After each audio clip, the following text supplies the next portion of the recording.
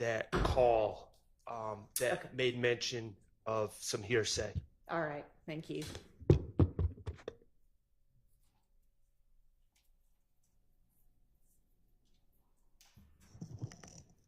All right, well, it's a few minutes early for the jury, so we'll just wait until we hear word that they're all ready. So we can just recess in place.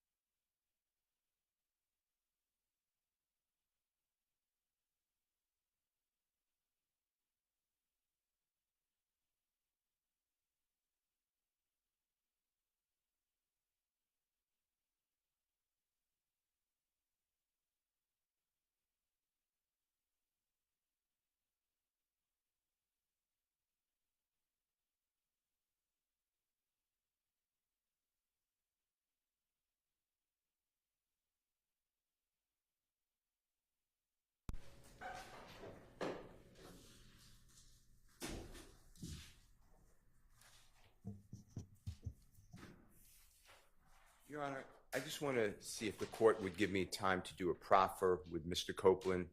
You know, I want to, obviously, I want to, but I will, whether I want to or not, but I will follow your order about the ex parte June 10th conversation in Judge Glanville's chambers.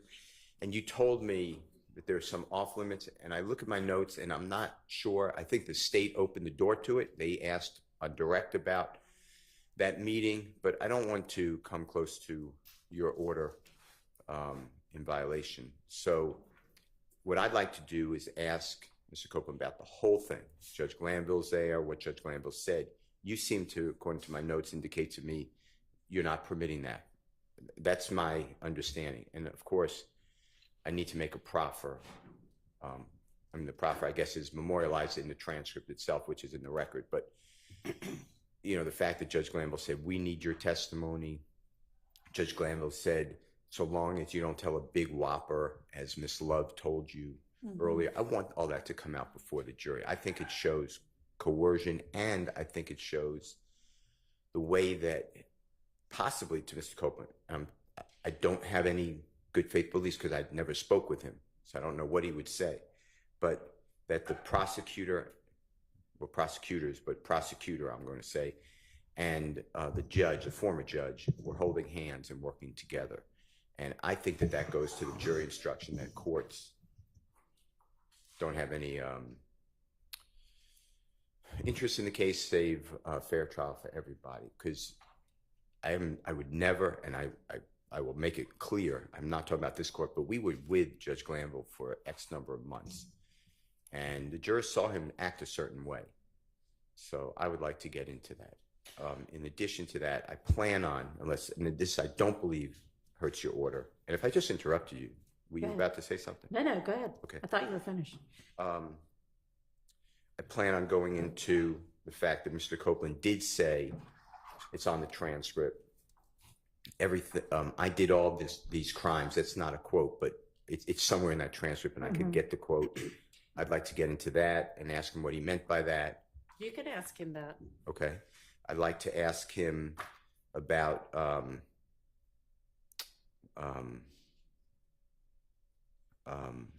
Judge Glanville saying, so long as you don't tell a bold face, I forget the word, but bold face whopper lie, basically, but it may not be a quote.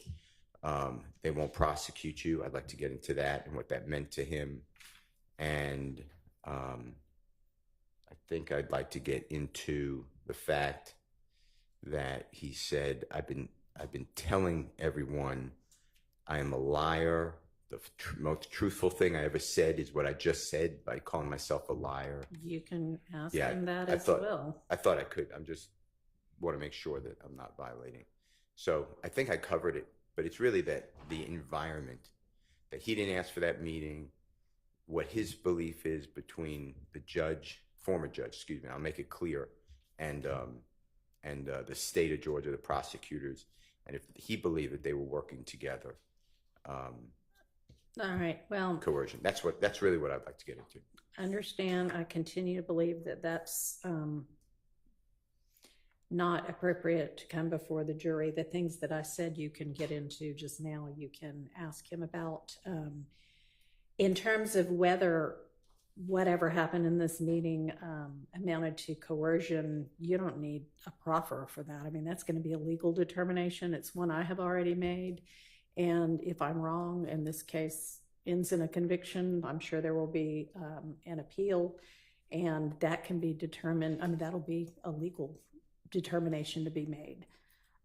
So you don't need to make a proffer for that. And you already have before the jury that Judge Glanville was a part of the meeting and that nobody from the defense was a part of the meeting. And I don't recall the state opening the door to that, but just it kind of came up naturally in your questioning of Mr. Copeland. He said, oh, you mean in the judge's chambers? And so you were able to ask questions about that. So that's really already before the jury as well. And in terms of the bullface whopper thing,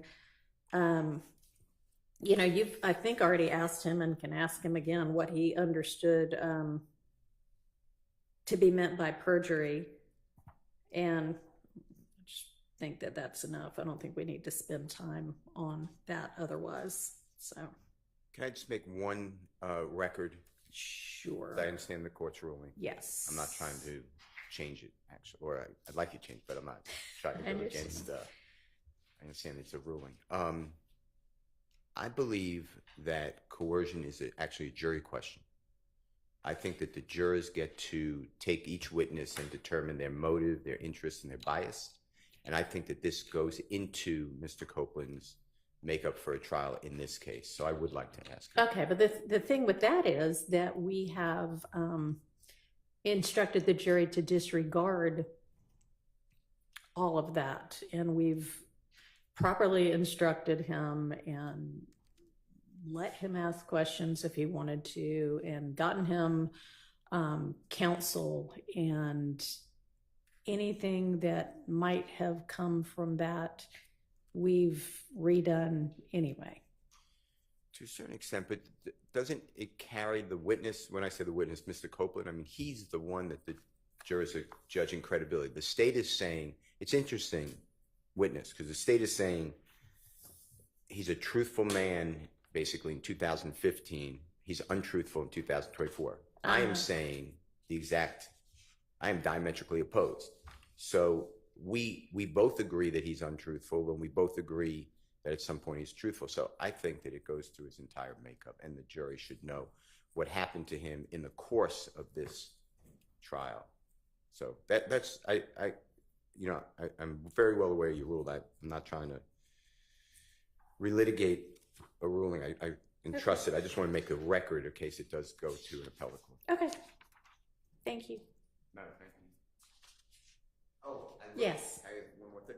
So I looked for cases. Yes. I do have some cases that even during trial it could be a prior inconsistent statement. But you said, and I'm talking about the Right. he's an innocent man, June 27, 2024 posting by Mr. Copeland. So that we're clear. And I'll submit it with the court's permission if you don't let it in, just for the record, just so the appellate court can see as Mr. Williams or JW 236A. It's already on the thumb drive as 236. Yeah, it's on there. But just so that an appellate court, if God forbid it goes up, needs to look at it. But I believe what this court said is, yes, it has to be prior to the statement, but I have case law that says no, it's just prior. It could be during trial. You know, the witness walks out of courtroom and says, oh, I'm so glad they didn't ask me about this because I told them A, but the truth is B. That's a prior inconsistent statement you could recall. But I think your question was actually deeper. Your question is, but he is saying today on the witness stand that they're lies, that your client is innocent. That's what I took. So it's really, you really put a layer in there in addition to what I was targeting at first about prior inconsistent statement. And now I would like you to consider it as a prior consistent statement because he has made now consistently outside of court a statement consistent with his in-court testimony, and the state is challenging that Ms. Hilton specifically said, you haven't said that you lied until 2024. That's an actual clip from the trial that I'll be playing because I have jail calls before 2024, so I think it impeaches when he says, I think his answer is, I don't know. I don't want to say, but I think it's, I don't recall, but whatever he answered that question. So he definitely didn't say, oh no, I've been saying this before 2024. So I think that it should come in for that reason, either as an inconsistent or consistent statement. But either way, I think it's inconsistent, and I still get to impeach him with all of his statements about innocence, that Mr. Williams or others are innocent, versus what the state put in the 2015 statements and jail calls. And if that doesn't carry the day, then I think it's a consistent statement. Okay, so on the consistent statement part, you're saying that the state in its examination has suggested that Mr. Copeland's trial testimony is fabricated. They definitely said that. I believe, yes. So you want to offer this post he made in June of this year, correct, after he had already been testifying. That's all true. As a prior consistent statement. But in order for a prior consistent statement to come in, it has to have been made before the alleged recent fabrication. And it's made either contemporaneously with or after the assertion by the state that essentially his trial testimony is not the truth. So it wouldn't come in as under that kind of evidentiary rule either. So I don't remember the case as sit here. I can get it, or if somebody has it. Thank you. But that's been challenged now. I don't know why, because that makes sense to me before the recent fabrication, the motivation to lie. Right, because then it's otherwise just a statement. Oh, here's a reason we should be able to give credence to this. Okay. I understand. I still would like to put it in, but I will obviously. Okay, well, it's in for the record. Okay. So don't use it. Use what you tell me. That is what I'm telling you. I'm being told, and if this is true, and I don't particularly remember this, so please check the record or let someone else say that this.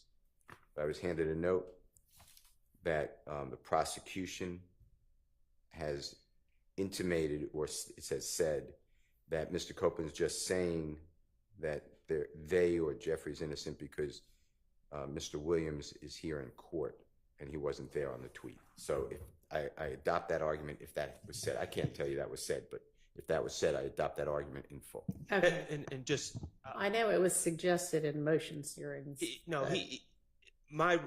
My strong recollection is the state in cross-examining Mr. Copeland. Well, or in direct exam, right. Hostile witnessing Mr. Copeland has said that Mr. Williams is here today.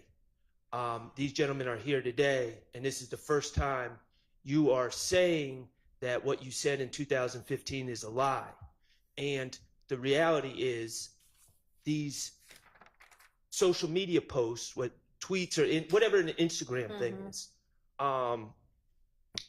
they are statements by Mr. Copeland outside the presence of Mr. Williams and the other gentlemen here today. And so that directly contradicts what the state's theory behind Mr. Copeland changing his story, that's the state's argument, is. So if they're going to argue that the only reason he's saying this now is because these gentlemen are sitting here looking at him, I believe that his social media post is fair game, because clearly they weren't sitting there looking at him when he's making the social media post. Okay, I understand your argument. My ruling stays the same. Jury's ready? Okay, let's get Mr. Copeland, please, and then we'll get the jurors.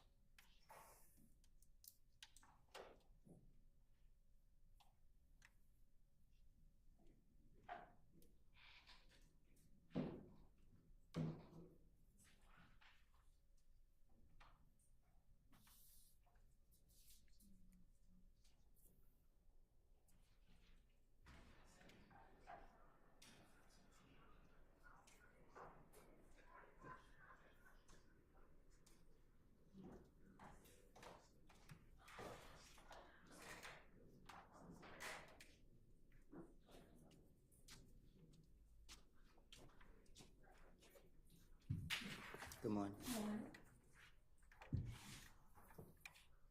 All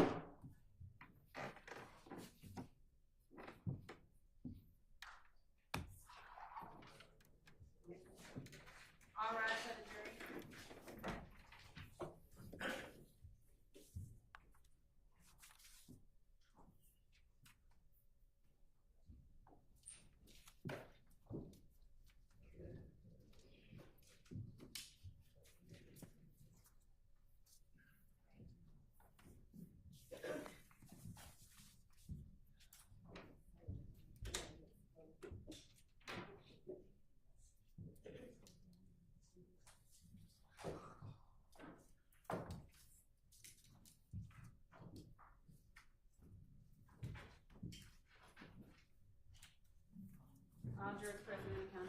Thank you. Good morning, ladies and gentlemen.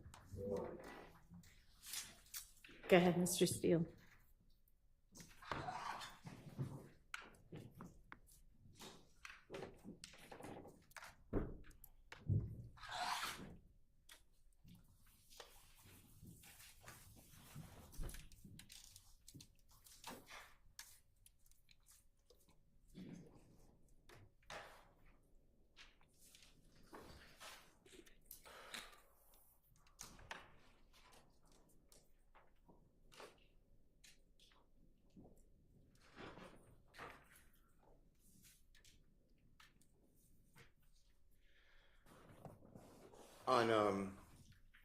If you remember, on August 12th of this year, today would be the 28th, so talking about 2 weeks ago plus, Prosecutor Hilton said to you that, and it's only now in 2024 that you are saying that everything you said in 2015 is a lie. Is that correct? Do you remember that question by any chance? Yes. I would like to introduce through you some jail calls. Did you have time with your lawyer? Don't tell anyone what you discussed with your lawyer. That's privilege. But did you have time to listen to jail calls that I gave your lawyer a couple of days ago? We listened to them yesterday. Okay. And on those jail calls, is that your voice? Yes. And are you speaking with people that you know, significant others, Yes. family members, friends? Is anything different about any of those jail calls? Like, did anyone amend it, change it? You know what I mean? Like, to your knowledge, or does it sound like the conversation that you remember or had? It was me talking on the phone. Okay. And during year 2022 and 2023, do you remember being housed? By housed, I mean you were in custody and put in the Fayette County Jail. Is that your memory? Yes. Okay. And the Fayette County Jail recorded calls that you made on the jail call like they do in pretty much every prison and jail? Yes. All right. Your Honor, I would like to move for admission Mr. Williams, exhibit number 250. And Your Honor, A is cumulative, so it's going to be 250B as in Barry, C as in Colette, D as in David, and E as in Aaron. And this is the same thumb drive I gave to Honorable Court. The parties stayed in October, and Mr. Copeland's lawyer. All right, and these are from 2022, all of them? They're from, and I'll announce the date and time, Your Honor, but Okay. December 2022 through February 2023. There's Okay. four different calls. They're admitted. Okay, thank you.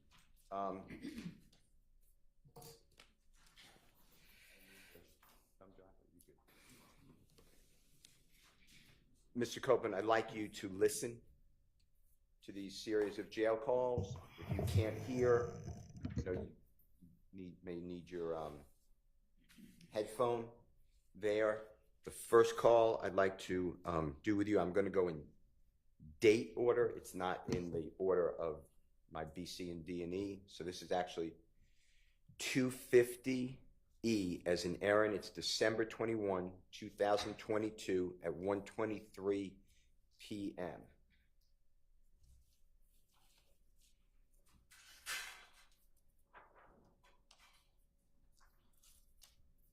And if you listen to it, I'm going to then ask you some questions.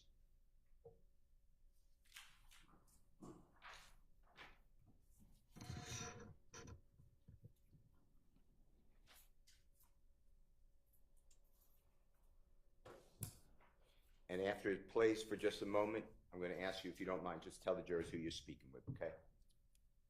It'll play Select just for a call little bit, from- and then just tell the jurors who you're speaking with, if you don't mind. An incarcerated individual at Fayette County Jail. This call is not private. It will be recorded and may be monitored. If you believe this should be a private call, please hang up and follow facility instructions to register this number as a private number. To accept charges and consent to this recorded call, press 1. To refuse charges, press 2. If you would like to, thank you for using Securus. You may start the conversation now. Hello. Yeah. Anyway. Everybody's been talking, but these folks got something. They got something about their sleeve. They damn sure do. Man, listen, man. I be listening to them when they be like, all right, when I first got locked up for this case right here, where I'm locked up for now, they came to me, they be like, if I cooperate, they give me a year with no probation.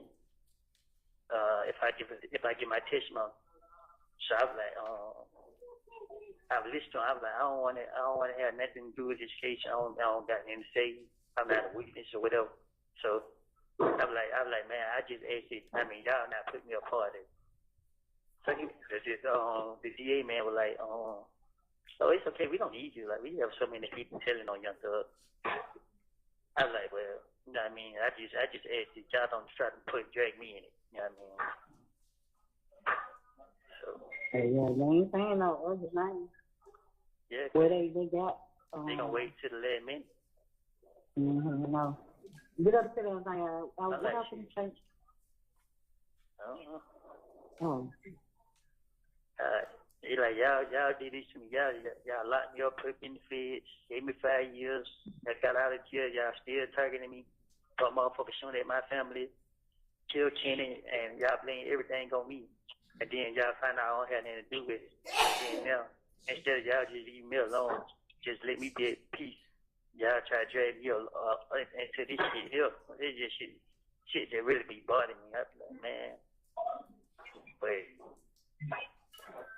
they don't get no damn. Well, no, they don't. I was watching the movie last night, and the police, the man, he was doing everything they were saying. It was a federalist. And he was like, they don't give no fuck about me. They just want to complete their case. Because when they got his ass in there and he did what they told him to do, he called her and he was like, done. She didn't even get him out there. He had to kill a damn guard to get out. Watch it, you know, but these motherfuckers, last time they tried to come out here and try to add me that shit, right? I told him, I said, let me tell you. The lady said one thing. She said, first she like, if something happened to me, she gonna do everything in her power to investigate. I was like, damn, you already got it in your mind. That's all she gonna do. Yeah. I said, you already got it in your mind something gonna happen to me. So, but I said it to myself. I said, let me tell y'all something. I said, y'all dragging me in this, trying to make me apart or make it seem like, oh, I'm cooperating. My whole thing is, I'm trying to prove my innocence. Y'all trying to pin a murder charge on me. Listen, I ain't got nothing to do with no murder. Everybody saying I did it. I ain't got nothing to do with it.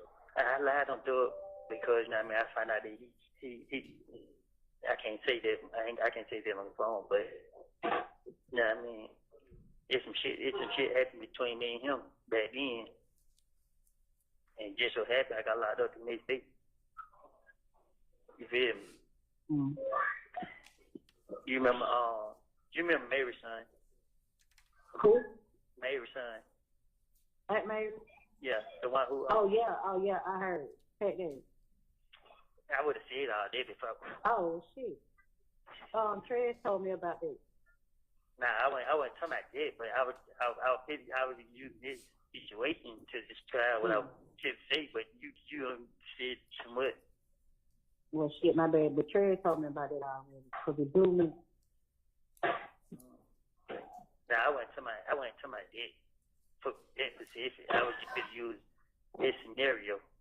And then had overheard me and somebody else having a conversation. So he was in his sister's house. Yeah, this nigga was late. No, sister, our cousin. Oh. This nigga was laid up in her bed, and I was in the living room. I was in the living room telling nigga. I was telling my partner, like, man, look, man, these fuck niggas got this and then third. I'm telling him what's going on. Like, these fuck niggas playing on me. You feel me? Mm-hmm. So while I'm telling him that these niggas playing on me, this nigga hit the whole conversation, come out the room. Mm-hmm. So when I see him, my mouth dropped. I'm like, what? You feel me? Like, so when he heard the whole conversation, I'm just like, shit, fuck it. I already know you could go back and let them niggas know what's him. But he tried to tell me that what I was talking about, I was wrong. I ain't know what I was talking about. I'm like, yeah, I do know what I'm talking about. I ain't stupid. That shit crazy. I said that shit crazy as hell. Y'all just put that up on my feet. Then after that, then what's his name went to kind of posting on his Instagram page and try to tell him to come back around. Man, I ain't come back around y'all niggas. I know what y'all got saying. Come on, man. Y'all niggas crazy here thinking I'm stupid. You're right. So if you bullshit where he was telling somebody else like, man, some. He was saying that because there's some gloves up there. Stop trying to tell you your ass. No, I hear you. I can't stand them motherfuckers. Now that's why I don't get. When I be listening, you started. You got my son in the oven. I'm telling you, I'm listening. Cause he was telling somebody else or something. Nah, I really be trying to get the rundown without saying. I mean, too much, but I ain't down. I'm listening. Okay.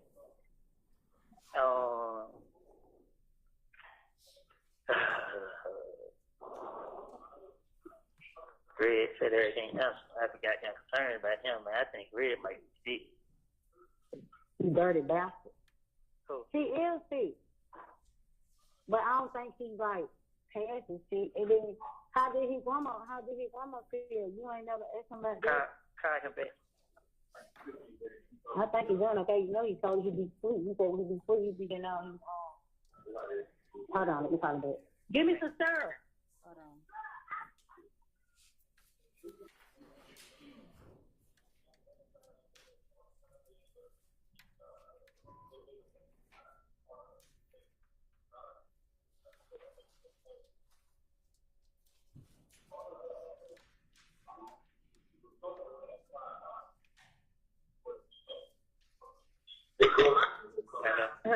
Yeah, he ain't answered.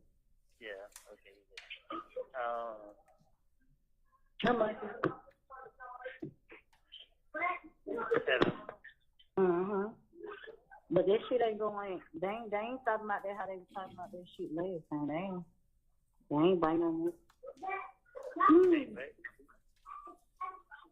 No, I was saying they weren't talking about it. They ain't talking about what?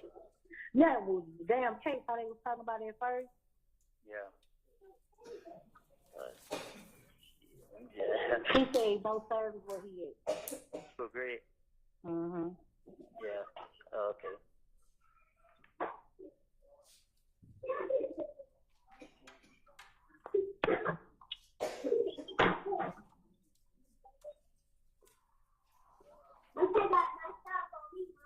What?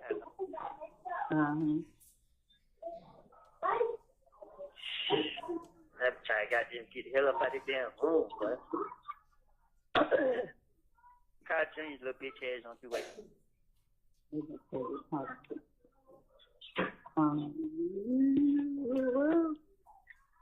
I need to give me Kent number so I can tell Kent send me some goddamn money. Hold on. Hold on.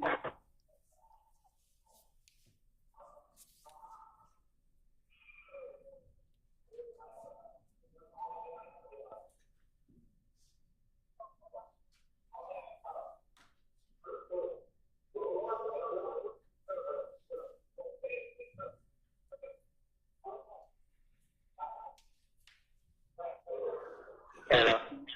I'm gonna get in. Greg said, tell little bro I'm good and don't drop the soap on purpose. LOL. say he been having me word, goddamn.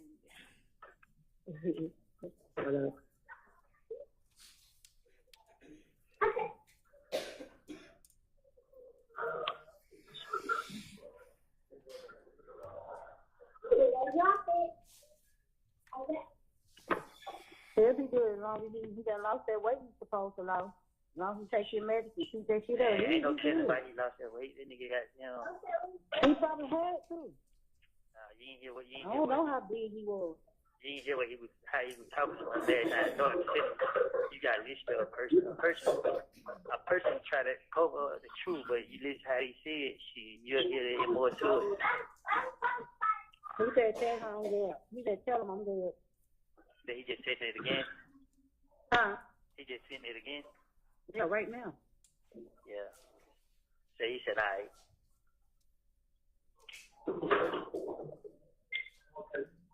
I said, and I love him forever with his bitch ass. LOL. Yeah.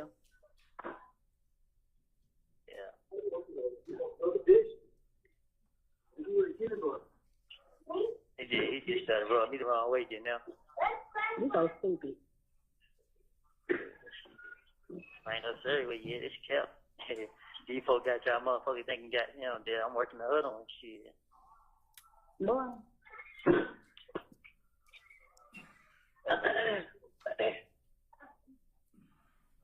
I got cold since you opened that door. You say what? Her. I got cold.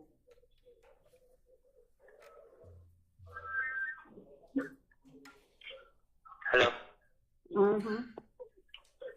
Yeah, man. She's a stank ass. She might be high. None. Maybe.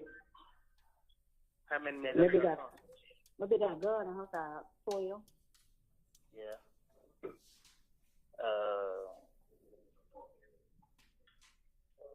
We got that phone out. Good girl. Duh.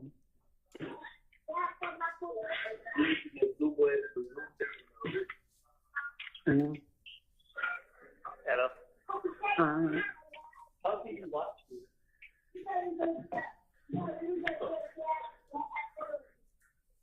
Try to squeeze. Ooh, what's your crime called, huh? Shit, you ain't coming. You just hold me. She told me walk the kids up.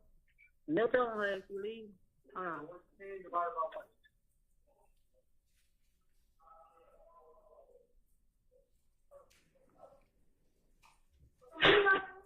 Hello. She got her phone on Do Not Disturb. I got a sister.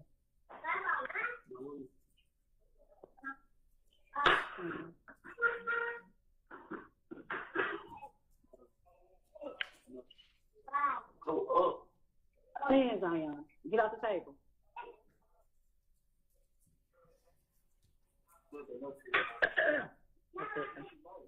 You say what? I got a sister. Yeah. Renee never ain't coming. Who? Renee or Becky? Yeah. Becky did call back yesterday. My bad. What She gonna share when she get the money. She'll be one day a week. Yeah. Oh, why did you say? Didn't you say they said something about Cornelius Zach? Who? Cornelius Zach. Yeah, I think they did say that name. They said so many goddamn names. I'm saying they said that he a witness. Did they say Condarius Zachary was a witness? Yeah. They did. Yeah. That nigga out. He out? Yeah, that little Diva Cleveland. That who? Little Diva Cleveland. Oh. Yeah. That's what I'm saying. Like, shit. These motherfuckers let me pick and choose who they gonna let out. Hell. They hell themselves. So they trying to make it seem like they got a case by still keeping you locked up and shit. They making it seem like, oh, we still got their main witness. They don't know. They ain't got shit. Shit, they do. I tell them, these people not stupid. They won't be going out of the way. Well, now something that they speak. But they can't make me testify. If we don't want to, they can't. Oh, no, it ain't me. It's somebody else.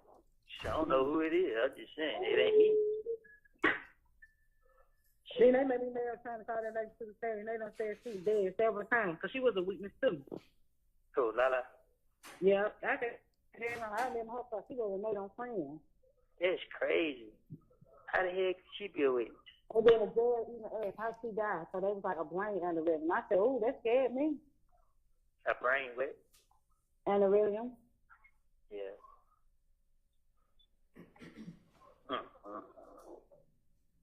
How the hell could I not be a witness? Who the hell do she know?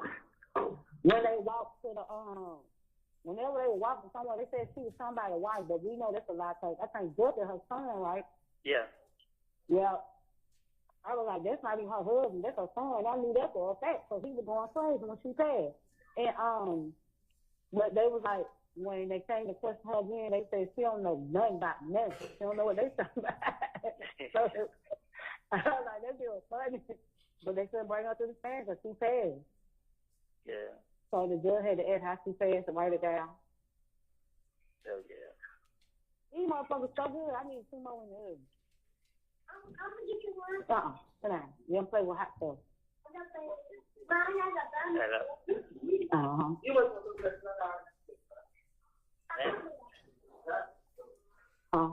I said they just bought some more books in here. I got some books to read.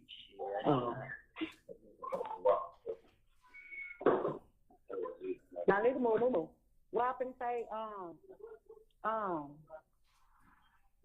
was gonna say that this bring some.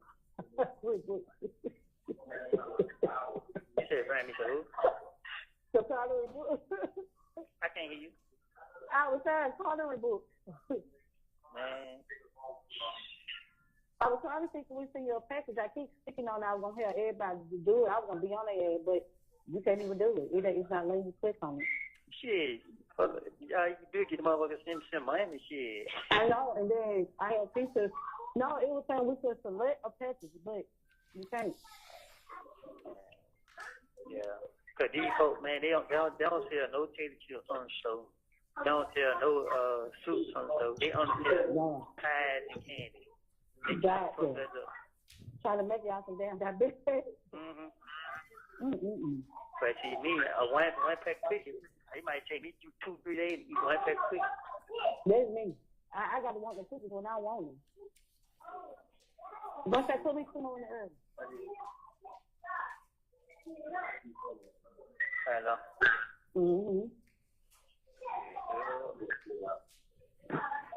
I seen Dale call this morning. I know she was calling to check up on you. Yeah. And I was asleep. I had woke up and went back to sleep. Shit. Damn. Get down here.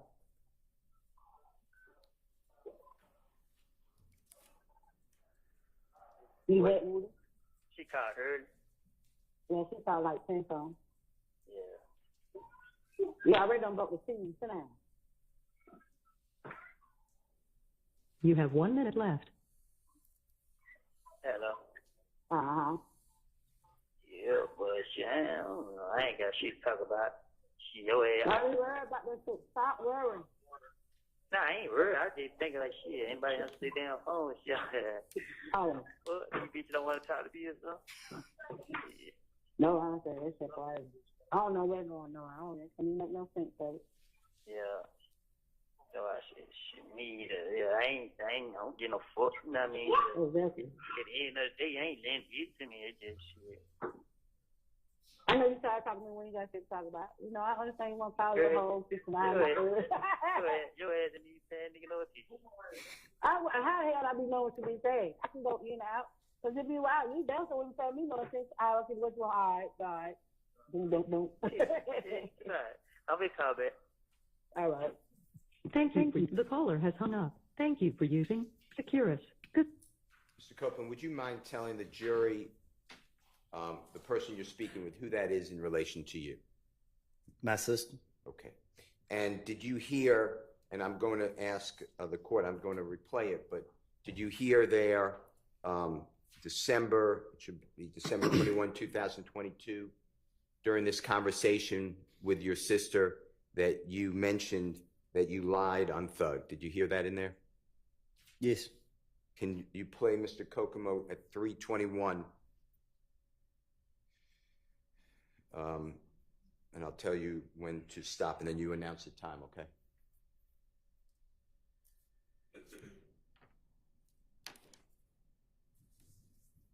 I ain't got nothing to do with no murder. Everybody, and I did it. I ain't got nothing to do with it. I lied on Thug because, you know what I mean, I found out that he I can't say that, I can't say that on the phone, but, you know what I mean, it's some shit happened between me and him back then. And just so happened I got locked up the next day. You feel me? Mm.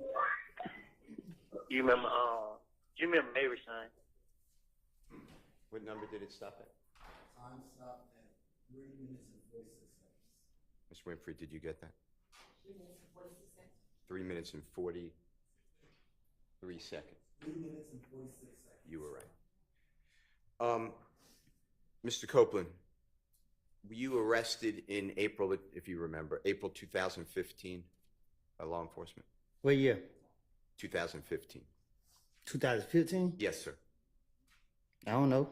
Do you remember the song Halftime that the jurors have heard about? Yes. That being released. I'm not saying created, but released in and around April 2015. It was released when I was in jail. Okay. All right. And the timing of that release was not good for you. The police used the lyrics of Mr. Williams as against you, that Woody would, whatever the words are, punch someone in the noggin or shoot someone in the noggin, whatever the words are, right? Yes. That was not good for you at that time. Right. At the time, okay. All right, I'd like to play with you, if you don't mind, Your Honor, this is Jeffery Williams 250C, as in Colette. This is February 19th, 2023. It's at 3:52 p.m. Again, Fayette County Jail. Recorded call. If you don't mind listening to this, please.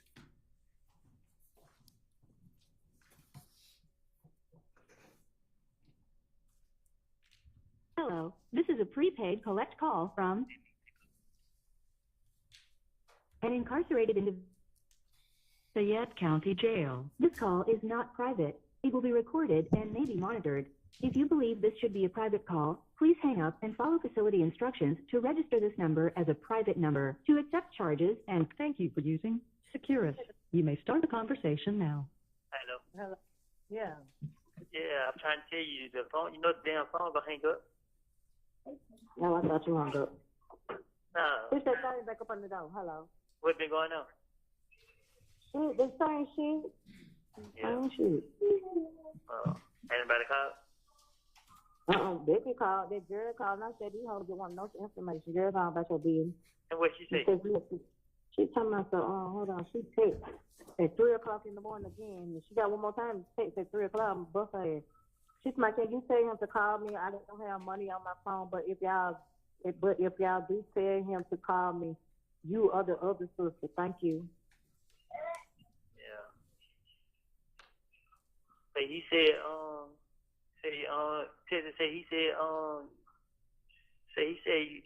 you made your mind up.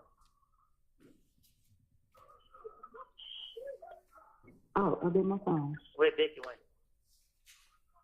They don't watch the video. No, what's your name just went crazy on me. Who? Crazy. You talk to her? Yeah. She to my I brought her name up. No, you did not. Now why she lying? She I don't know. That's what she said. She lied like a motherfucker. All you said was she ain't had nothing to do with that, and you went and put that in her car. And then Rabbler said that I about this close ass until that little bitch ass nigga. What happened? He always got to be the main one. I don't know nobody else, but he just here. He's laughing. I want to say, look, you little dick in the booty, bitch. Don't just delete this shit. You take the number? Yeah, I say so, yeah. Yeah. Yeah, I come out at 3 o'clock now. Oh. Yeah, I said, soon I sit the phone down. I changed room. I changed room, so I mean, when I come out, I can call y'all. Yeah. Text your number real quick. Hey, Dion, I might have a text because you're gonna hang up if I call. Hello. Yeah. You say what now? Hey, if they play the number, can you not put it on there? Yes, sir. I'm sure it been called today. It should not be there. You said you said the whole thing on where? It should YouTube? not be there. Okay, I'll just make sure. They don't put it. When I say you everywhere, they Your Honor, is that okay if the phone number is played for privacy? It will be stopped. I don't believe it's played though. Okay, we can redact that part from the record. But I guess given that this whole thing's being live streamed, we can just skip that part. Okay. Can you just skip over that part? I don't think it's in there, but in case I'm wrong. It is? Okay. You'll do it? Thank you. Thank you. Big shade room. Every damn well. Yeah. I know Trey said motherfucker was playing. I said Trey, they're blocking.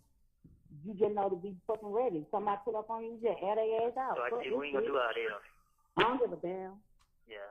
Open that door. I don't care if you hot. Go take a bath. Yeah, man, I'm calling you and keep your phone about 20 times. I'm worried the hell. Like, why the hell y'all ain't answer? Cause soon I ain't thinking you gonna be calling me at 3 o'clock, so I put the phone down, go use the bathroom. Yeah. Did you have put 25 on here? Your boyfriend said to give me? I ain't did it yet. I booted it been boy. It's been. Yeah, nah, I just want to make sure I had some on here just in case it ran up.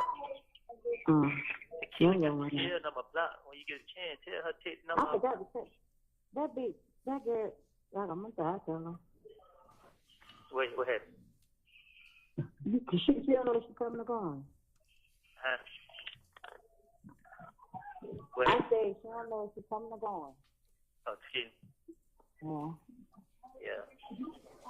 You should have told her 650 number start till you wait no damn 3 in the morning.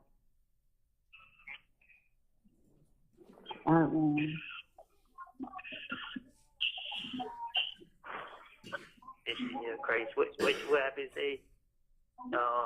What you was saying? What you trying to say about the video? What video? What you said? What you said? Yeah.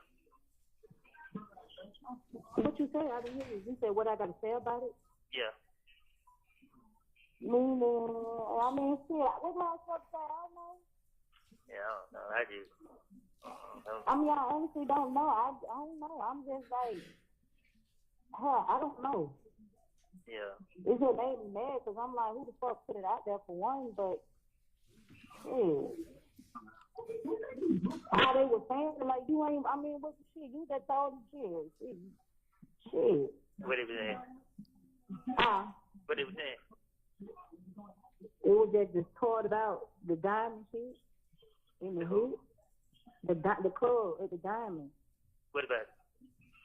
That's what they say. That's what they put out there. What you were saying about the hit at the diamond was killed. Oh, word. Yeah.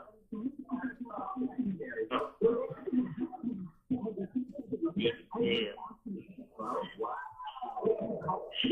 Ain't nobody said that. Can't say that to you. Nope. Crazy. I know Trey called me yesterday, and fuck this shit. I'm about to get roast rail. Fuck this shit. What happened?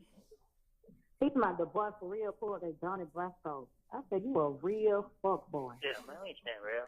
Trey called you yesterday and said what? He said they kept on coming in his DM. Yeah. Damn,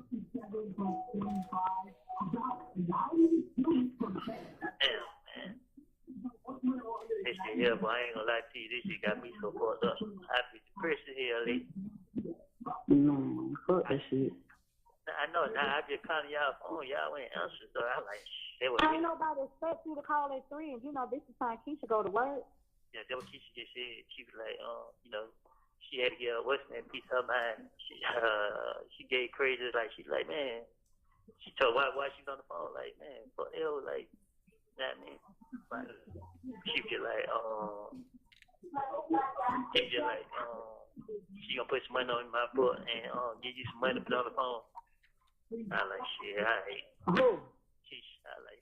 like man, they put all the money on the phone, like at the end of the day, shit. Y'all motherfuckers ain't answer shit. My motherfucker goddamn, I'll rip to my Keisha, cause I know she be saying my call. Yeah, I don't know what the fuck she on. Yeah, I can't call Keisha because Keisha got the what's her name blocked. I try to call Deshaun and she ain't got the money on the phone. I try to call Trey. She answered? Nah, you know, I'm calling them for him to pay for the car. But they ain't answered. Oh. What I supposed to been doing? What I supposed to been doing? You ain't tell, I don't know. Huh? I don't know. They number you said that? Cause they ain't go be. They ain't go to? Why is it cold? You gotta cook the sauce. Hello? Yeah. You say you ain't go to? I said it went through, she ain't said that.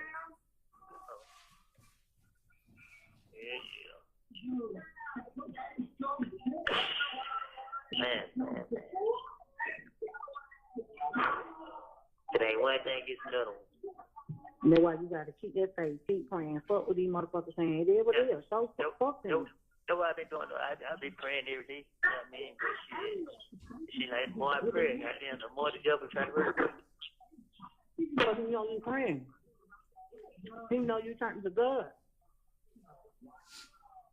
Okay, not like man. But I should have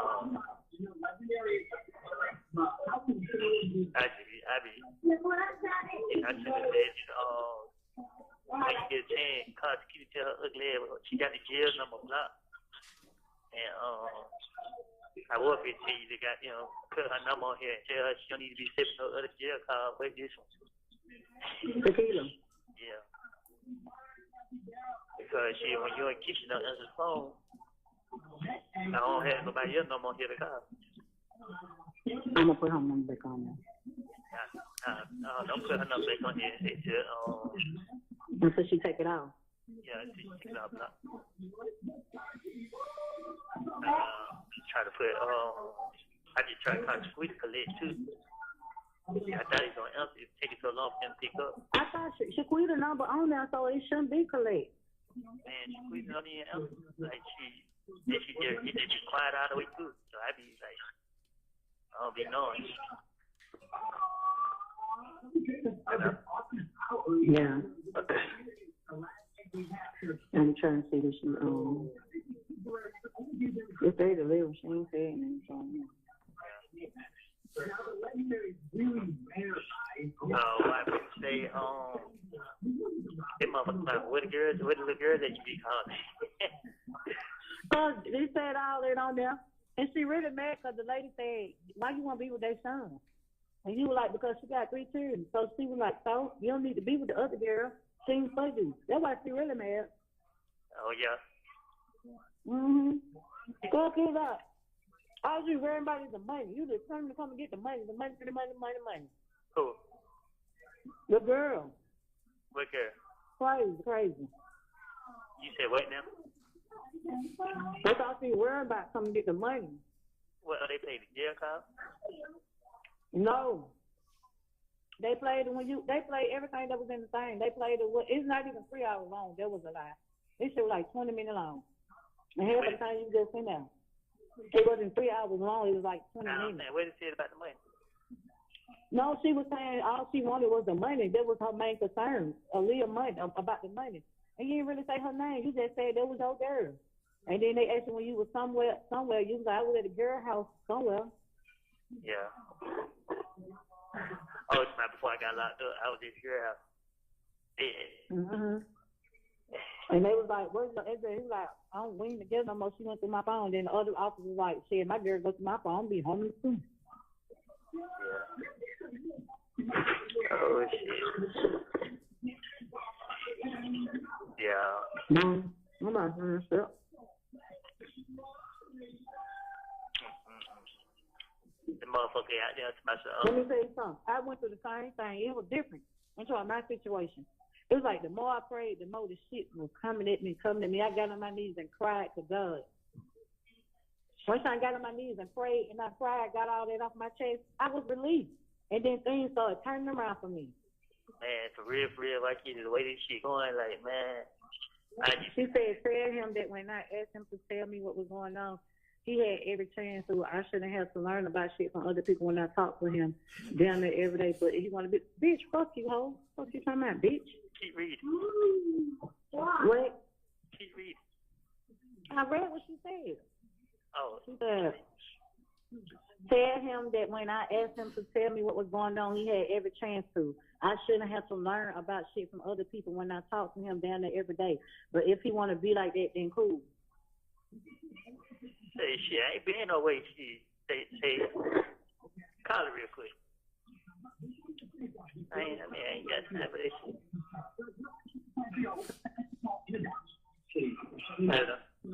Mm-hmm. Yeah.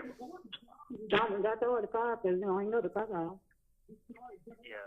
Nah, I had to turn the volume up. It seemed like when I turned the volume up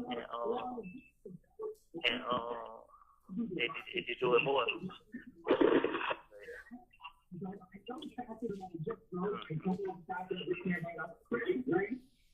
That motherfucker that got issues. Mm-hmm. Bitch. I'm not having nowhere. Mm-hmm. What the hell you be going out there for? Because I'm I'm waiting on Red to say something to me. Bitch, I'm ready for your faggot ass. Oh, you see him? And I'm ready for baby. Hell yeah, and I his ass in the state. I said, fuck boy, I'm sick of your pussy ass. Bitch ass nigga, I ain't scared of none of y'all motherfuckers. Man, yeah, nah. You ain't got it. I'm just tired of rap. You don't know. Like, shut your faggot ass up. Bitch, he dressed you and fed your thirsty, dry ass, crusty lip bitch. Baby, y'all come for it. I'm with it. Man, hell no. Cause you ain't gonna make it worse. You know what I mean? It's what these people want. They putting this shit out there for people to feed out, but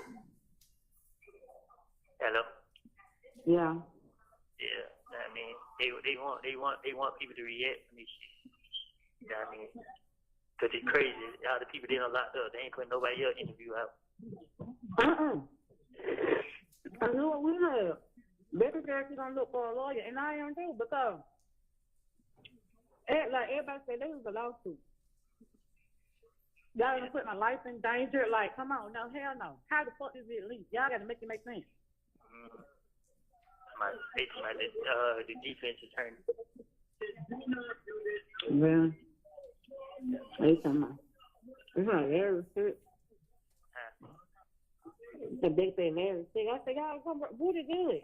You know, they want to say that dog come up here. Hold on, I'm merging in. Merging in. Yeah.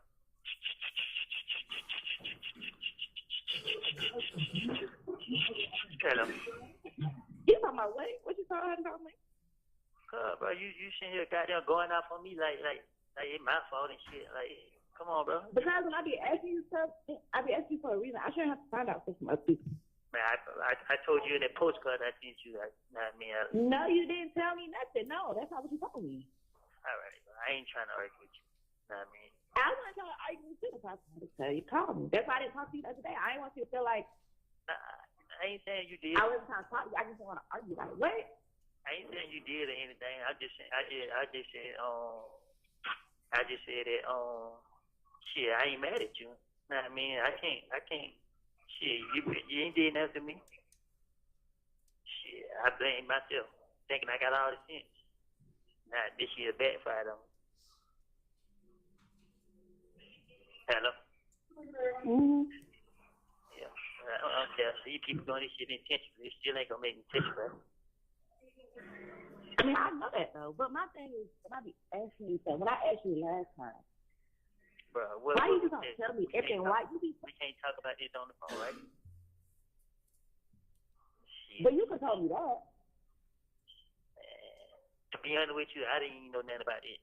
You know what I mean? Like, to be honest with you, I be asking people what the hell. Like, they got to tell me what the video say because I don't even remember what the video said. How you don't know? You said it. And then why? Know what you said. Because I just told you, man, when I got a lot of them, I was just trying to say whatever got them to get these people to let me go. And shit, that's why I said backfired on them. At the end of the day, shit, they know it ain't nothing but some bullshit. That's why they putting it out there like this. Nah, I mean, shit. I guess. You say what? I guess.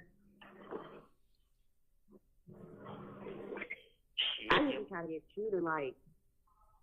I don't really care about it. That don't have nothing to do with me. I don't care about that. But I don't want to have to hear shit from other people or see shit from other people or be blindsided when I be on the phone all the time. So why you just don't be telling me stuff? If I knew anything about it, I wouldn't even. How you don't know it? What? What you talking about? The video? I'm just talking about in general. Like, yeah. Well, after the first time it happened, right? And I was like, I don't know if it's too much going on. That's too much. In that moment, you should have been like, okay, I understand that. Also, X, Y, and Z can happen. X, Y, and Z can happen. This can happen. That can happen. They could do this. They could do this. Listen. What I told you, what me and you talked about was we can't talk about this on the phone. That's what me and you talked about. So what I told you was, what I told you was, I said that these people been coming to me, trying everything to get me to say, okay, I know that. Well, okay, I know that though. But you can say certain stuff though. Yeah, I ain't gonna lie to you. I've been explaining to everybody. I've been explaining to everybody all morning. Like, I keep myself on the air. Like, You know what I mean? Like, for real, like, it's all bullshit. But, I mean, I can't blame nobody. Like, that shit, it got me so frustrated that these people trying everything, but I don't care. It still ain't gonna make me testify. You know what I mean? They're my whole mind. They only doing this shit, but I come out at 3 o'clock now. I gotta go in right now. Okay. The caller has hung up. Hello, this is a... Mr. Copeland, can you tell the jurors who, in relation to you, were you speaking with on that call? My sister and a friend. Okay.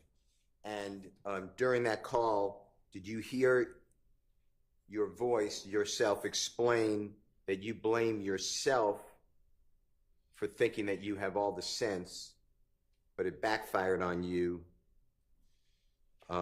that they are doing it intentionally, but it still won't make you testify, and you say you can't talk on the phone, but you don't remember what was in the video.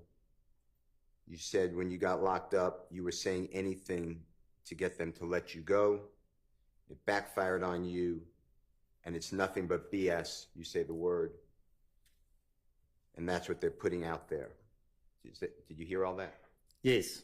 I want to play with that focus from 16 minutes to 17:23 with the court's permission, the same exhibit number.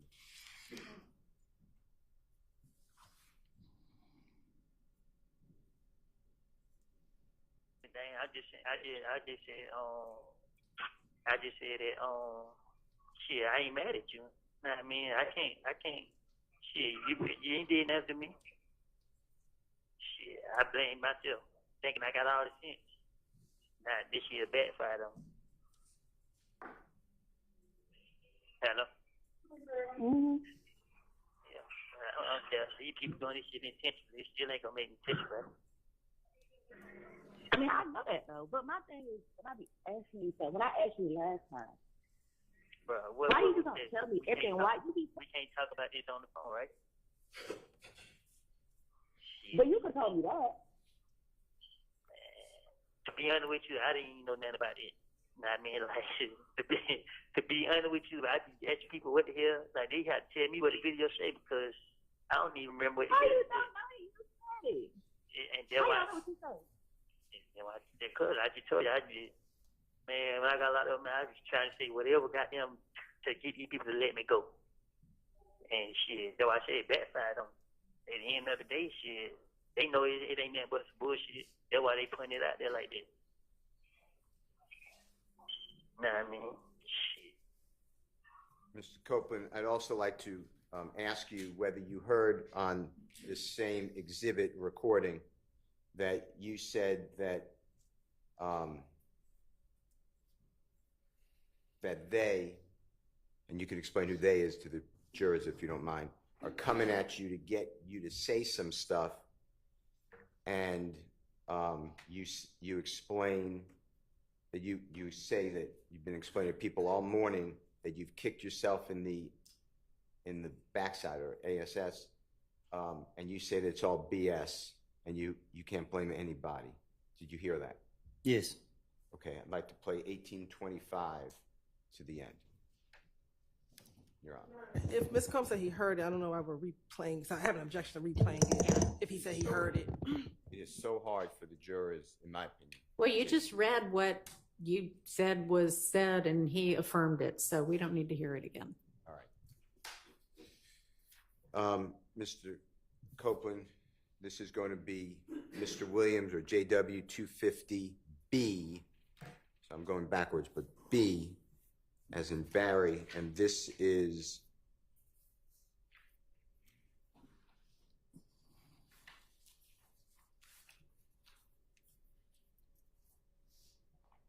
Your Honor, this is going to be February 19th, so the same day, 2023, about a few minutes later. It's at begins at 4:20 p.m.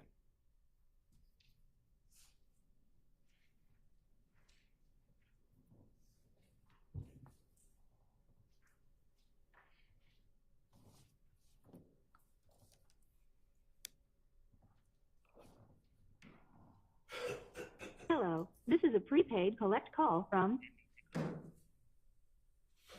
an incarcerated individual at Fayette County Jail. This call is not private. It will be recorded and may be monitored. If you believe this should be a private call, please hang up and follow facility instructions to register this number as a private number. To accept charges and consent to this recorded call, press 1. Thank you for using Securus. You may start the conversation now. Hello. They won't let you call back again? Yeah, I called back. Yeah, that's why I'm going to call back again. I told her that. I said it must won't let him call back. Yeah, tell her to call me. Mm. I don't know what it is. Zion. Damn phone.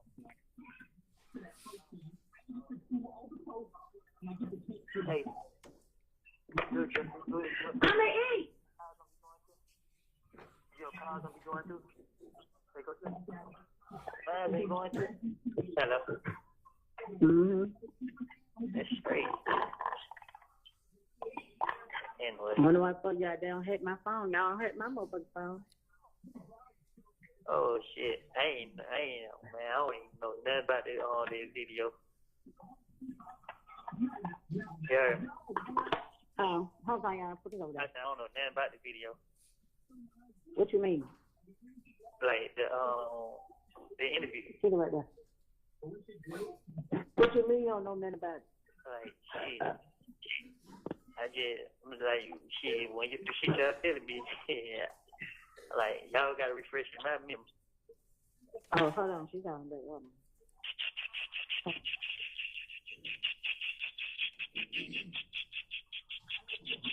Hello. Yeah. Yeah, man, this damn regular ass phone, man.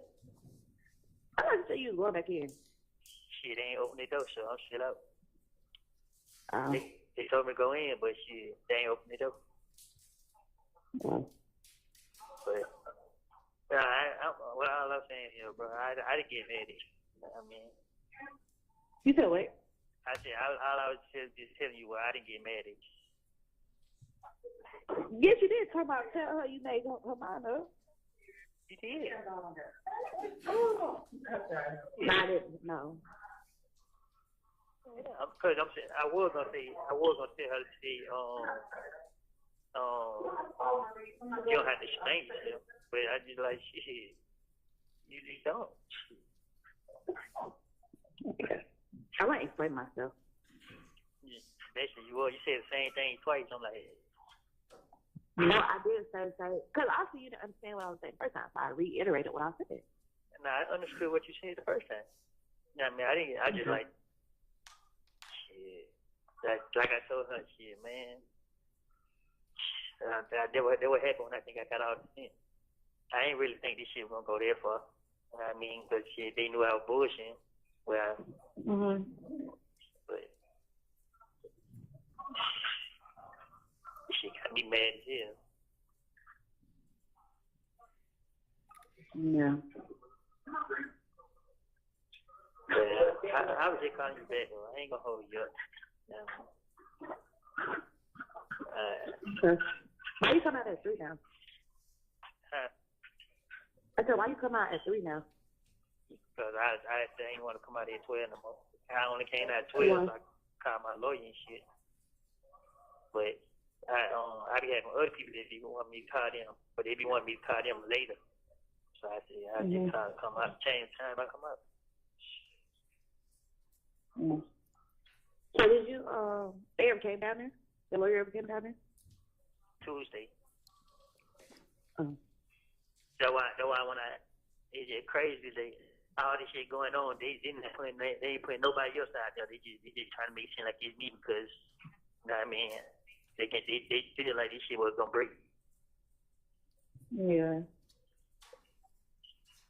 I'm like, man, I don't care, man.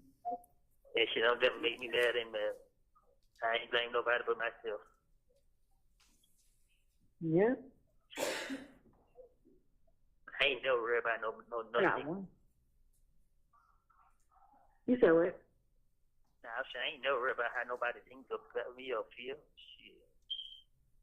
I'm not, that's not what I be saying, though. I'm just saying, what you be saying then? I heard what you be saying. You ain't gotta keep repeating it. Exactly. Because what I'm saying is very simple.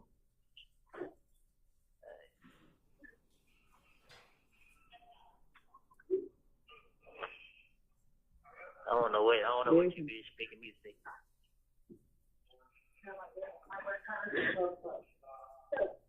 Hello. Yeah. Yeah, you ain't got anything to say. I done said this 1,000 times, like, You ain't gotta keep repeating that. I just said you ain't had anything to say. I ain't say keep repeating yourself. I really want to know stuff like that I'm supposed to know. That's all. That you supposed to know. Yeah. And how the hell I know what you supposed to know?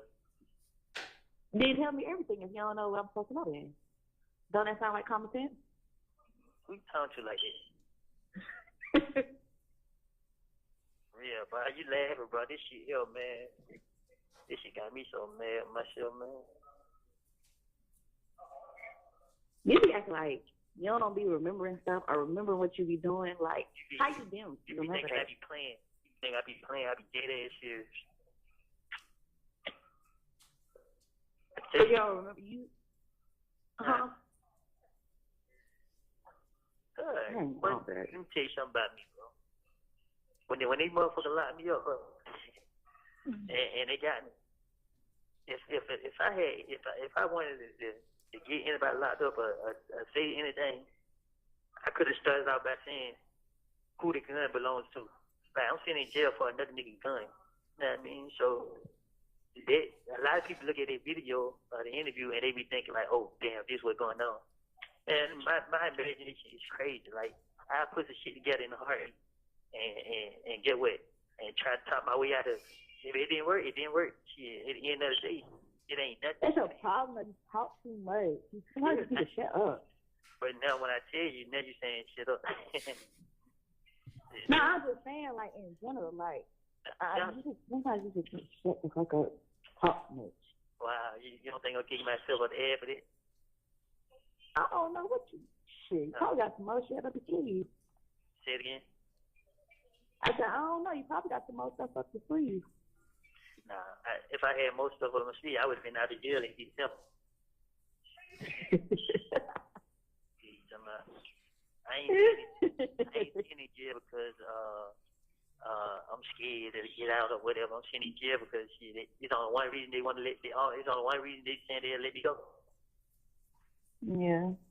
So at the end of the day, shit, what done is done. Can't be taken back. Still ain't changing my mind frame. So motherfuckers say whatever they want to say. I don't do shit for people. Shit. Trust and believe me, the motherfucker gonna think and say what they have to say about me regardless. So in that case, I could just easily call my lawyer and be like, hey, yeah, fuck it, I give up. Let me out. Yeah. So, I don't care, bro. I mean, long nigga don't cross that line, man. I ain't tripping.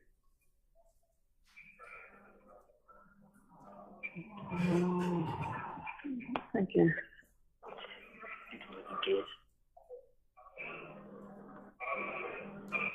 Hello? Crazy girl. Yeah. Tell me about it. She's not funny.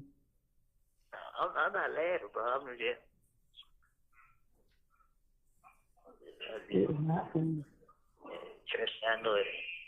You ain't gotta tell me it ain't you. Yeah, I could just be sitting somewhere minding my business. Baby, I could be minding my business. I'm like, huh? They said what? Nobody Go look at this. What? Nobody know you be talking to me, so what you talking about? I'm saying I could be sitting somewhere minding my business and sitting somewhere like doing something, and I can overhear a conversation. I'm like, huh? What they said? Then I gotta go look this shit up for myself to see what's going on. Guess what? If I don't call nobody on the phone, I don't even know. If I called my sister, she told me, I'm like, what? Yeah, I called somebody else and he was telling me, I'm like, wow. I mean, like, shit. These people desperate, you know what I mean? Like I like to tell him is just pay attention to shit. Look at what they doing. everybody who went to court and agreed to say whatever they said, they ain't putting none of their interviews out. They ain't putting none of their statements out. They ain't putting nobody out there but me. Because they trying to make this shit to seem like me and him.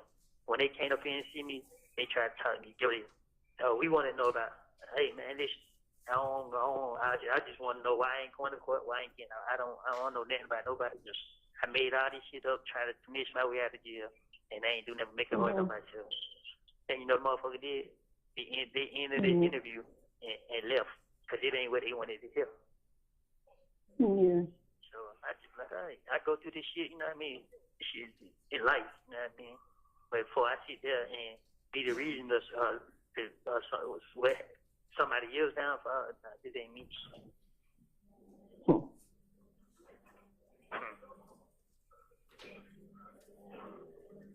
They trying to make this shit, they trying to make it seem like this and then third.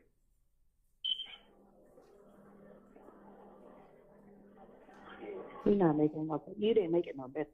I didn't. I didn't even. For real, bro. I didn't even. Man. It's just not like I said. I thought I had all the sense. Thought this shit, but they'll believe what I say and let me go. This shit didn't work.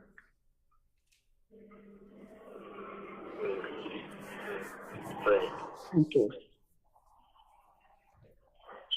Anything else you want to know before I let you go on about your business?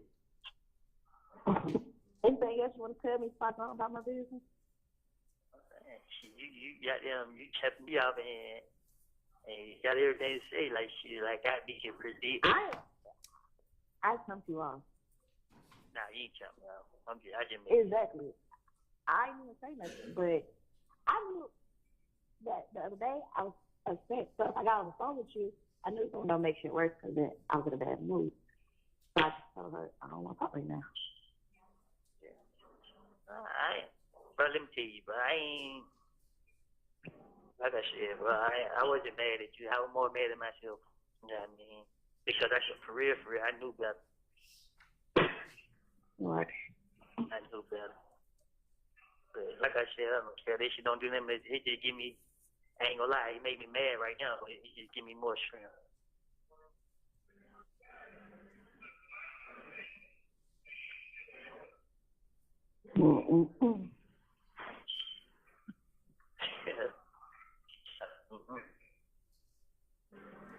So, now I do got most stuff to ask you, but I can't ask you. You can ask me. It's just up to me to answer. I can't answer you, then I won't answer. No, I'm not asking that. Alright. So, I mean, don't sit there and say, I won't be telling you so if I told you the answer. But certain stuff you can't tell me. That's what I said. If you ask me certain stuff, I'm going to answer or I'm not going to answer. No, I should just tell you. Say it again. No.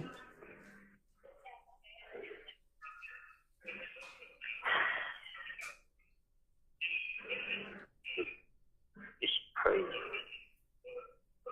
But then, I just said it's crazy. I know one. Whatever going on, going to happen in court, there's going to be some people ain't expecting. I mean, this shit ain't going to have nothing to do with me. What? Shit. They just trying to keep their attention on me.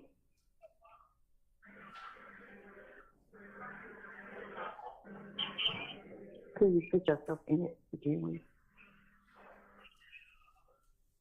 Only if you knew. I know a lot, actually. I know you. I didn't know you knew more than you putting on. Well, no, you really don't. A lot of people don't know what's really going on. Yes, I do know. There you go, tell me. Because you don't know what's going on. I don't. I ain't.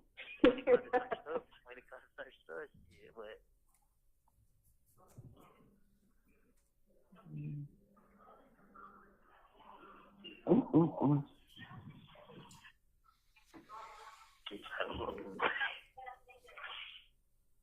You be stressing me out. I be stressing myself out, bro. This shit here, man. This shit here ridiculous. This shit here ridiculous. And that just gonna take so long to do. Huh? But they gonna keep you in there that whole time, this whole time. Nah, I go to court this week right here. It's coming up. Man, he's not going to no damn court. Now the judge had said What court you going to? where court I'm going to? And who gonna come get you? My sister. Nah, the way you be stressing her out, she ain't coming to get you. Man, well, I just had to call her phone like 20 times for her to answer. I'm like, man, what the fuck? Boy, for real. I'm like, boy, this year crazy. This year, man. I'm so mad at myself, bro. Yeah, you need to be. I am. Because I knew these motherfuckers going to try to find some type of way to treat me. But it's okay. I fell right into it. I didn't fall into it. I did it to myself from the beginning. Mm-hmm. But it's okay. I ain't gonna lie. You're not going to court, though. Huh?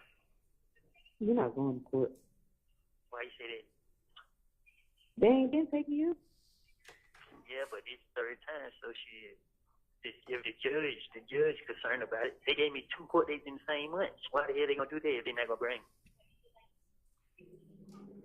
Like you said, shit. After they did that right there, I'm pretty sure they probably gonna let me out.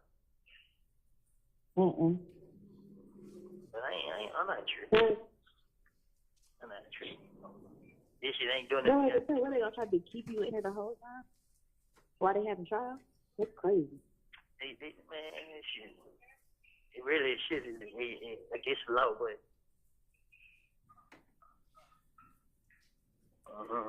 they put me in front of the judge. I'm sure I'm gonna speak up.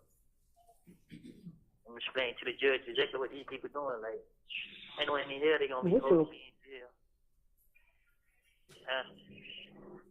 You're always trying to explain something to somebody. Yeah, you're right. I'm dumb. Golly. Why you in the situation you in now? Always trying to please your case. I be thinking I be having all the sense. You don't. I don't have none at all. At all.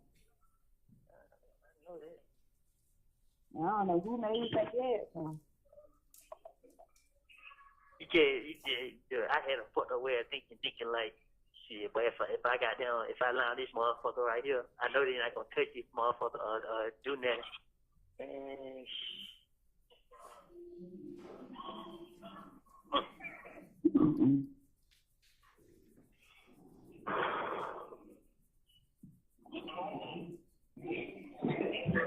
oh, hell no.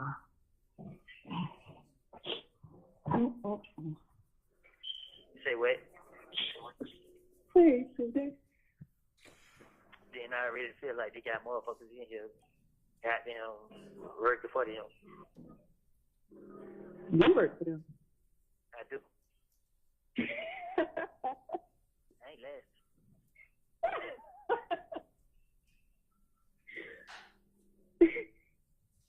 You have 1 minute left. Oh my God. I can't laugh now. Nah, cause you really made me goddamn, you know what I mean? I made you wait. Nah, I just like shit. It is what it is, bro. You know what I mean? I ain't gonna let you keep goddamn, I don't work nobody. Let you motherfuckers get me. Nah, I just say I ain't letting these motherfuckers get me. But I ain't gonna keep holding you up, bro. You know what I mean? I ain't trying to hear that shit you talking about. You trying to get beside you. I was just joking. I know you ain't. You be saying laughing at shit. All right. I was just joking. Yeah, alright then. Well, kid, I'm just like, Okay, good. The caller has hung up. Mr. Copeland, and Jeffery Williams 250B as in Barry, did you hear, and it's at the 4:10 mark starting, you said that you didn't think that this SHI, I'm just not saying the word blank, was going to go that far, and that they, meaning the prosecution, the police, knew that you were BSing. Did you hear you say that? Yes. I want to ask you also, did you hear in this February 19, 2023 recorded call, and by the way, tell the jurors who you're speaking with in relation to you. A friend. Did you hear you discuss and you say that this is crazy, you tried to talk your way out of it, it didn't work. Your friend says that that's the problem, is that you talk too much and that you need to be quiet. She says a different term. And you say that doesn't your friend realize that you're kicking yourself in the backside or ASS for that? Did you hear that? Yes. And that you're sitting in jail.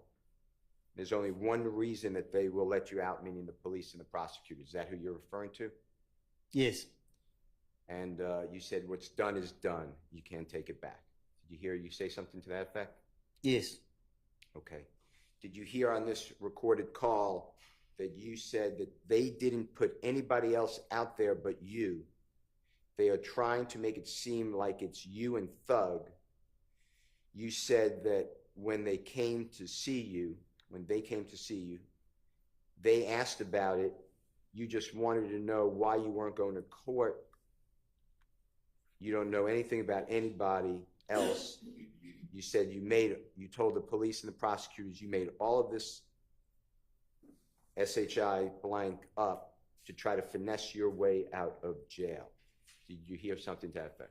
Yes. And who is the person, when you said when they came to see you, who are you referring to? Them two right there. And when you say them two, the two prosecutors sitting at the front table before the Honorable Judge Whitaker? Yes. Ms. Hilton? Huh? Ms. Hilton? And Ms. Love. Okay. And did you tell them back in 2023 that what you said previously was to finesse your way out of jail and it's untrue? Yes. Did you make that clear? Yes. Did they come visit you at the Fayette County Jail? Yes. Did you hear on this recording, you then said that they ended the interview and left because you weren't doing what they wanted to hear? Did you hear that? Yes. And you're talking these two prosecutors that sit before the jury every day? Yes. Did you hear yourself say that you thought that they would believe what you said back in 2015 and let you go, but it didn't work? Did you hear something to that effect? Yes. Who is the they? Who are you, when you say, I thought that they would believe what I said and let you go? Who are you referring to? The police. Okay. The gang unit. And the jurors know who they are, but the same people that's been on the videos? Yes. And Detective Thorpe, I assume, if I'm wrong? Just Yes. say. Okay. And Agent Cunningham? Yes. Okay. Did you hear, and this is at 1750 start time on the same Jeffery Williams 250B as in Barry, did you hear you say that you have effed up, you have an effed up way of thinking, you think that you have all the sense, but you don't have any, your friend agrees, you say you had an effed up way of thinking, you thought that if you lied on that MF, I'm not saying the word, but MF, they wouldn't touch him or do anything. Do you remember hearing that? Yes. Who is the MF you're referring to? If you lied on the MF, who are you pointing at? Thug. Thug. Okay. And you made that clear to these prosecutors and the police? Yes. Okay.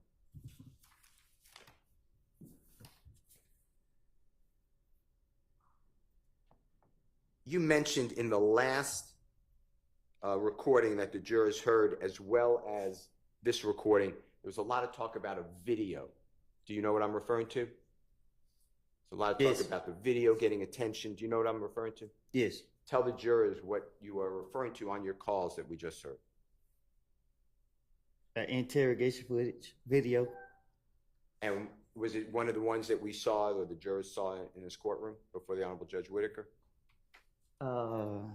Yes. And when you say, when you're talking and your friend is saying, you know, people are talking about it, you heard all those conversations, right? On the Yes. recording? Do you know who put that video on the internet during this, before this trial started? I don't know who did it. Do you have a belief who did it? Yes. And who are you referring to who did that? Objection, relevance, who he believes. Goes to his state of And mind. speculation. Goes to his state of mind on the conversations that he's referring to. It puts it in context. I'll allow it. Who did you believe put out the videos on the internet of your interrogation, or the video? The state. And by the state, the same people you've been referring to? I can't say specific if it was them, but the state did it. Okay. And what did that have an effect on you or your family when you believe the state of Georgia put out your interrogation? Well, they believe I'd be, if everybody say I'm a snitch, you know, this and then third, they believe that I'd be like, okay, and just do what they want me to do.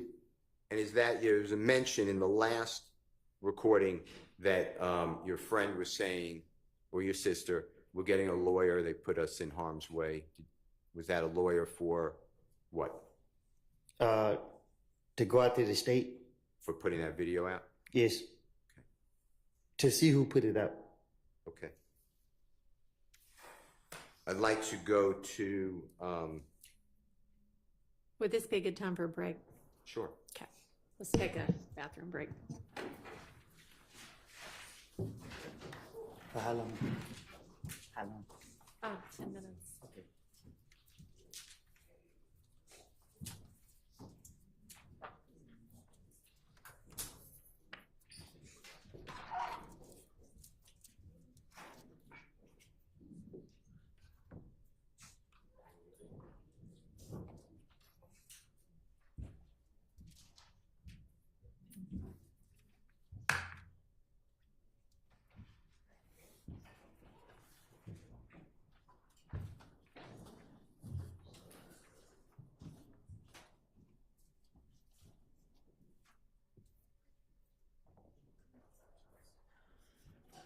All right, we'll take about 10 minutes.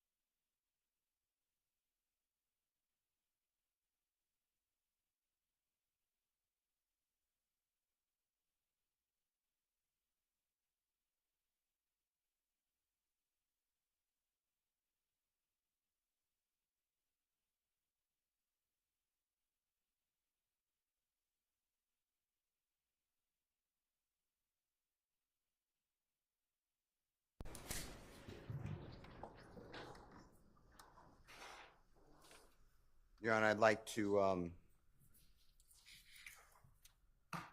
Honorable Court's permission, play Jeffery Williams or JW 250. Your Honor, this is D as in David. It's February 21, 2023 at 8:01 p.m.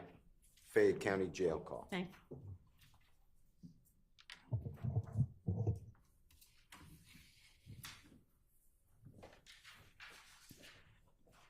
Hello, this is a prepaid collect call from an incarcerated individual at Fayette County Jail. This call is not private. It will be recorded and may be monitored. If you believe this should be a private call, please hang up and follow facility instructions to register this number as a private number. To accept charges and consent to the thank you for using Securus. You may start the conversation now. Hello. Yeah. My brother didn't call? Yeah, he was calling. He was on the phone with Trey. Call him real quick. I'm sure he can call now. Huh? I told him he can call now. Yeah. Now I don't feel like going to see no damn serious. But I I ain't know gonna I'm lie. finna fall asleep. My head just started hurting bad as hell. Shit just made me feel better though. I be feeling like I be got. Because you worry about what the street say for the street. Ain't lie. We're gonna fuck with you because of you. Everybody else fuck them. Fuck that whole. It's the court situation, man. You know what I mean? Like it just like. Let me tell you something. God gonna let you out in the right time. Hold on, he calling. You just gotta trust that shit and believe it. Have faith. When you pray about everything. Click him in, why can't Cry you? that shit out the God. Yeah, you can say that while you click him in, crazy girl. Yeah, you can. Hello. I'm gonna say this before y'all start talking. You rude, that's why I can't stand talking to you. But I'm done. Nah, Go I'll ahead. tell you to click him in and say that when you click him in. I did. Shut up. Yo. I was telling her to finish saying what she was saying when she kicked you in. She's taking over being so rude. What's up, man? No shit, what's going on, boy? Man, these folks doing, they trying everything in their power to try to goddamn break a nigga, man. Yeah, they got all kind of shit going on the internet, boy. Yeah, my sister was telling me, I was like, man, they don't put me on a goddamn some type of lockdown where I come out hey, this time now. So, yeah. All people come out is like the 113. They got like they call themselves Viper here. They bring out, but they let me come out. They ain't in here. What the hell, they chop that shit up or something? Like, I'm trying to see like what the hell, you know what I mean? They got a part, man, on that motherfucker. They chop that motherfucker up. What you say? That Come out. What you talking about? Tell me. To my with the they saying that shit to my y'all let me go right now. And he said I go right to him. He said I go right to him with this shit. Yeah. To my kids situation. Man. To my yeah. When they're like, what is you think? Ain't gonna say no name, but y'all, you know, whatever part that shit, man. Yeah. They just trying whatever, man. So I was like, shh. I just had to face it. You know what I mean? Yeah. I got trouble lawyer. Hold on, man. You said you talked to the lawyer? Man, I got court in the morning. This nigga just text my sister and tell her that they yeah, they still trying to get you to. They still trying to get you to go to court on what you got that shit. you know, I go to my arraignment. Hold on. We even came about my people that came into the office. Yeah. People came into my office. Yeah. Yeah, bro. But he saying I'm going to court to not judge this shit. Yeah. So what I'm saying, like, what the charge? They still doing the old time? They still got They tough how driver with suspended license and reckless driving. So I'm like, Yeah. damn, man, you been talking about you didn't tell me the whole time you gonna try to ask for a bond, but now you tell me sister that we gonna enter not guilty plea in the morning. But they gonna do it on Zoom. He said he went to the judge to make sure that they come get me to bring me to court. And then he held later and be like, we gonna have court on Zoom. So, Yeah, but the way that shit looking, boy, they ain't even worried about them charges. They trying to get you. They trying to get you. At the end of the day, them charges, they're just a goddamn, them old charges, that shit just a goddamn, what you call that shit, like a, 16 months, no bond. Yeah, that's what I'm saying. They, but you know what, it's like they gonna keep putting them charges up to hold you and hope you know what I mean? Cause the way they doing that shit, bro, the way they put the shit out there like that shit ain't, you know what I mean? It's like they got an agenda, bro. Like, they saying to themselves, okay, motherfucker, you talking about you ain't gonna talk, this is what we got to do.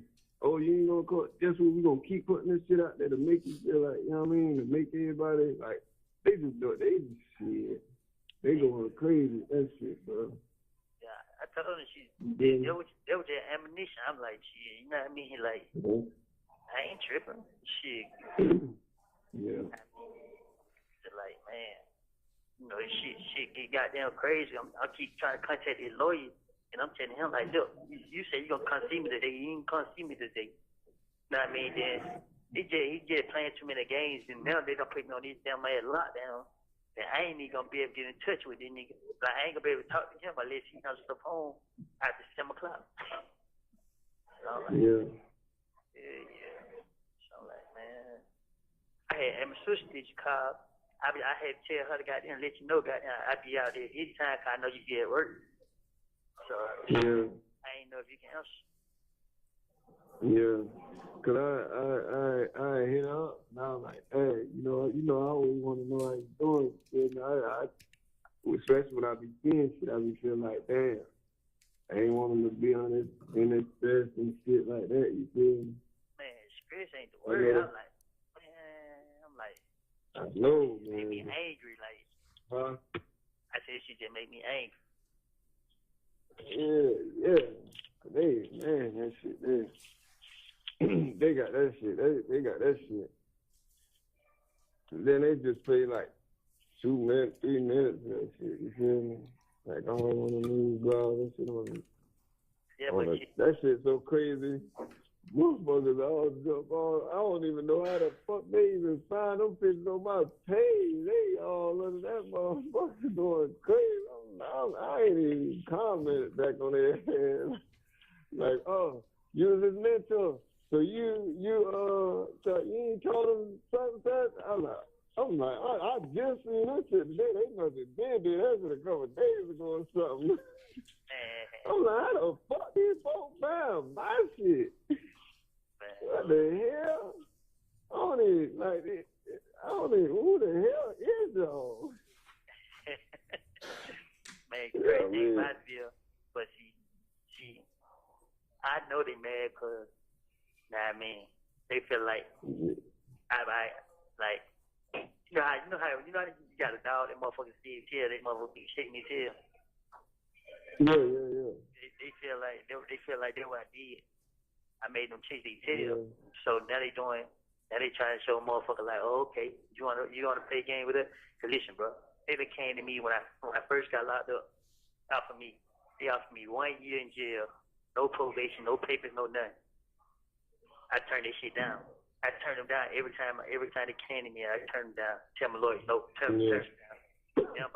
Now my lawyer tells him, he finally tells them, look, they cannot contact me at all. And we don't want to talk. They don't do no negotiating with them or nothing. Now all of a sudden this shit they pop up. Yeah. The other number you were saying, the other supposed to come holler at you? Yeah. Here, they ain't never come.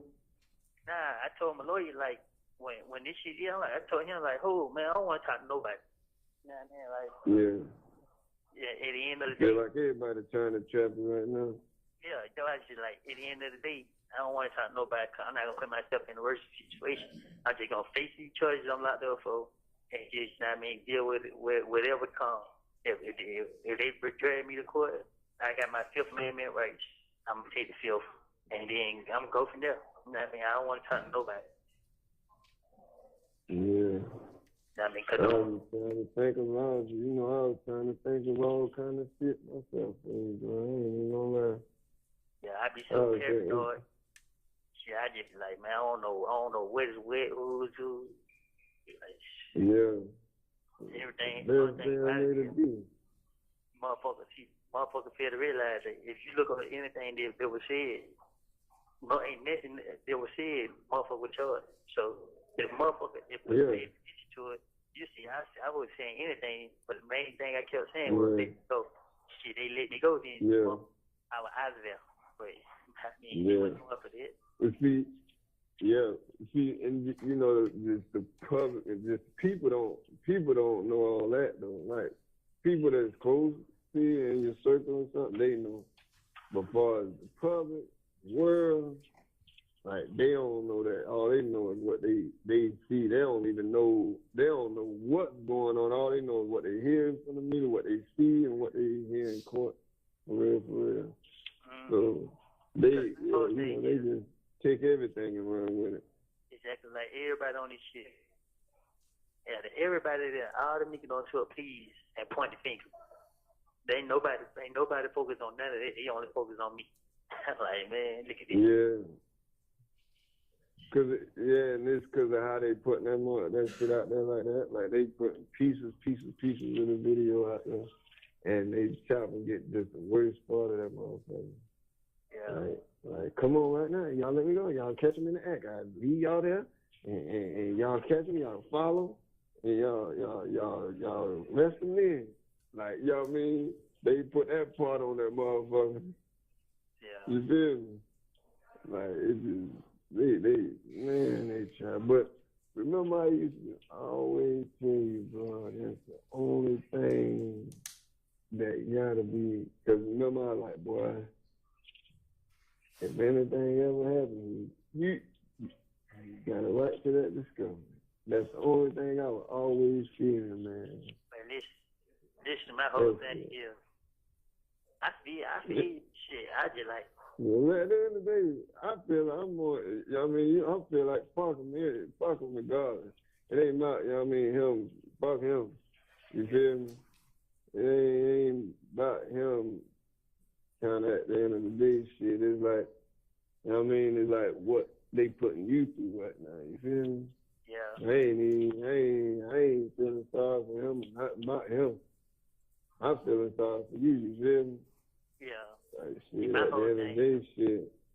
Yeah, my whole thing, fuck them. I feel that way too. I don't care nothing about them, but my thing is with these niggas, they doing this to me intentionally. So by them doing this to me intentionally, I'm like, okay, y'all gonna drag me, then okay, I'm gonna get drugged because I should allow myself to be put in this situation. Yeah. So I just like, this shit get hard. I get crazy as hell. But then I just remember everybody who standing on my side, shit, that's the only thing that matters to me. I like fuck everything else. Yeah. Yeah. I know the whole thing, like, I be laughing to myself, but I be mad with myself too. Like, I know better, you know what I mean? But it's crazy because motherfuckers don't pay attention. Shit, if I wanted to tell, I could have easily told if I had anything to tell about. Shit, just like I'm still up on another nigga charges. I could have started. I could have started out right there. Shit. Yeah. So I just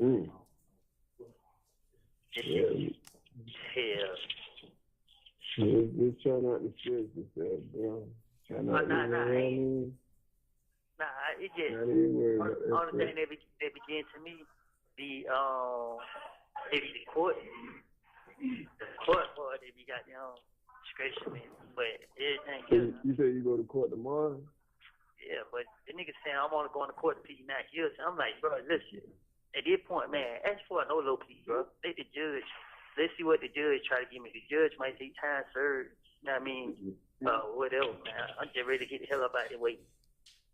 Send this motherfucker waiting on these people, man. This shit just. So what time you go to court tomorrow? Man, the crazy thing about it is, man, I don't even know. I know my They last just come get you whenever. man, they probably don't even come get me. They do this shit so much that I just be like, man, I don't even know. Yeah. Hold on, man. Yeah, hold on. What you saying again?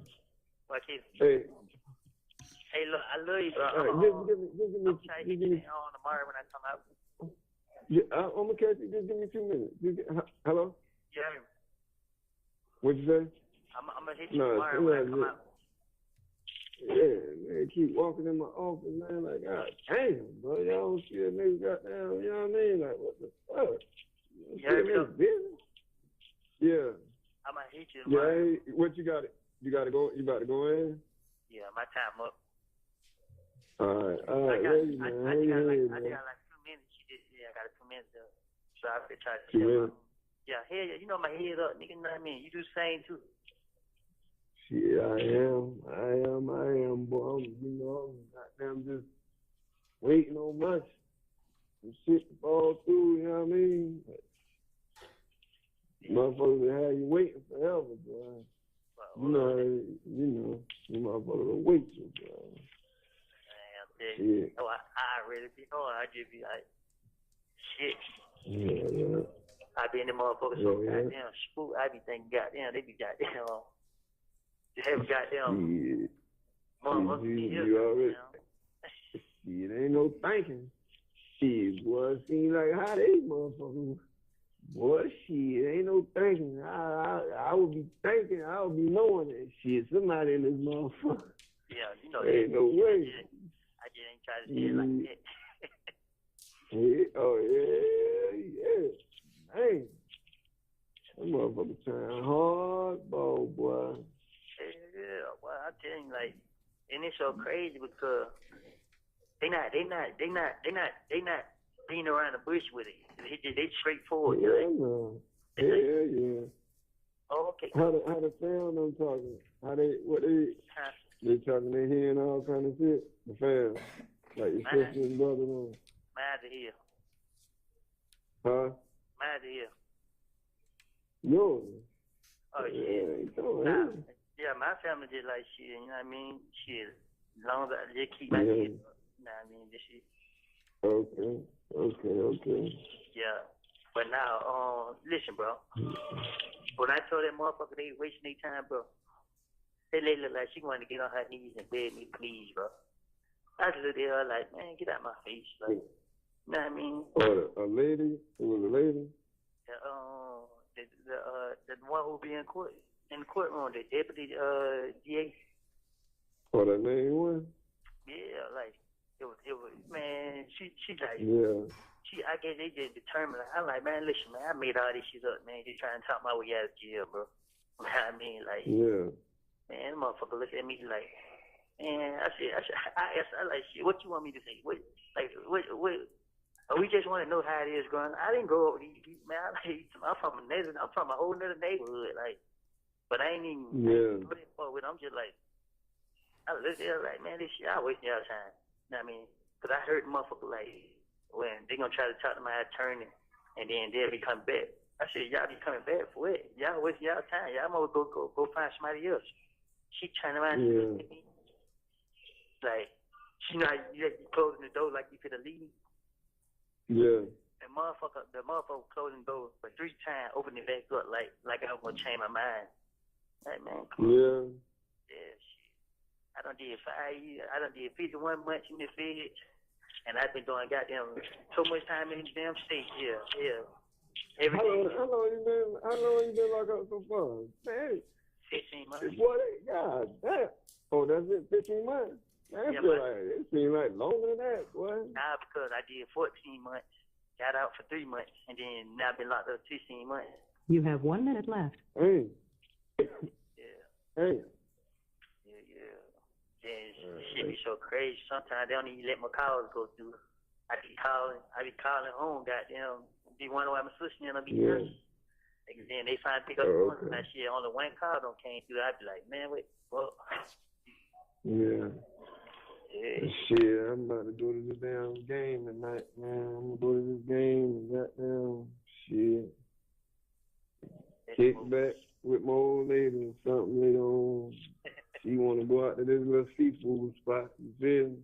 Yeah, but look, they got Okay. well, shit, when I come out, I'm gonna tell her to text, because when I tell her to call, every time she click over, Alright. Alright, bet. all right. Alright, I got. Alright, you too. All right, my kids. What?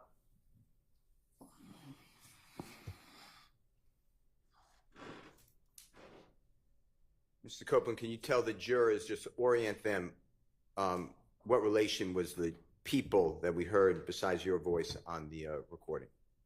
My sister and a friend. Okay. And the friend this time is a man. Sound like a man's voice. Is that accurate? Yes. Did you hear you explain that you've made people mad and that they feel like you feel like you made them shake their tail? When you first got locked up, they offered you a year in jail.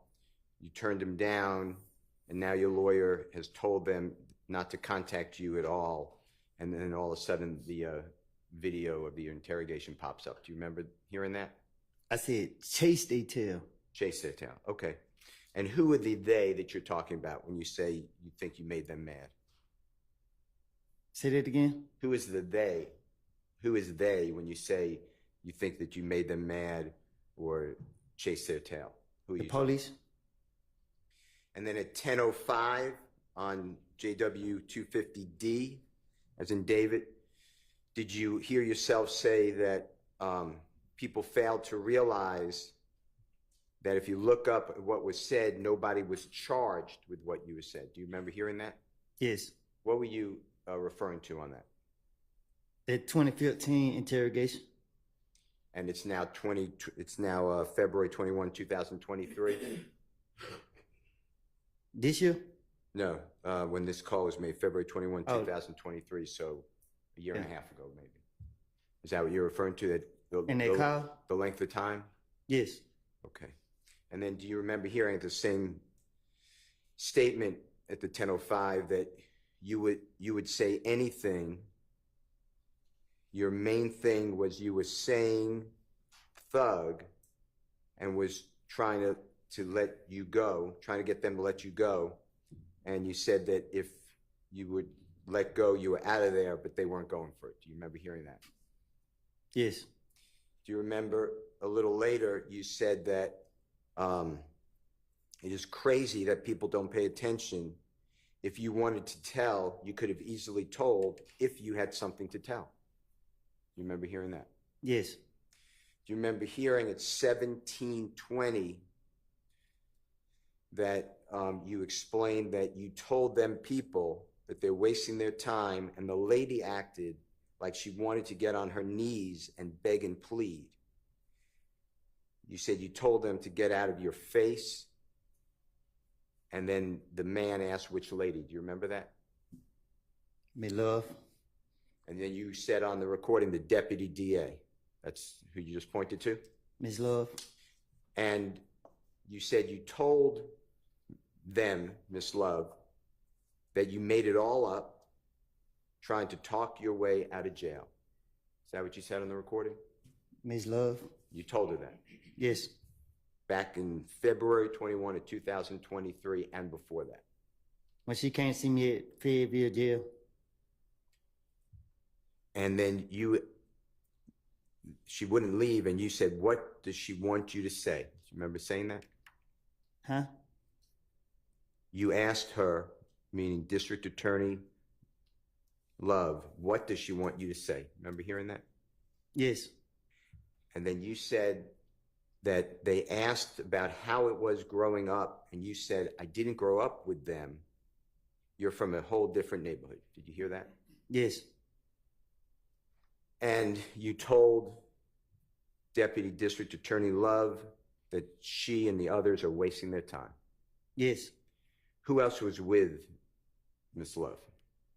Miss Hilton and the big guy, the big investigator. I can't think of his name right now. Long. Investigator Long with the District Attorney's Office? Yeah, I think it might be his name. Okay. But the big police, DA, whatever he is. Okay.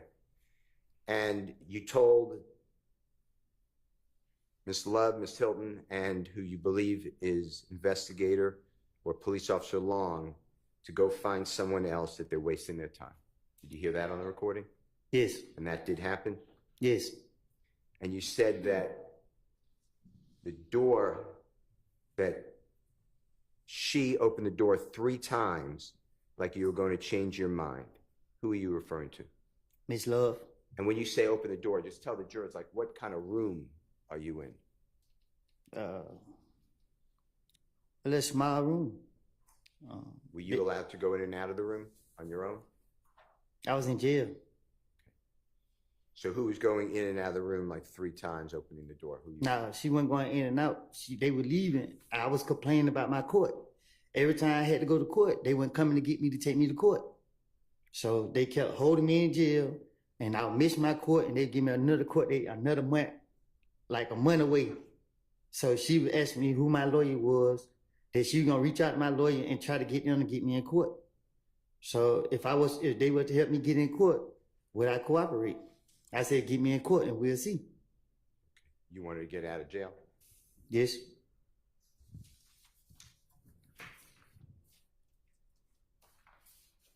Did you ever hide the fact from the district attorney's office or the police once you were in federal custody that everything you said was just to get out of jail? It was not true, it was a lie? I don't understand it. Okay. Once, I think you said, and tell me if I'm wrong, but I think you said once June 10, 2015, the interrogation that we watched with the jurors, after that date, Yes. you go over to federal custody at Lovejoy Yes. Detention Center. You get charged with murder of Donovan Thomas in October 2015. Yes. You then go before Judge Totenberg, federal Judge Totenberg, in Yes. the Northern District, Georgia, receive 60 months in custody. Well, actually, I fought my case for 40 months because the lawyers who I had represent me over there kept telling me that the prosecutor wanted to talk to me and they wouldn't fight for me. So I had to write letters to the judge, ask for new lawyers. So I had to fire 2 lawyers because I kept telling them I didn't want to talk to them. I made it up. And then I didn't trust them. So it took me 2 years to file one. And then they gave me a 3rd lawyer. And when I got her, I just told her I wanted to plead guilty at this point because I've been in there for so long. And when you said you wrote to the judge, you're talking about the Honorable Judge Totenberg? Yes. And you had what's called appointed lawyers. Some people say public defenders. Is that true? They call them federal defenders. Yes, sir. And they don't cost anything. They're great lawyers who don't cost anything, but they're assigned to people who can't afford a lawyer. Is that your understanding? Yes, they free. Did Jeffery Williams ever pay in any of your court, you have a lot of court appearances. Did he ever pay for any of your lawyers? No.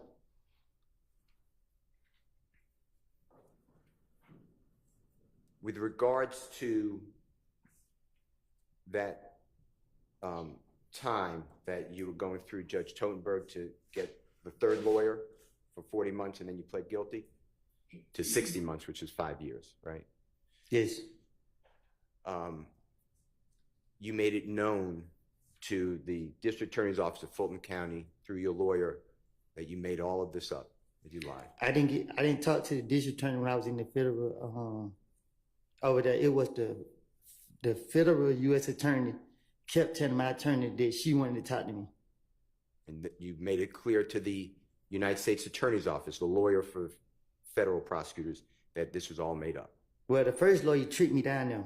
He tricked me into a proffer. When I got in there, I seen all the police that locked me up. I was like, what the hell is this? And then they were like, they gonna step out. So they stepped out so I could talk to him. And I was like, bro, what is this? He's like, well, they feel leave you. You can help them with some information. I said, I don't got no information for them. You know what I mean? I said, I lied, I made this up. You know what I mean? Try to finesse myself out of it. And now I'm in the feds. So immediately after June 10th, 2015, consistently you said this is all a lie. Right. And you told the authorities, that whether federal or state police, district attorney's office. Yeah, it wasn't. It was just they were like, contact your lawyer when you're ready to cooperate. Okay. And this case in Fayette County that you were being held on, that's a Fulton County case, correct? Yes. How long were you in jail total till you can dispose of your Fulton County case that you were held in Fayette County? Which one? The one more recent, 2022, 2023. You said how long was I locked up? Yeah. I lost count. And you just couldn't get into court? Huh? You just couldn't get into court?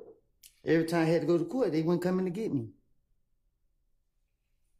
Was it made clear to you that you can get out of jail immediately if you just adopt your lies from 2015? I don't know what you you're co-op? asking. That's a bad question. Okay. Let's forget that. Did you make it? Was it made clear to you by District Attorney Hilton, District Attorney Love, or other people with this state that you can get out of jail at any time if you cooperated with them by saying what you said in 2015 was true? I don't get what you're asking. Okay, don't worry about it. I'm going to ask you something. I'm going to go into a different topic. I'm very focused, obviously, on Jeffery Williams. You know I represent him. You say you what? I represent Jeffery Williams, right? You know? Right. I just want to make clear, when you told in that interview on June 10th, 2015, when you said that Mr. Garlington told you that Mr. Kendrick and Mr. Shannon Stillwell were in the vehicle that shot at and killed Donovan Thomas, was that true or was that part of this lie? Yeah, I told him I made it up. He never told me they did it. And you made that clear to the authorities as well.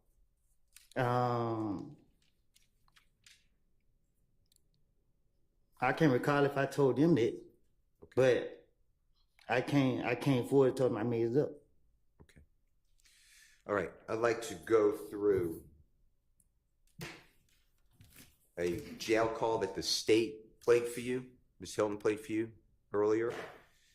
This week, it's, Your Honor, it's already in evidence. It's State's Exhibit number 295Y. And specifically, Your Honor, it starts at 128. And just to orient the jurors, this should be the 13th day of June of 2015. So 13th day of June 2015. And I believe you said that you're on the phone, and there's other people on the phone too, but Jeffrey's sister, you identified her, or she'd been identified as Max, and then Jeffrey in the background, maybe his voice on the phone, is on the call. I'd like to just play that short snippet, okay?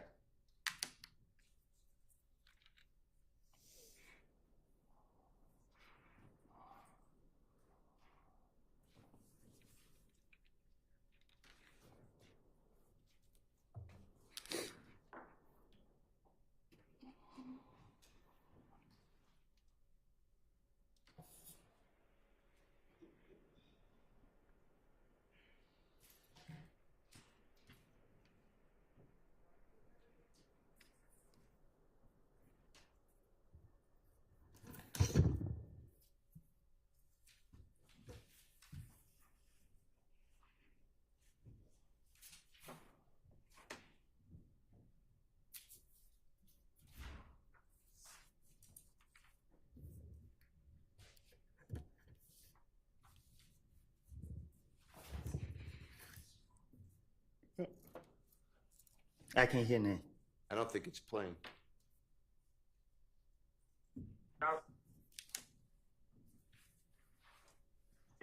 Hello. Hello. She be waiting. And she be. Hello. Woody. Yeah. What's up, Woody? Hey, what's going on? Yeah. Lil Jerry out here. Yeah, he got a bun. Huh? Deshaun. Yeah. How much your bun is? 15,000. But I can go to a bun come on by 1,500. You found the bun company? I'm on lockdown, so they don't let me out one time a day. But my brother now did. Deshaun, when he hang up, click on call his brother, and I'm gonna meet his brother so he can get his money. Is your brother gonna? No, I'm saying call his brother gonna sign it. Yeah, Deshaun, where you at? I'm at home. You don't got no ride. I can get his brother bring me. Meet me on University. On University where? At that gas station we always do. You know what that gas station? Chevron. That's Chevron. Meet me at Chevron. Hey, man. Okay. Yeah. Look, you ain't right, bro. What did D do? I'm gonna say too much, bro. You talking about rock through the D? Yeah. I told him. He told on Roscoe too. You think I'm fucking playing, bro? He told on Roscoe. He told on Roscoe just cause Roscoe ain't no fucking blood. And he don't give a fuck. Roscoe ain't free. Hey, D-Shot come meet you so you can get their money. Go and pay Woody Bond so he can get out, bro. And when you get out, Woody, I need to have a serious talk to you because I really feel some type of way. I'm gonna talk to you about it so you get out. Man, listen, man, don't start this shit, man. I ain't playing with you. I ain't fucking playing with you either. Got a fucking birthday on the way. Fuck wrong with you? Yeah. I appreciate it. Tell you, bro, I love him too, bro. He hear you? You gotta get this motherfucking mind together. He said you gotta get your mind together, bro, cause you been tripping. Man, how, bro? I been left out there alone, bro. I ain't had nobody, bro. I just felt like nigga left me out there. I ain't did shit. You ain't left out there alone. You just want to be out there in the trenches. Bro, we ain't fucked up no more. You ain't gotta be hanging out there in Cannonville. Shit, I had no choice. That was gonna get you time, Cannonville. Out there in them apartments. I keep telling you that. Were you able to hear that? Yes. Okay. And that was, if you recognize the voice, that's the voice of Jeffrey's sister. You know her, I believe, is Max. Is that fair to say? Yes. And she said that she asked about a bond, and you had a $15,000 bond through a bonding company. Yes. And that she would meet Mr. Sean Quarterman at the Chevron on University. Yes. To help you, I guess, your family, you, to secure money for a bond. Is that fair to say? Yes. And when you go through a bonding company, if you're familiar, do you know how much percentage, if you know, if you don't know, just say I don't know. 10%. So $1,500? Yes. Do you know how much money was actually given, if you know? I heard it say 700. Okay, so about half. Yes. Half the money needed for bond. All right. And then did you hear Jeffrey's sister say you have a birthday coming up and she has to have a serious talk with you? My little girl birthday was coming up. I'm sorry. Okay. Did you hear that? Yes. And then did you hear Jeffrey say, and it was faint, but you said that tell Jeffrey you love him. He said, I love you too. You got to get your mind together. You are tripping. Did you hear that? Yes. And then you hear Max, the sister, say, we're not effed up no more. You got to get out of the streets. Did you hear all that? Yes. Okay. I'd like to go with you the Infinity. Also on that jail call, you heard, let me just go back to that jail call in State's Exhibit 295Y. Did you hear you say that little D is tripping? Did you hear something like that? Yes. And then Max said something like, he told on, I know him as Mr. Winfrey, but Roscoe, I think, is the name used. If I'm wrong, just correct me. I heard that. Okay. Did Jeffrey say anything about that? I didn't hear him say nothing. Okay. Now, I want to go back to the infinity. You made it clear when being questioned by Miss Hilton that infinity that you asked Jeffrey to rent it for you. Do you remember saying that? I didn't hear you. You didn't hear me? No. When Miss Hilton was asking you questions, you made it clear that infinity, the infinity vehicle, was rented. You asked Jeffrey to rent it for you. Do you remember testifying that way? Like this time? Yeah. I don't get what. Just ask me what you're asking. I don't. Do you remember explaining, and I'm just asking for the truth, but do you remember explaining when questioned like when Miss Hilton was standing here asking you questions, do you remember explaining that the infinity, that you asked Jeffrey to rent the infinity for you? Do you remember saying that? And if you don't, that's fine. Yes. And do you remember explaining that infinity was yours, that was for you, that Jeffrey did a favor? Do you remember explaining that?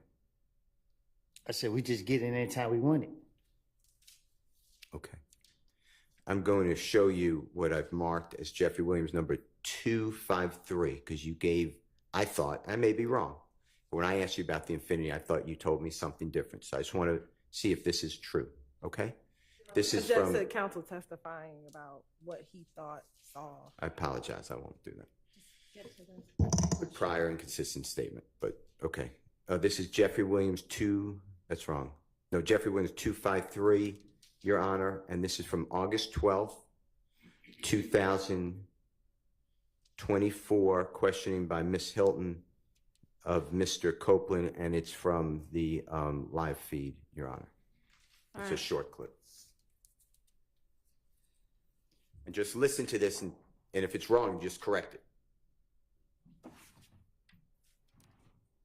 I was only protecting him.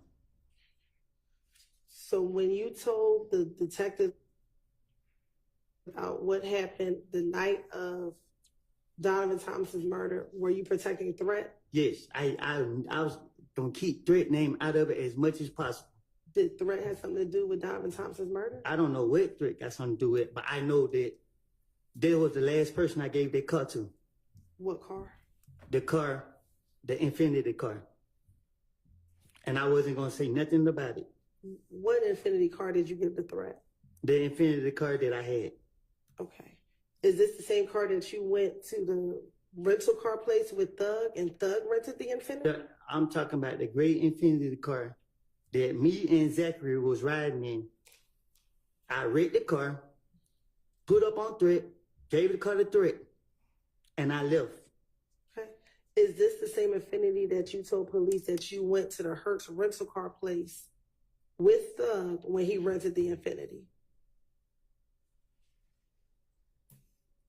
I just told you that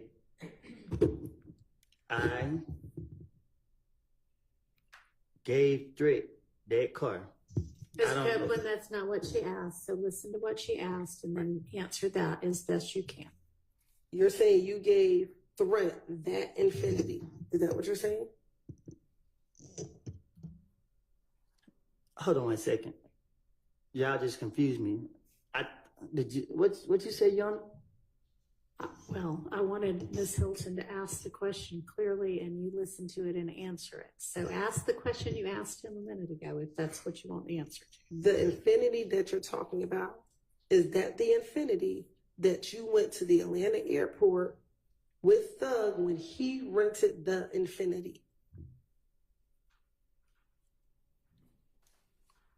What you asking? You're talking about an Infinity that you gave the Threat, correct? Right. The Infinity that you're referring to, is that the Infinity that you went to the Atlanta airport with Thug when he rented the Infinity? Yes. Okay. And that was the car that Thug rented, correct? I asked him to rent me a car, and I read the car, and I gave the car to Threat. When did you give the car to Threat? The same night I read it. The night before that happened. For what happened? The same night it happened. I can't remember. I gave the car to Threat, and I left. Where did you give the car to Threat at?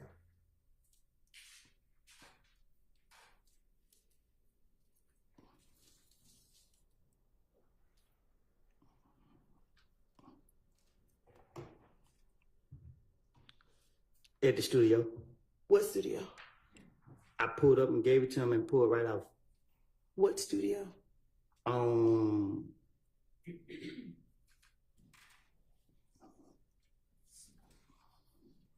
It was by Northside Drive, Marietta. It was one of them streets. Was there anyone else at the studio when you gave the car? I didn't go in the studio. I pulled up. I was pulling up, and I seen Threat. I gave Threat the car, jumped out of the car, it got in my charge. Called my brother to come and get me. And was this the date Donovan Thomas died? Was this a few days before? In relation to when Donovan Thomas died, when did you give Threat this vehicle? I gave Threat that car. I read the car, gave it to Threat. So when you wrecked the car, why would you give Threat a wrecked vehicle? So I could, what you mean? It wasn't damaged bad. I don't know. I hit something on it, and then the thing on the cover, it was tripping. So when I pulled up, I wasn't giving it to Threat, but I just seen him standing outside. And I was like, he like, what you about to do? I'm like, just get the key real quick. I'll be right back. Gave Threat the car, and I dipped. I don't know if it was late. So when I woke up the next day, I came outside, and this when I heard what happened. Okay. Your Honor, it stopped at 451, I believe. In on January 7th of 2015, when that Infinity rental car was rented at the Atlanta airport, Mr. Copeland, did you have a credit card that you could at that time rent a car? I don't even have a driving license. Okay. Now, can you tell the jurors, and if you can't do it, just say I'm not good at distance. What is the driving distance, if you can do it, from where Donovan Thomas was shot to the Green Store? Can you give the jurors an idea of how close or how far that is?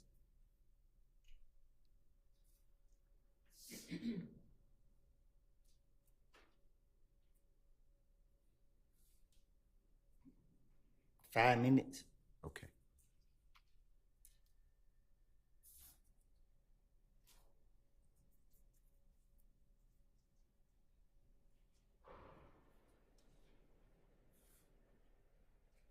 Now, I want to talk with you about the night of Donovan Thomas's shooting.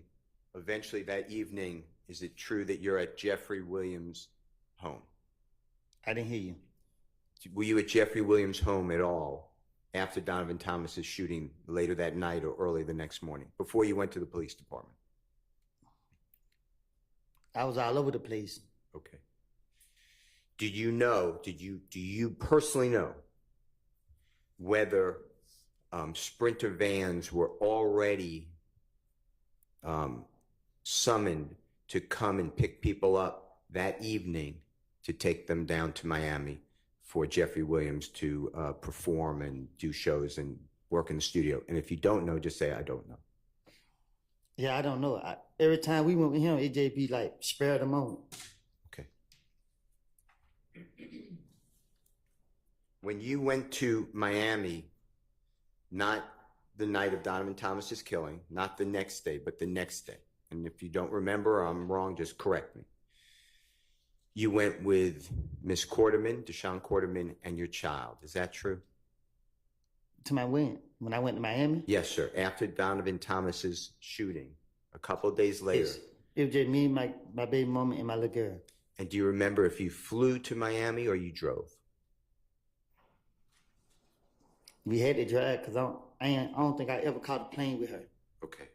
And do you know how you got there? Meaning, did somebody drive you like in a Sprinter van or another vehicle, or did you have a car access to you, or do you know?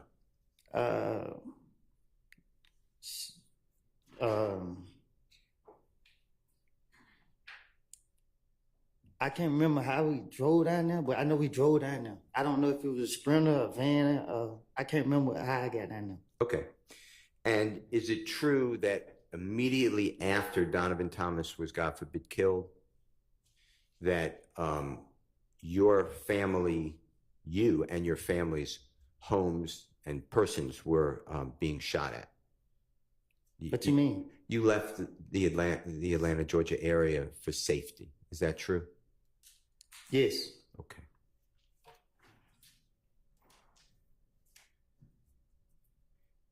The And detective told me to leave. and was it Detective Thorpe? Do you remember? Yes. Okay. And did Jeffrey give you any money for that trip and pay for anything, hotel room, anything like that? No. Did Jeffrey ever give you any money ever for committing a crime for him? I never committed a crime for him. That was my next question. Okay. You had a lot of contact, it appears, what the jurors heard with Detective Gaither, Detective Thorpe. It was just telephone calls. You could text them. They could text you. They could call you. Is that fair to say? Before, obviously, June 11th, 2015, before you got incarcerated and continually for 60 months, 51 months. Have the prosecutor and the police ever showed you any recordings of any of those calls that you had with them, besides the interrogations that we had? My first time ever seeing these two was during this trial right here. I never talked to nobody outside of these two right here. Okay, and when these two, you mean Miss Hilton, Miss Love? Yes. I'm talking, and I appreciate that, I'm talking about Detective Gaither, Detective Thorpe, and all those communications, Detective Dennis. Did anyone ever show you, let you listen to any of the recordings that you had with every time that you met with them? Did you ever have that outside of these video, audio? No. Did you ever see a report that was shown to you, hey, you said this on this date? No.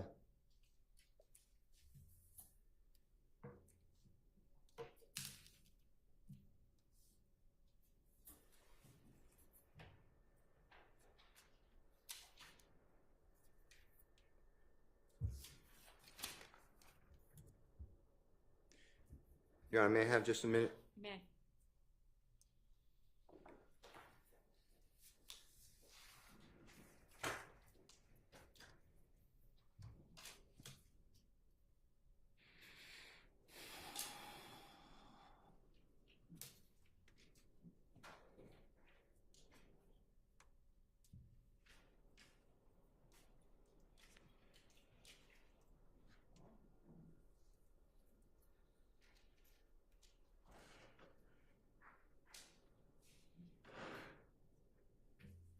I have no other question. Thank you. All right, thank you.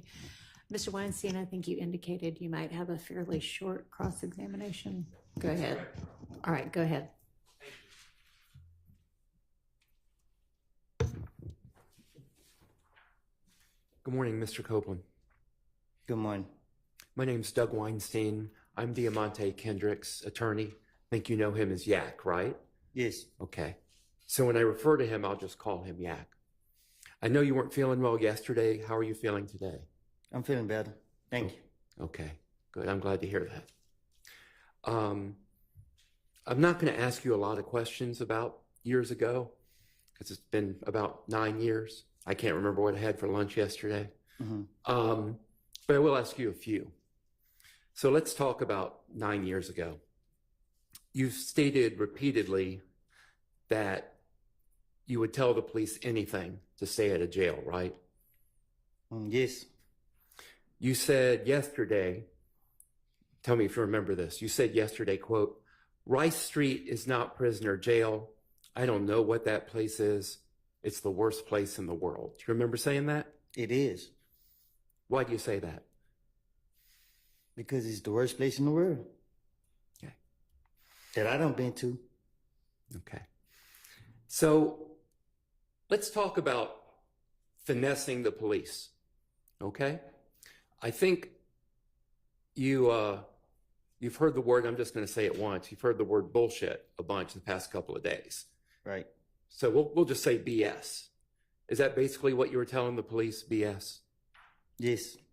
So you're a bullshit artist. You're a BS artist at the time. I'm sorry. I said, as you can see. Okay. Or at least you were several years ago, correct? And I told them that. Okay. And you would stay at a jail to help yourself because you didn't want to be in there, correct? Right. And you wanted to stay at a jail to help your family, your girlfriend, your daughter, correct? To protect them. To protect them. Yes. Okay. And again, you'd say anything to stay at a jail so you could protect them. So when you said that you heard things from Mr. Garlington, from Lil D, about what them guys shot Thug, that was a lie, correct? It was. And about Yak being a driver, that was a lie, correct? It was. When you would tell these lies, I think you testified earlier that what you would do is sprinkle in like a few grains of truth in the lie. Is that correct? It's the only way you can be convincing. Can you explain to the jury that technique that you would use? All right.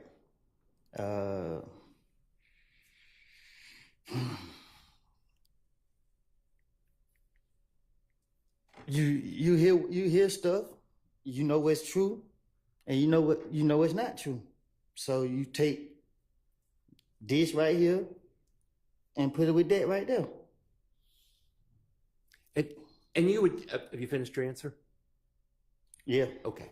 Which one? I'm going into details? Well, no, I think that's a good description. Unless you want to go into more detail, you're free to do that. I'm trying to get out of here, so I don't want to. Yeah, I don't want to keep you too much longer either. So, again, those things that you said were lies about Yak. The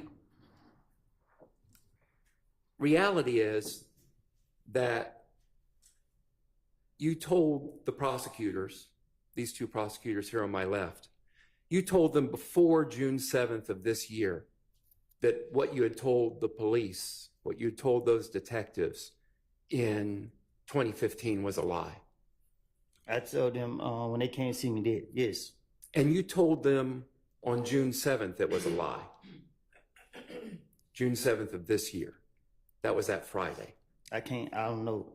When y'all go to using dates, yeah. I don't know. I can't say what date, but I told them. And the date I'm referring to, if this helps you at all, is that first Friday that you came to court here on this case.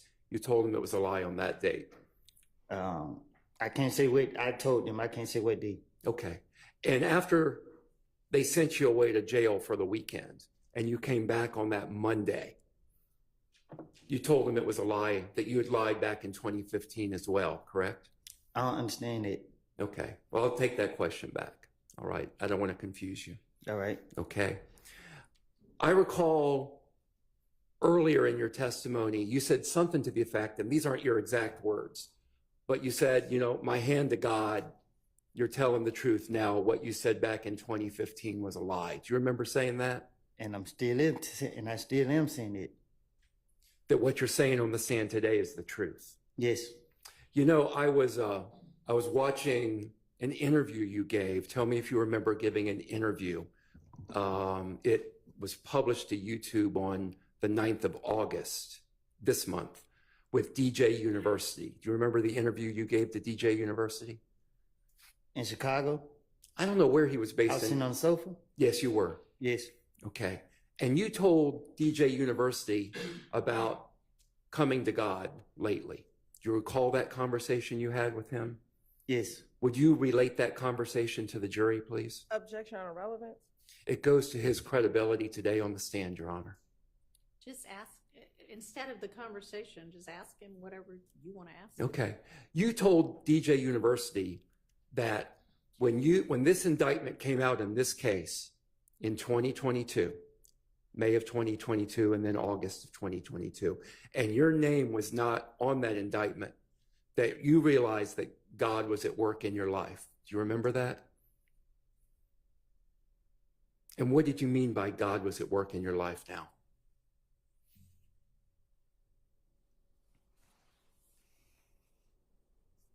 Say it again. Yeah. When you told DJ University, and you told him a lot about God entering your life lately, but you told him that when you saw this indictment and this case come out, that you realized that God was at work in your life. And I asked, what did you mean by that when you told him that? If you can express it. Just God is real. God is real. And you have that in your mind when you said on the stand that you put your hand to God and what you're saying on the stand is the truth right now.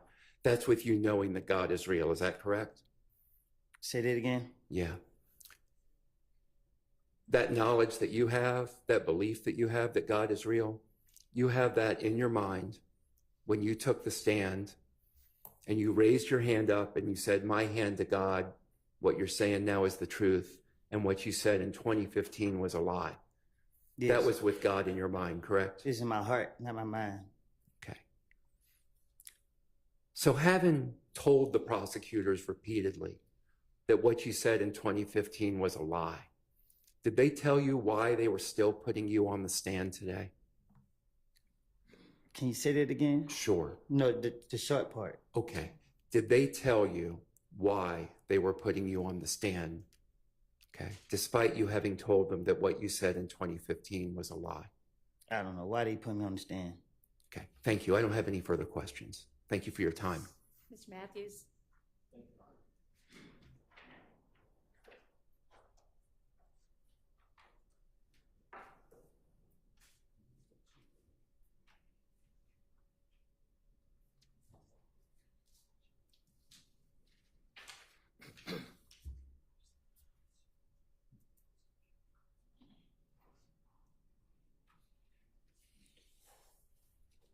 Good morning, Mr. Copeland. Good morning. My name is Carrington Matthews, and I represent Mr. Marquavius Huey over there. We're about to look at a certain exhibit, a certain picture that the state showed you a few days ago when you were on the witness stand. It was a picture of you and Mr. Huey and someone that you referenced as Nard at a restaurant. Do you remember that? Yes. Okay. That particular photograph, can you pull it up? Okay. It was taken at Mr. Pig's Smokehouse at 1992 Donald Lee Hollowell Parkway in Atlanta, Georgia, right? On Bankhead. On Bankhead. And that is probably about 20 plus minutes from Cleveland Avenue, right? Probably far, yeah. It's about that same distance or give or take a little bit more, a little bit less from Mechanicsville, right? Right. And it's a barbecue spot, right? Yeah, they sell barbecue food. When you all went to that barbecue spot, it was in broad daylight, right? Yes. Went there for some food, right? Yes. I'm going to show you this photograph and I want to talk about it. State is going to pull it up. Now, you've not known Mr. Huey that very long, correct? Probably a couple months. Okay. And you were at this particular restaurant with Mr. Huey and Nard on this particular day. And in this photograph, I want to talk with you about it. In the photograph, someone wrote, you can tell us whether it was you, I am this. Do you see this photograph here? Yes, I see it. Okay. All right. Let's talk about it. Is that you in the middle? Yes. And this is at Mr. Pig's Smokehouse on Donald Lee Hollowell? Yes. Okay. Now, you have your hands together. Is that correct? Yes. It looks like it's a symbol of you praying. Is that correct? It is. Okay. On your clothing, is there anything that suggests YSL on it? No. Do you see the person to your right in that photograph? Is that Mr. Huey in that photograph? With the white t-shirt? Yes, sir. Yes. Okay. Let's look at Mr. Huey. Take a look at his t-shirt. Do you see anything written on his shirt? Anything YSL on it? It's a white t-shirt. Okay. Let's look around his neck. Do you see any fancy jewelry around his neck? No. Do you see any bracelets on the arms that you do see? No. Any rings or anything of that nature? No. On this particular day, do you see or did you have in your waistband a handgun? No. To your knowledge, did you see or Mr. Huey have a handgun on him? No. How about this person, Nard? Did you see him with any type of handguns on that day? No. Were you all meeting there to do a crime or anything of that nature? No, we were chilling the whole day. Okay. Now, any AKs, any rifles or anything in the background in this photograph? Huh? Any picture, any weapons? No. On this particular building, do you see any signs or symbols, any graffiti with YSL or anything of that nature? No. Now, you said y'all are just chilling that day. Nothing about this photograph is suggesting that you all are asking anyone to participate in any type of YSL gang or anything of that nature, is there? YSL ain't the game. Okay.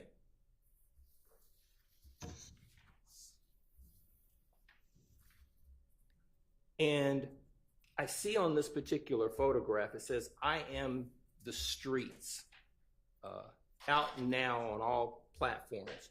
Tell this jury what is I am the streets. The title of my music. Okay. So, and is this 725 Woody, that was your Instagram moniker at that time? But it was ran by my management team. Got you. And was this particular picture, was it kind of celebrating the release of your music? I think I was I don't know when this picture was posted, but I remember taking it, but there ain't no caption that I put on there. Okay. And tell the jury, when you had your hands together like that, what were you representing, or what was the message you were sending with your hands together like that? Peace.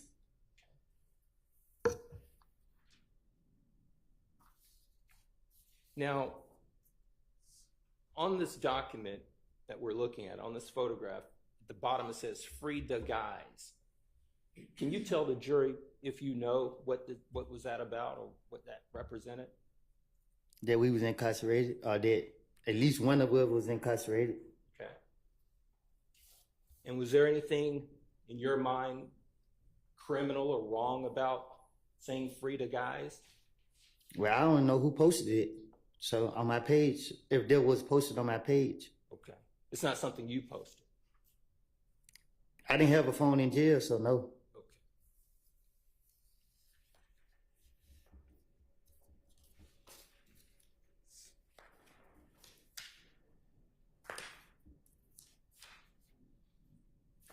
And to the best of your knowledge, on this particular day that you all met, sounds like I'm hearing you to say is that y'all weren't doing anything but chilling. Right. Nothing more, nothing less. That's all we do. Not meeting up to commit any crimes. Never. I was doing the music, focus on the music. That was it. The clothing that you're wearing there, I notice here these particular jeans, and there's red on the jeans there. Is that the way those jeans are made? Yes. Does it represent anything to do with any type of gang or anything of that nature? No, that's how I bought them. It's a broken heart. A broken heart. On my pants lid, yeah. Gotcha. I actually still got the pants. Okay. And is it fair to say that you guys are relatively neatly dressed urban gear? I thought I was. Kind of fresh, right? That's what I thought. Okay.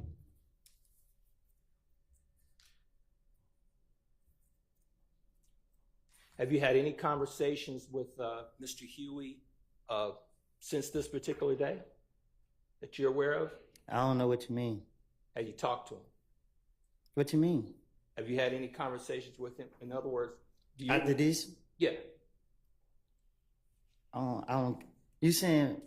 Had you talked... After we took the picture? After that particular day, had you talked to him about anything that you can think of that had anything to do with other than chilling? What's wrong with us taking a picture? I don't believe there's anything wrong. Do you even know why this picture was even put up in evidence? I don't have a clue. Okay. Thank you. No further questions. All right. Okay, I think we're gonna break for lunch at this point. Jurors, be back here at 1:15, please. And you too, Mr. Copeland. All right. All right, for sure.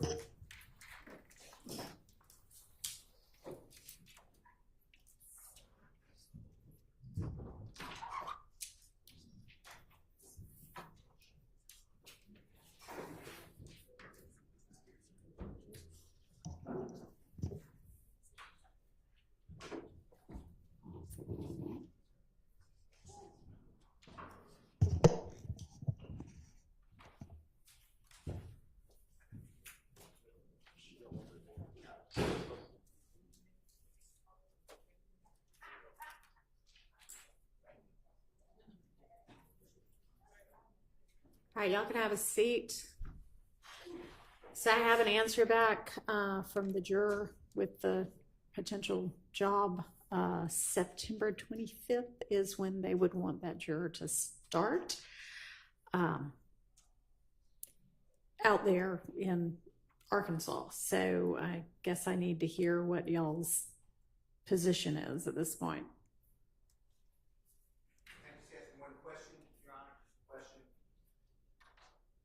Thank you for that information. Is the juror not getting paid through her current employer? Does that seem to be accurate? Her current employer, as far as I understand, she is. She just wants a It different sounded job. like there had maybe been some hiccups at some point about that it sounded like she acknowledged weren't really because of jury duty, they were about other things, but that she is currently being paid. That was what I understood from our conversation with her. Understood. Okay, as far as we You wanna- have to talk about with Mr. Williams. All right, let me know maybe when we get back from lunch, okay? Anybody else, or just want to check back in after lunch?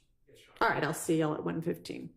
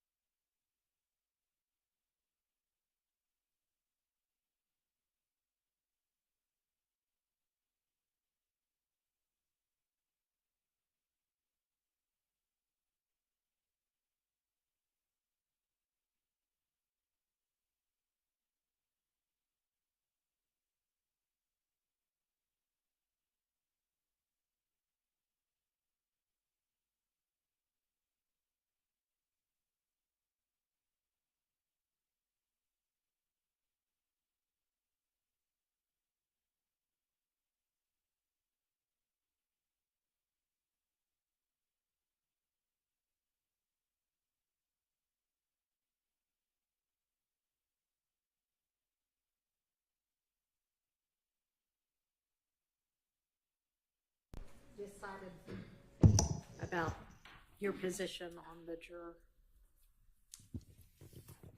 Your Honor, in regards to, and on behalf of Mr. Williams, we've had a chance to consider everything that's been presented to the court in regards to this juror, and we've spoken with other counsel. We're not of one accord, and so I'll let everyone speak for themselves. All right. But on behalf of Mr. Williams, we would oppose the juror being removed from this jury. We would ask that she remain. We do not think that there's been enough put forward to substantiate her being removed, Okay. and that's our position. Well, we're not removing her. We would be letting her go. Well, it's But, that's what I okay. mean. All right.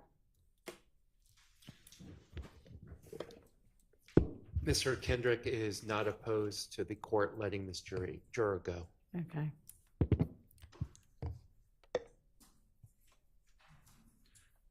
Your Honor, on behalf of Mr. Stillwell, we are opposed to letting this juror go. We are under the impression that she is still getting paid. I am also under that impression Okay. currently. So we are opposed to letting the juror go. My impression is that she might have had some, I don't know what was going on, something between her and her current employer. But I mean, all I know is what y'all know. So I couldn't hear what you said without. Okay, well, y'all gonna have to work that out between yourselves. Mr. Ryan would like to wardar the witness or the juror to ensure she wouldn't hold it against us if we were to keep her. Okay. Your Honor, on behalf of Mr. Huey, we want her to stay. All right.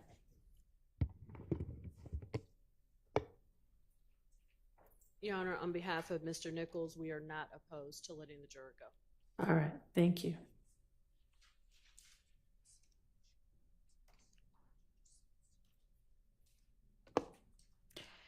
All right. And essentially, the state's position was, I'll leave it up to the court. Do It you was have a essentially- position one way or another, or? It was essentially that. We'd ask that the court just make an inquiry whether or not she's experiencing any kind of hardship that, makes her more inclined to take the job. That's the thing that we were trying to discern, if she's experiencing a hardship that makes it, in her mind, necessary that she take the job because of the 2 months pay that she didn't get from the current position. Right. I don't know that she She voiced said- not getting 2 months pay. I thought she said that she got paid late, that there were some issues with payment a few times late from her employer. I may have misunderstood that. I thought that she said that she didn't get paid once last year and then another month earlier this year. Yeah, but I thought that was, and we can find out more, but I had thought that was an issue with not getting paid when she thought she was going to get paid, but ultimately it getting paid. And then we'd ask that if the court could get clarification on whether she is or is not currently getting paid, those two things. Okay, well, I was pretty clear that she is currently getting paid. I think she just wants another job because she's not happy with this job or something. I don't know. But okay, all right, well, we'll take it up later. All right, anything else before we get the jury back in? Who's going to be up next for cross-examination? Is Mr. Nichols going to have any cross-examination? Okay. All right, let's get Mr. Copeland and... Your Honor, we do have. Oh, okay. Hang on. Your Honor, we Mr. Shard over the lunch break, and we thank him provided the exhibits that he's intending to potentially use. Okay. And so the state does have some objections to a few of his exhibits. And I don't know if the court received a copy of his exhibits. I don't have a copy. Did you send a copy to Ms. Percifield? Okay. Can somebody so that or It's on a pull them flash up or drive. something? It's on a flash drive. Do you have another? Some easy way for me to be able to look at them.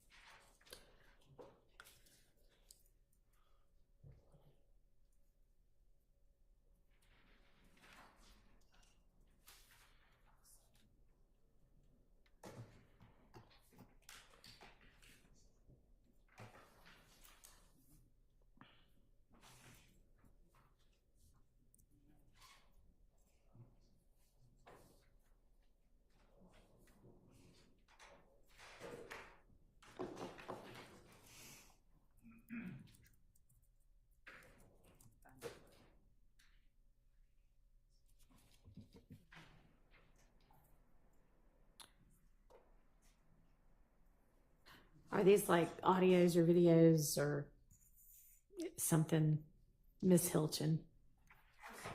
What is it that you're objecting to? One of the exhibits was the same exhibit that Mr. Steele attempted to exhibit, which was the Instagram post with the innocent man Instagram post, and so that was included. Now, I adopt all of Mr. Steele's arguments for admission, Uh-huh. but based on the court's ruling, I was not Okay. intending on introducing that. The next two exhibits are, there's, I think it's DS-27A, which is a warrant for false report of a crime. Mr. Copeland was never convicted. Matter of fact, I think that case was actually dismissed. And so I'm not sure the relevancy of the warrant that. Is this a different warrant than he was presented with before? Yeah, this is different for from the murder warrant. Okay. Yes. I can, Your Honor, I can hand up to the court my copy. Okay. And there's two warrants actually, one for false report of a crime and then one for false statements, both which were dismissed by the state. So, Your Honor, this warrant was from 2021. It was pending in the DA's office until earlier this year. It's been pending while this trial is going on. The DA's office, I believe it says January 18th of 2024, no prost, or they said decline to prosecute. I believe that's the third document. Yeah. I'll point out a couple things. First of all, the reason for the decline to prosecute is prosecutorial discretion, not a hole in the evidence. Also, that decline to prosecute says that this case can be, it says at this time, the state declines to prosecute, meaning it can be brought up in the future. And quite simply, Your Honor, the state cannot, it's clear under the law that pending cases against a witness are bias and motive.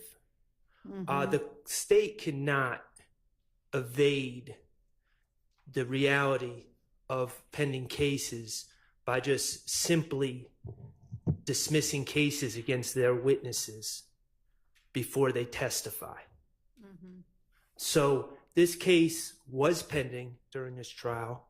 I believe Mr. Copeland, I wasn't planning on introducing evidence, but Mr. Copeland gave a interview to the Danza Project where he seems to be under the impression that the case is still pending as of that interview. So I don't even know if he's aware about the declination of prosecution. Okay. When was that interview? About recently, like recent last couple of months or I think couple of last weeks. few weeks. All right. That seems relevant. Then that's fine that it seems relevant. We just don't think he can go into the warrants. He can say, was he arrested for false report of a crime and was the case declined? But I'm not sure if he intends to show him the warrants of his arrest. Was he arrested? He was arrested and then the case was dismissed 3 years later. Well, just to be clear, When was he was in arrested? jail. The false report of a crime is he accused a jail guard of using OC spray on him, and the jail reviewed the tape, and the jail guard didn't even have OC spray. Okay. And so that's, I mean, this going into the warrant trial, it was declined earlier this year in January of 2024. Okay. Well, I mean, you can ask him about all of it, and then if it becomes necessary to use those documents, you can use them. Yes, John. What else? That's the trial. Okay. All right. Then I think we're ready to get Mr. Copeland and the jury in.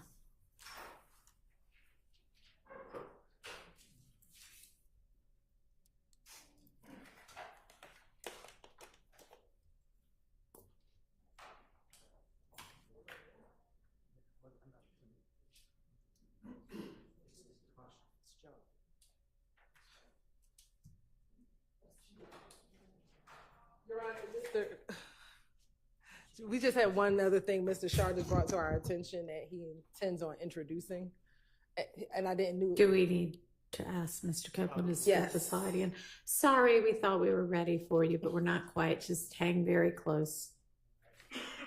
I'm going to have y'all come back from lunch 15 minutes earlier than the jury so that we can do these kind of things. All right. Yes. Your Honor, it appears that Mr. Shar intends on showing him as a demonstrative a jail outfit, and I don't know the relevance of Why? showing him the jail outfit. Because a theme in this case has been the Fulton County Blues.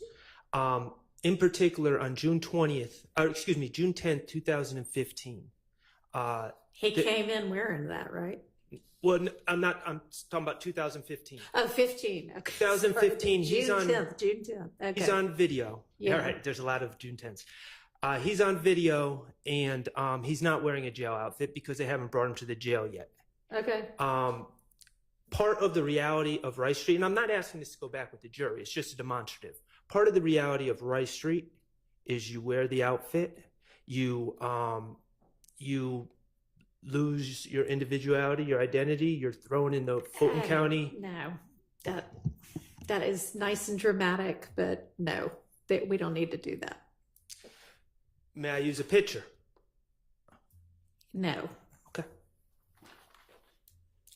Okay, let's get Mr. Copeland.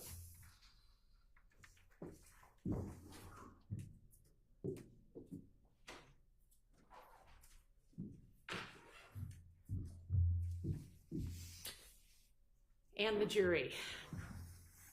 All right, Mr. Copeland, come on, have a seat with us.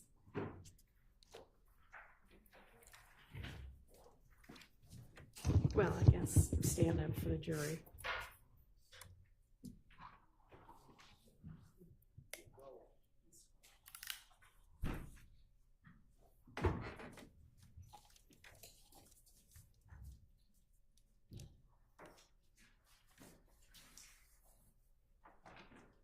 Go.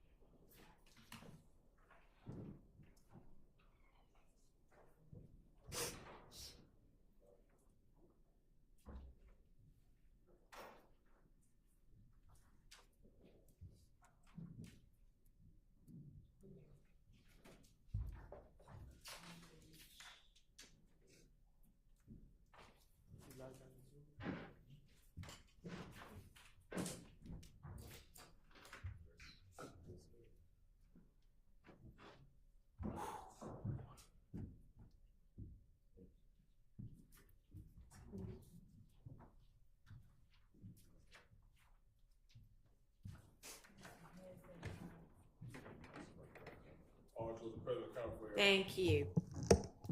Hope y'all had a pleasant lunch. We good? Yes. All right. All right, Mr. Shart, you can proceed with your cross. Thank you, Your Honor. May it please the court. Good afternoon, everyone. Good afternoon, Mr. Copeland. Good afternoon. Okay, Mr. Copeland, we have never met before. Isn't that correct? No. Okay. We've seen each other in the hallway.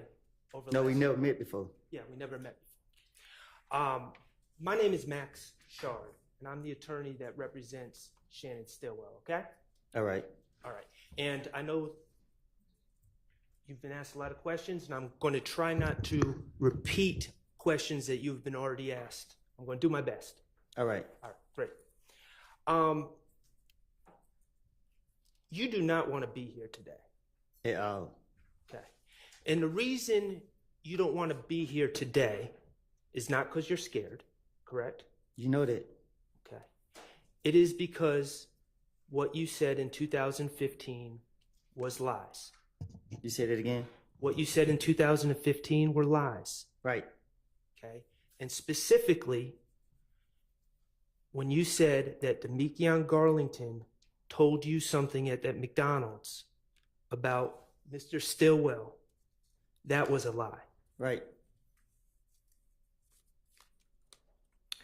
You lied to get out of trouble. Right. You lied as part of your finesse to the police. Right. You've testified that if the police mentioned anyone, you were going to come up with a story about them to get yourself out of trouble. As y'all seen. And the police mentioned Jeffery Williams. Right. They called him a big fish. Right. And you lied on Jeffery Williams. Right. Okay. Mr. Copeland, I'm going to ask you, do you still have that listening device? Huh? Do you still have the listening device? What's that? The earbuds. Oh, they right here. Yes. Okay. I'm going to play a clip for you, okay? Mr. Kokomo, could you play what has been marked DS230?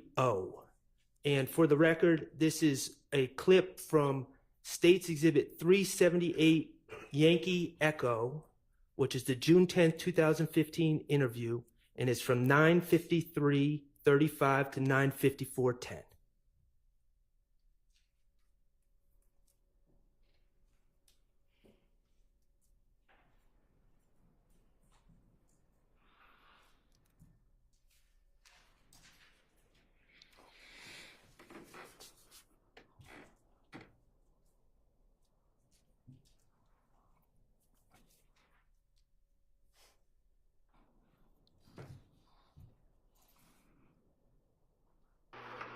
How long you been doing Shannon? Long as through as hell? Okay. You've been doing Shannon a good part of your teenage adult life, correct? Y'all. Mr. Copeland, is it not playing on your... It just popped up. Okay. Could you start it all over again for Mr. Copeland?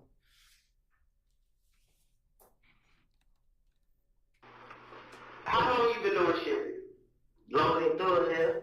Okay. You've been doing Shannon a good part of your teenage adult life, correct? Y'all basically grew up together, right? Went to school together. Y'all like brother. You, Demikion, and Shannon. That's from what I know. Yeah.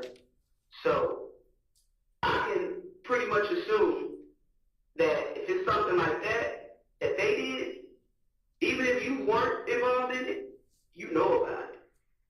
Because I'm telling you, everything kind of keeps coming back to you. You understand? Because Shannon's out there on the streets now. Okay. In that clip, Investigator Gaither is asking you about Shannon, correct? This sound like it. Okay. I can't barely hear it. That's why I took the headphones out. Are they not working? No, it's just like the way the way I can hear, it's not clear enough for me. That's why I had to listen like out loud. Okay, I understand. All right, well, we're going to do our best to work through that, okay? All right. So, regardless, in that clip, I'm going to ask you about that clip, and you can, if you didn't hear it, you didn't hear it. Investigator Gaither tells you that while you're in the interview room with her, Shannon is out on the street. Isn't that correct? I just heard it. Okay. Investigator Gaither says to you, if Shannon's involved in something, you know about it, correct? I didn't hear that. Only thing I heard was just the last part where she said he on the street. Okay. You now realize that the police were saying some things, such as Jeffrey's on a European tour, or Shannon's on the street and you're in here with us, to try to get you to tell on other people, correct? Objection, speculation. Sustained. Is that how you took those statements at the time? I don't get what you're saying. Did you take those statements when Investigator Dennis told you that Jeffrey's on a European tour while you're sitting in the investigator's room, or Shannon's on the street while you're in the interview room? Did you take those statements as invitations to give information on other people? Yeah, that's what they were doing the whole time. He got these big houses and cars, and that's what I think that was Dennis kept saying it all the time. Okay. And these conversations and Investigator Gaither talking about Shannon then, that's not the only time law enforcement talked about Shannon in your interviews, is it?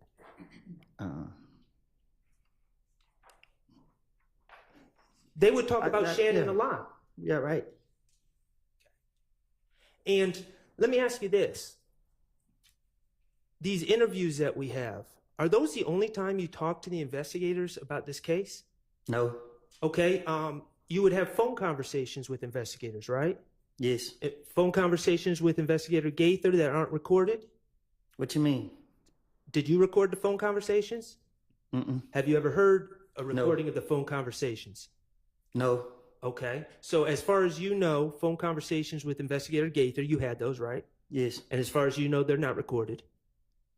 We had conversation that I ain't heard.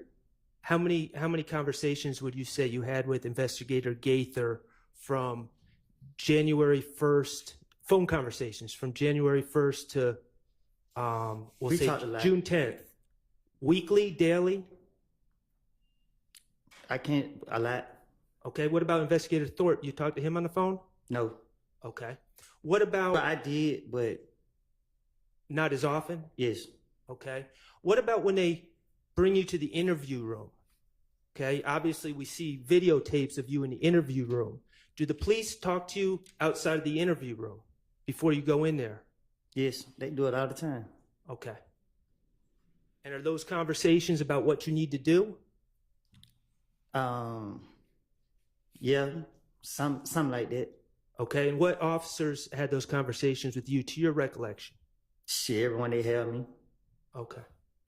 So the bottom line is you said that the state were asking about Jeffrey when Mr. Steele was asking questions, right? Yes. Okay, the reality is the state was also asking about Shannon. Yes.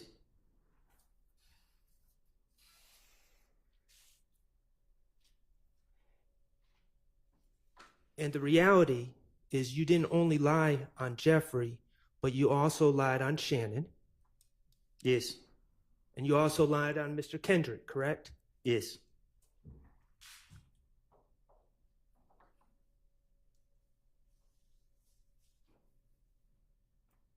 You remember when Attorney Steele showed you that video from the Texaco gas station and asked if you saw Jeffery Williams walking around the Texaco changing cars? Yes. Okay, I'm not going to play that video again. Thank God. Yeah, I don't think you're the only one that's saying that. But when you watched it, you didn't see Shannon changing cars at that Texaco either, did you? No.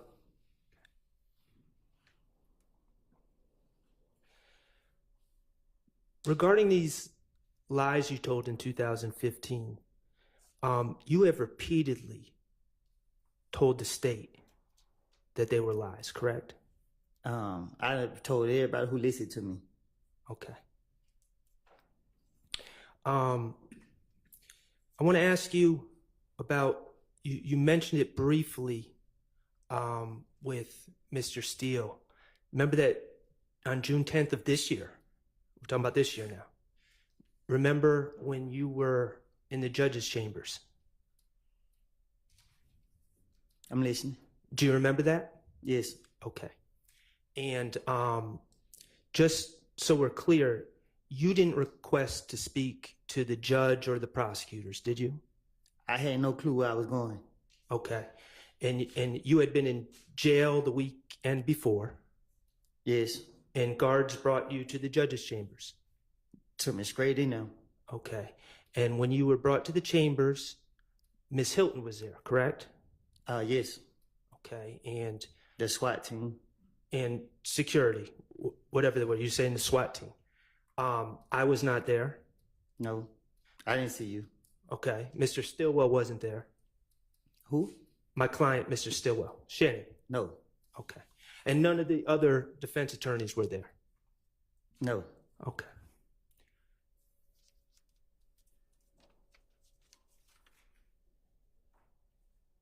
I want to ask you about some things that were said in that interview. Now, you're aware there was in that meeting on June 10th, okay? Now, you're aware that there's a transcript, correct? I heard. Okay. Have you seen the transcript? It was sent to me, but I didn't never look at it. If I ask you about things that were said in the meeting, would looking at a transcript help? I guess. Okay. Your Honor, Yes. may I approach with what's been marked as DS-33, which is the transcript from the June 10th, 2020? Yeah, but I mean, ask him about it first.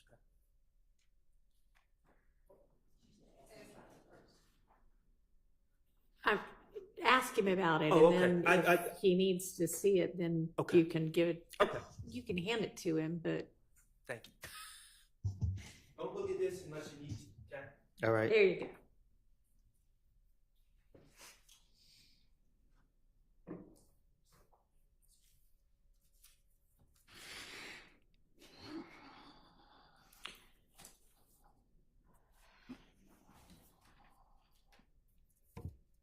Mr. Copeland, in that meeting in the judge's chambers, did you tell Ms. Hilton that you've never been truthful in your life?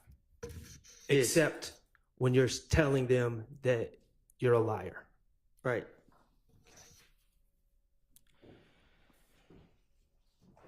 In that meeting, did you tell Ms. Hilton that, I won't get the quote,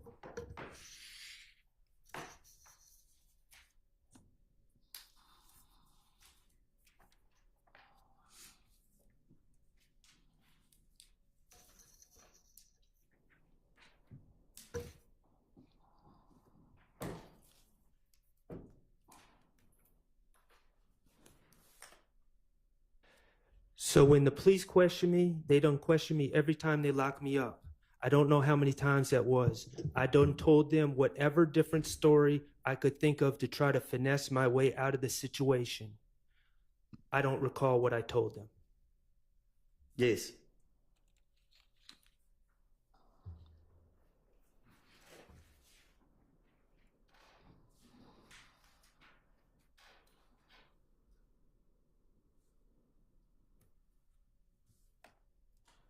Did Miss Hilton tell you when talking about lying? But if I know that you are lying about that, I do not intend to do that. If I know that right now he's lying, I know he's lying, I'm not going to charge you because I don't know your reason for doing that. Did she tell me that? Yes. Yes.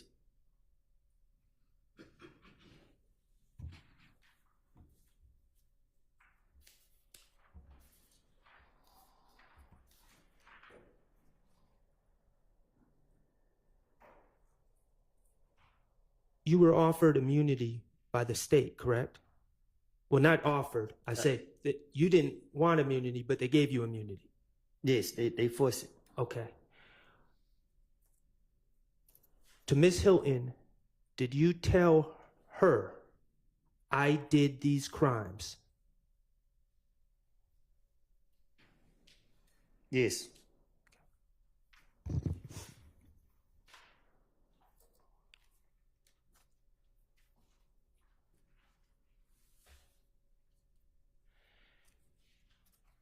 And they have insisted that you testify, correct? Yes. They have told you it's okay if you say, I don't recall, when asked about your prior statements, correct? Huh? They told you you can say, well, let me back up. In preparation, the state's met with you several times in June of 2024, right? I don't know what you're asking me. Okay. Take yourself back to June 2024, okay?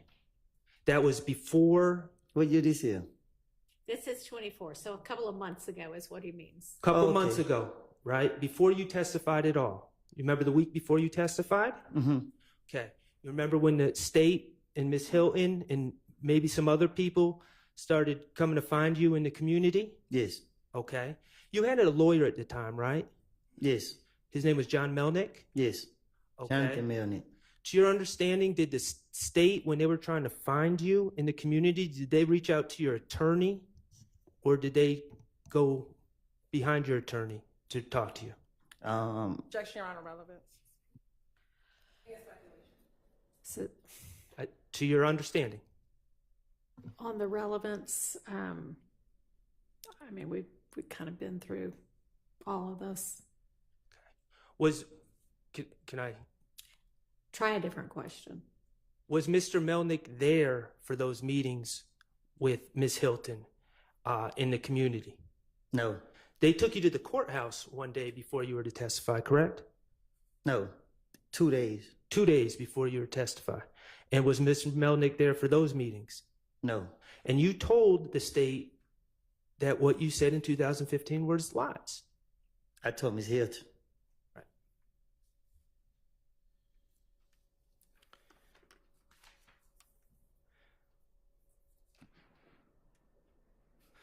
Okay. I'm going to change subjects, okay? Now, I'm not going to ask anything too personal, but I'm going to ask a little bit about your life, okay? Is that okay with you? No. All right. Let me ask you this. At some point in your life, you lived in Mechanicsville. Mm-hmm. Yes. Okay. And as I understand it,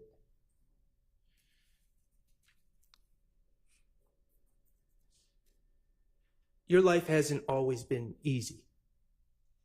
My life ain't never been easy. Okay. Your life has never been easy.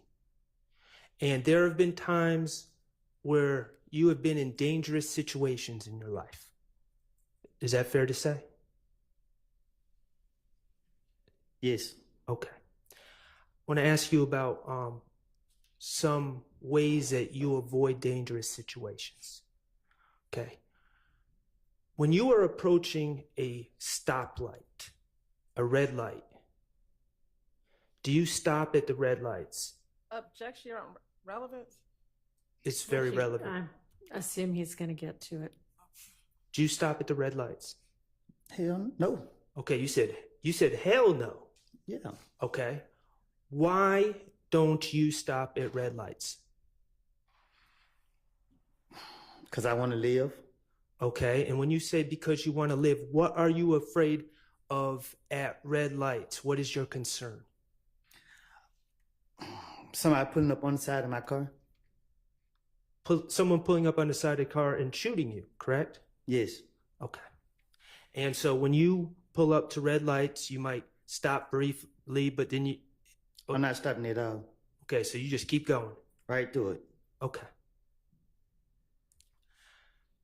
I appreciate you telling us that information. And is that during the day and night? It's doing any red light. Okay.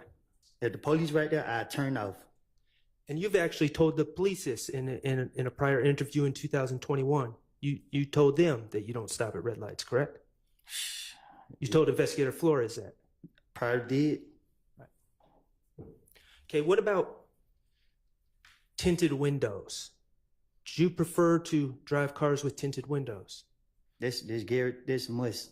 That's a must. Why is that a must? So people don't know I'm in that car. Why don't you want people to know you're in that car? Because they like to shoot at cars. Okay. So is that a form of self-preservation? Riding around in cars with tinted windows only? You better. Okay. And let me ask you this. With the red lights, are you the only one that does this, or are there other people in your in Mechanicsville or in other areas that do that as well, to your knowledge? Speculation and relevance. Well, he said to your knowledge. I think I'm To your going to allow knowledge. it. Most of the people I know run lights. Run lights. Okay. What about the tinted windows? Even my sister and them got tinted windows. Okay. Finally, I want to ask you about wearing a mask. And when I say a mask, I don't know what to call it. So maybe if you can educate me and the jurors. Talking about a cloth mask with a hole right here. Mm-hmm. Okay. What do you call that type of mask? Shit, different stuff. I call it a mask. Some people call it a shiesty. They just got different names to it. Okay, I'm just going to call it a mask, but to be clear, we're talking about the same things. And you've worn those masks before, correct? Yes. Okay.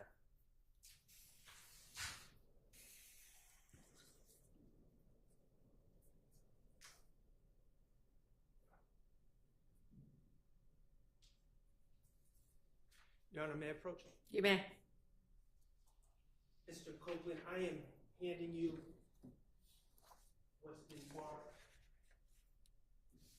DS29A and DS29B. Okay, are those pictures of you? Look like it. Okay, and are those pictures of you? You're not doing anything illegal in those pictures, correct? No. Okay. I mean, correct. Correct. I'm not doing that illegal. Right. You are wearing those masks I talk about in those pictures, correct? Right. Okay. Mr. Kokomo, could you publish 29A and... They're not admitted yet. Oh, I'm sorry. Your Honor, I move to admit DS 29A and 29B.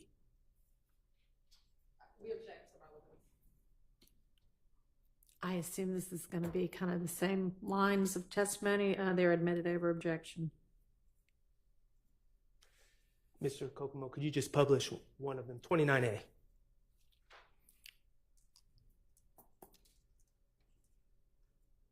Okay.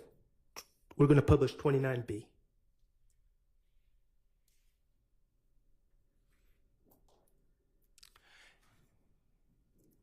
Okay, now, Mr. Copeland, on your screen, that's the type of mask we're talking about, and I just want the jurors to be able to know what we're talking about.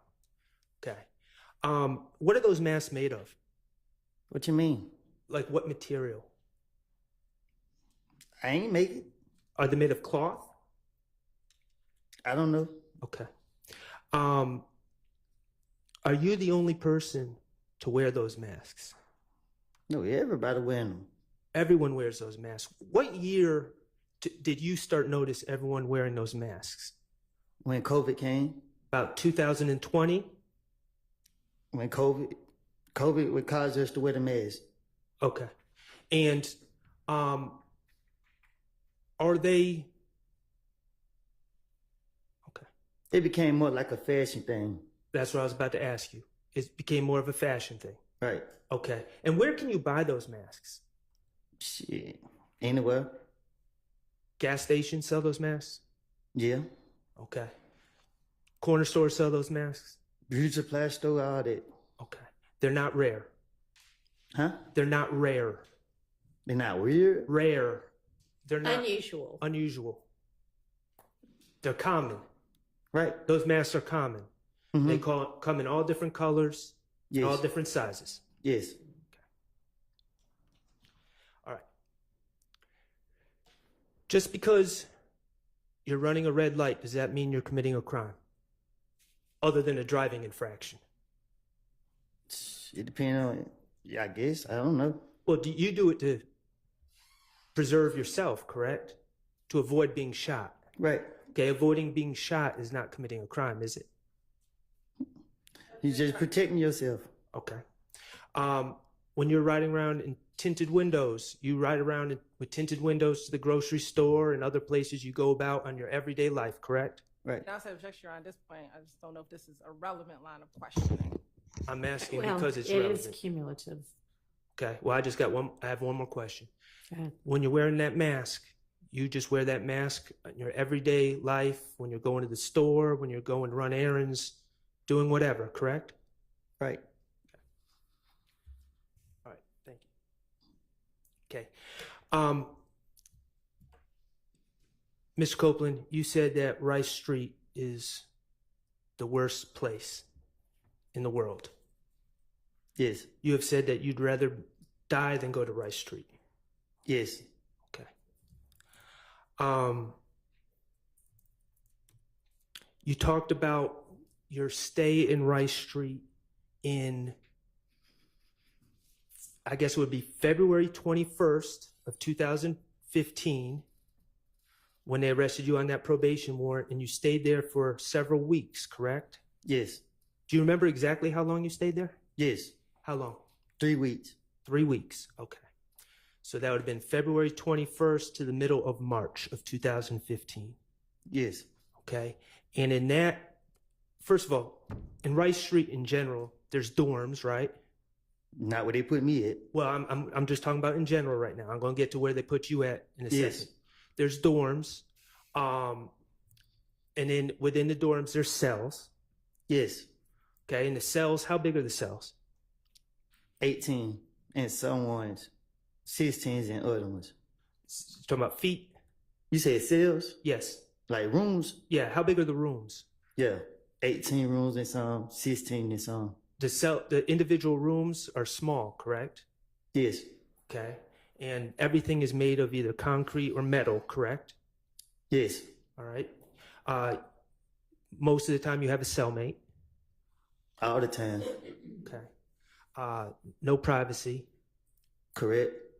Showers in common areas. Correct. Toilets. You don't get a special room to use the bathroom. Right. Okay. It's filthy. You talked about feces. All the time. When you on the ground, on the walls, things like that? Yes. Okay. Standing water in the showers? Who? Standing water. We call it nut juice. What do you call it? Nut juice. Okay. All right, Mr. Shard, let's get on. We're painting the picture. Let's get on with what you want to ask. Okay. The filth in Rice Street. To avoid that filth, you would be willing to tell lies, correct? Correct. All right. Let's talk about the danger of Rice Street.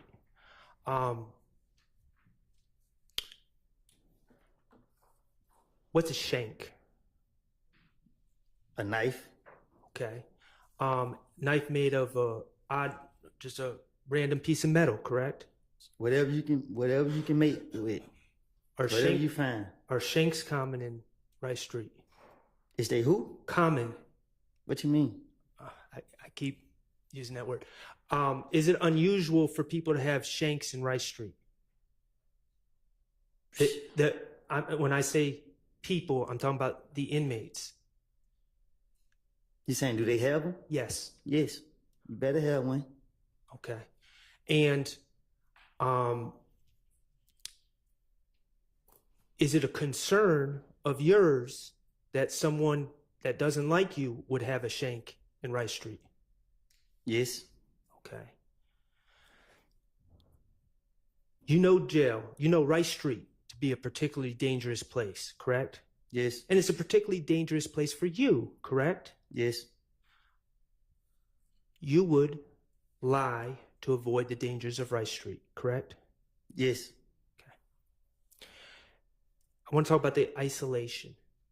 Okay. In February of 2015, you were arrested, and let's be clear, you feel it was a bogus probation warrant, correct? It was. Right. You were on probation and they accused you of not completing your community service.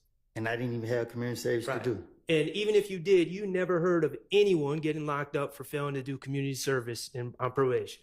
I even called my probation officer and she said she didn't do it. Right. I understand. And so when they locked you up in February of 2015, they put you in isolation, correct? That's what you want to call it. Well, you said, I think the way you described it was the medical unit. There was sick people. It was disgusting. People were talking to themselves. Yes. People were doing worse stuff than that, eating their stuff. Okay.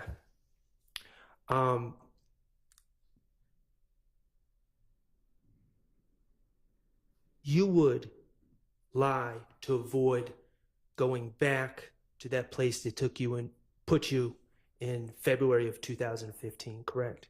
You talking about now? No, I'm talking about on June 10th of 2015. You would have lied to avoid going right back to where they had you 3 months earlier. Right. Okay.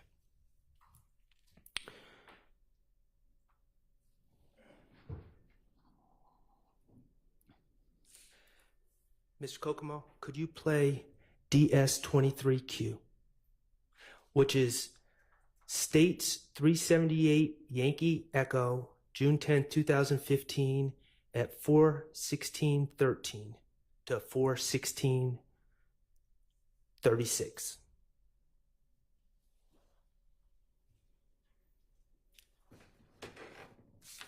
Do I need to listen to it? I would appreciate it if you did. Thank you.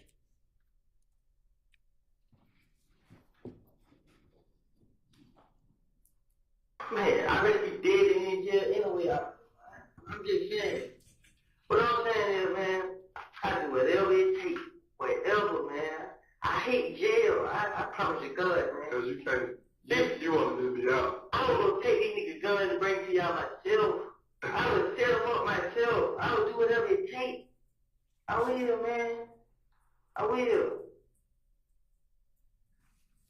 Ms. Copeland, that was you and Investigator Dennis on June 10th, 2015, correct? Yes. Okay. And you told Investigator Dennis that you'd rather be dead than be sent back to jail. Still will. Okay. And you said you will do anything to stay out of jail. This is what he said. And do anything includes lying on others, correct? Yes. All right. Mr. Copeland, we're going to change the subject a little bit. I want to talk to you about some of these statements you made to the police, okay? In 2015. All right. And let me just ask you, you know, you said, I don't recall a lot when the police, when the Ms. Hilton asked you about things that you said in your statements in 2015, right? Yes. Okay, and that was 9 years ago? About? I guess. Okay. In these meetings that the DA's office or Ms. Hilton or whomever had with you in June of 2024, prior to you testifying, did anyone offer to play those statements to you to remind you of what you said? No. Did anyone give you a transcript of what you said in those statements so you could review them before testifying? No. They just told you, if you don't remember, just say, I don't recall, correct? Yes. The reality is they just wanted to play those statements. That's why they wanted you here today, correct? Objection or speculation. Sustained. Okay. Let's talk about January 11th, 2015, okay? That was in the early morning hours of January 11th, 2015, right? What? You met with Detective Thorpe. Oh, yes. Early morning hours of January 11th, 2015. Okay. And you've stated you went to that meeting. You went voluntarily to clear your name, correct? Yes. Okay. And you met with Detective Thorpe at the police headquarters, correct? Yes. You knew Detective Thorpe to be the lead investigator on the Donovan Thomas case. That's what he told you. I can't remember. Okay. Certainly, he asked you questions about the Donovan Thomas case, correct? Yes. Okay. And let's just talk about the timing of this meeting.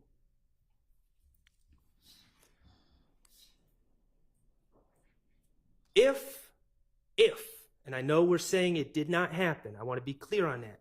If Demekion had told you something at the McDonald's, right? Listen.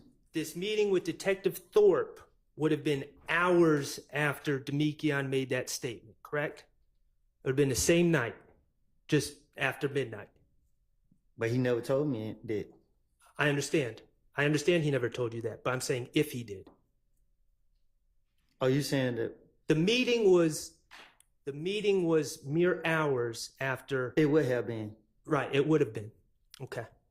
And Detective Thorpe asked you about the Donovan Thomas shooting, correct? That's what his purpose of calling me down now. And you showed up, and you went through your movements that day, correct? Yes. Your movements from January 10th, 2015. I think I did. He asked me where I been. That's what you asked me? Right.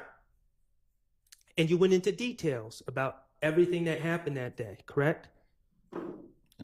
I guess. Okay. That meeting on January 11th, 2015,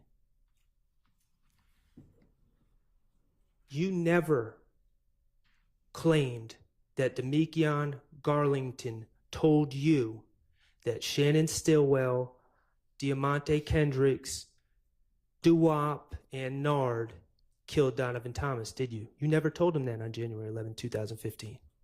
No, I didn't. Okay. And the reason you didn't tell him that is because you hadn't made up that lie yet, correct? Right. Okay. Let's talk about January 28th, 2015. That was your second recorded statement. And I understand what you've testified to. There may have been phone calls and all sorts of other communications in between there with police. But January 28th, 2015 was your second recorded statement. Okay. You met with Investigator Dennis, Investigator Gaither, and Detective Thorpe on January 28th, 2015, correct? I don't know the date, but yes. Okay. And they certainly asked you about the Donovan Thomas shooting, correct? I don't remember what they asked me. Okay, well, I'm going to play a clip, but you would agree that January 28th, 2015 would have been 18 days after, if Demekion Garlington had told you that information, it would have been 18 days later, this statement. I guess. I don't keep up with time. Okay, 28 minus 10 is 18, so 18 days between January 10th, 2015 and January 28th, 2015. You with me? All right. All right, cool. Mr. Kokomo, could you play DS-20A, which is States 378 Yankee Beta from 7/22/37 to 7/24/40? Yeah, what do you think, killed that? Okay. You're prime suspect, but move yourself out there. Okay, did you hear Investigator Dennis ask you, who do you think killed Nutt? Yes. Okay, go ahead.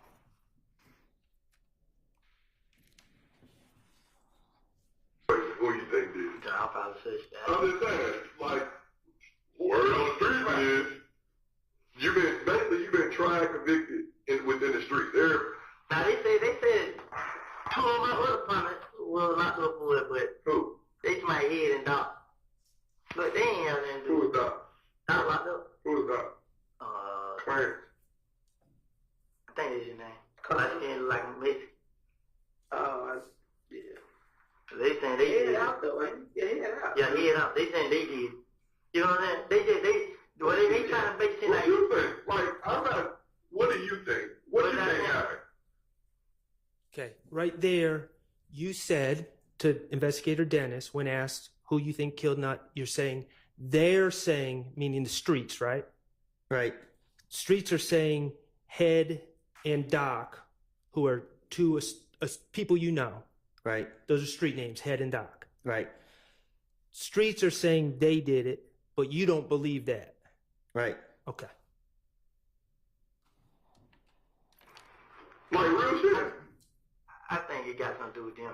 I think they did something. They got another beef somewhere else. Cause I been hearing stories like Nutt supposed to ran off on somebody with some. You know what I'm saying? But when you said, I think it had something to do with them, you were referring to If Gang, correct? Yes. Okay. And I paused in the middle. I probably shouldn't have, but you started talking about the rumor was Nutt ran off with something. That's what I said. Okay. And something would be narcotics. Yes. Okay. It's on the coast. Right. I'm reason on him because I'm with Doug and Birdman. Right. And he come back to them. Right. So Nutt's supposed to ran off on somebody with some and some jury. I don't know if they didn't say what it was. It's like he's supposed to ran off on them with something. And Rich Homie Corn supposed to give him $50,000 to meet a new plug. Like Rich Homie Corn told him this out his mouth. Yeah. Then Rich Homie Corn like he got $25,000 to have Tate killed. It's like from the picture you just showed me? Nah, Tate who just got shot the other night. Oh, in the car over there. Okay. He had 25.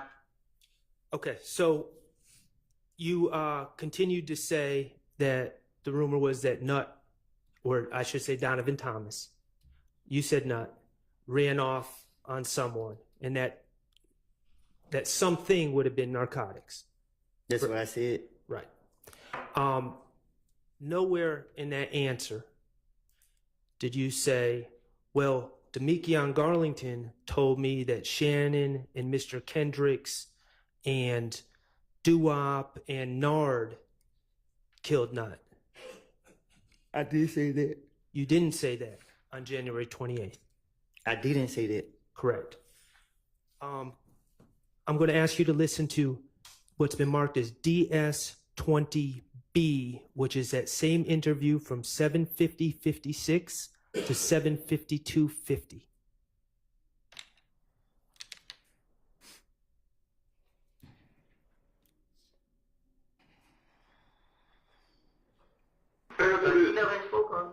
Why was people saying Birdman had something to do with all this? Because that's what they gonna do. They gonna do what they, like, I realize it. You know what I'm saying? They say they bagging me up. It might be, but they paying for it. So. They financing it. Yeah, that's what they saying. So I just like, man, whatever. What about Nut stole his watch? Stole what? Birdman watch. I doubt it. So when you go in Birdman's house, you're not gonna go in their room. That's Shannon calling right there. But, like, every time you're in the Birdman house, you go in the living room, don't nobody go in his room. What about Kels and Greedy stealing the watch, stealing from the phone? Never heard anything back. What about Kel knocking off Nut? Doubt it. No. I ain't gonna say I doubt it, I heard that. I'm gonna say I doubt it. I don't know. Because when him and Thug, like, he was just like, well, call Nut. I'm gonna tell Nut about this. Like his big homie. Yeah. Like the big brother, like I'm telling like the boss. Yeah, like he just like I gotta tell Nut what he need to say. I was looking at him like, why you gotta tell Nut? But I ain't never seen that, but right here. What about Thug knocking off Nut?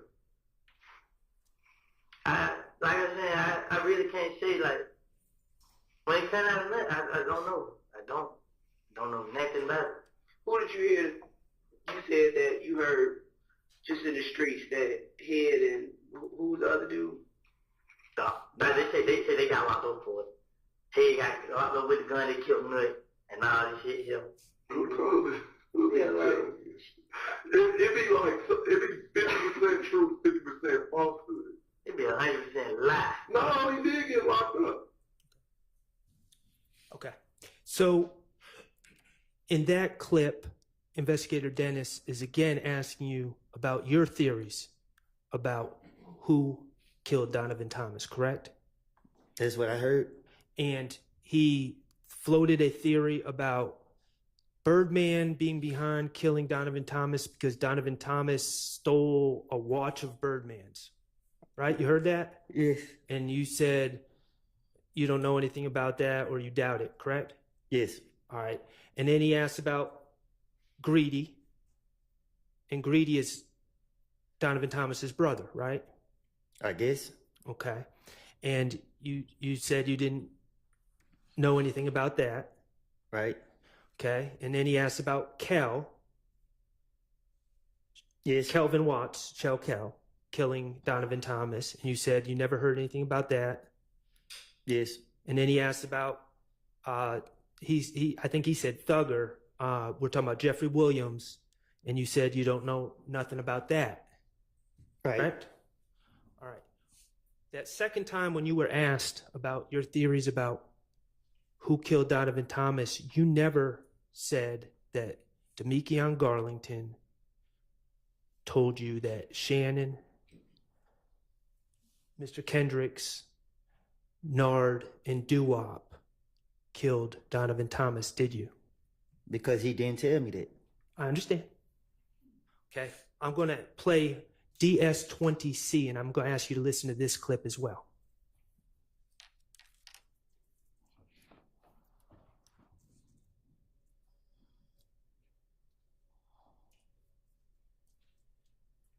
My girl, she get a lot of information from her friends. She got a lot of friends, so they be around me. Luchinell was talking at the studio, and it was a girl in there, they missed one of them, and she my girlfriend. And she said that they nobody can do that. You know what I'm saying? They was all like Kill and K robbed somebody. You know what I'm saying? Kill and who? K. Who was K? I sent you a picture of that too then. I think I sent it to the other too. They had a chop on in the picture. Oh, yeah. And the gym was in the car. Yeah, them two robbed somebody. And they supposed to came back. This was they talk about the studio. You know what I'm saying? They just put my name on it. They covered me up. Make it seem like they ain't got beef in the streets, whatever. Yeah. And then it's like, she be like, they know what they do it. You know what I'm saying? But they gonna keep playing on him. And she be like, K, when the nut got killed, K first one called everybody like, we killed Nut. Tell the mom that we did. He the first one started my name. And they like, K went along with it. So they had Jerry Ross, then they did, like Nut died, then they started. That same day? I don't know when. They like, they just Ross, and Nick's supposed to come back for them. You know what I'm saying? Like, Kill Rock Fly. He robbed one of them. So, in that clip, Mr. Copeland, again, you were asked about your understanding or what you've heard about who killed Donovan Thomas, correct? Right. And you said that you said that your girlfriend or a female friend of yours was at the studio and she was told that Kel and Kay had robbed somebody. That's what I said? Yes. Yes. Okay.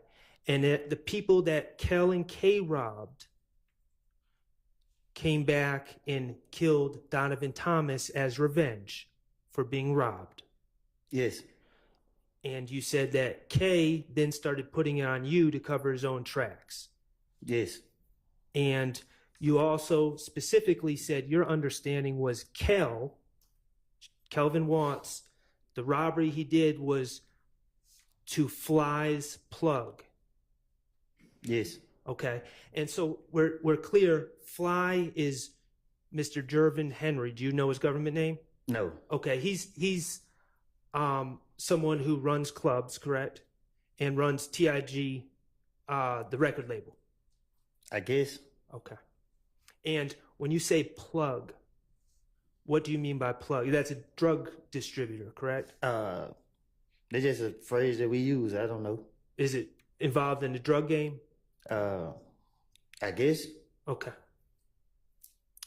The bottom line is you gave, on that third clip, you gave some more information about things you heard, but you never said, detectives, let me tell you, Demekion Garlington told me that Shannon, Mr. Kendricks, Doo-Wop, and Nard killed Nut.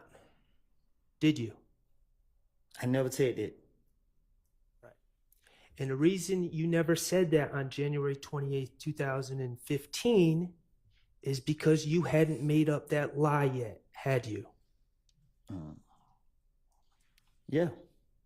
Yeah, you had, or no, you hadn't? I haven't.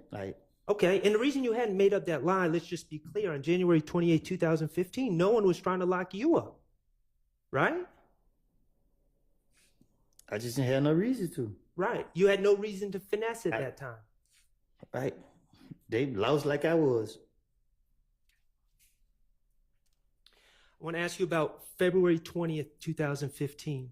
On that date, you met with Investigator Curry, correct? And let me just, I think his name is Curry, it might be Kerr, but it was the investigator about those people shooting at you while you were holding your baby. Remember that? Yes. And you remember that investigator? I remember, I didn't know no name, but yeah. Okay. And that would have been 40 days if Demekion Garlington had in fact told you that my client and others were responsible for Donovan Thomas's death. That would have been 40 days after you received that information, if that had occurred, right? I don't get it. Okay. It would have been a little bit over a month. February 20th, 2015 is a little bit over a month from January 10th, 2015, correct? Gotcha. Yes. Okay. And you were asked, In that interview about the Donovan Thomas situation, right? Yes. Okay. I don't remember. I don't know. All right. I can't.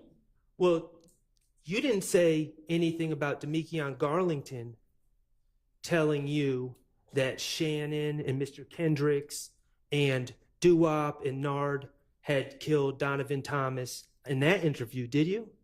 No. And the reason is because you hadn't made up the lie yet, right? Right. February 21st, Detective Gaither and Detective Thorpe had you in there. And they were arresting you for that bogus probation warrant, right? Yes. And you knew it was bogus. You didn't think that it was actually going to stick, did you? Right. They asked you about the Donovan Thomas case. And this would have been 41 days after Demekion supposedly gave you that information, right? Right. And you never told them that Demekion Garlington told you that Shannon, Mr. Kendricks, Doo-Wop, and Nard killed Nutt, did you? Right.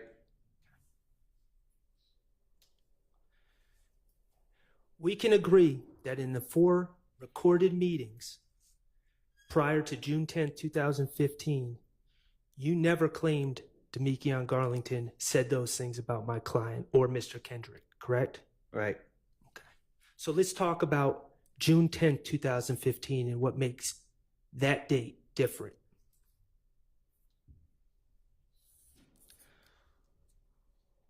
On June 10th, 2015, okay, we're going to that interview. You with me? Yes. All right, appreciate you.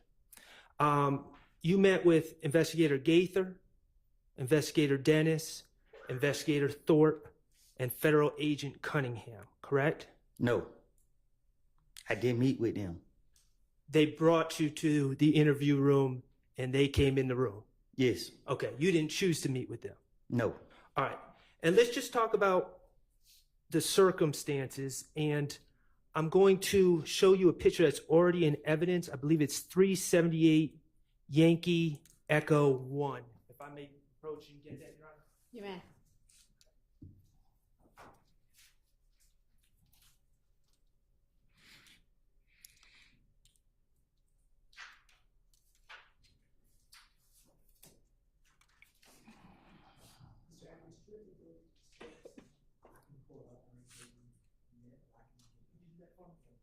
Shaq, you don't have it.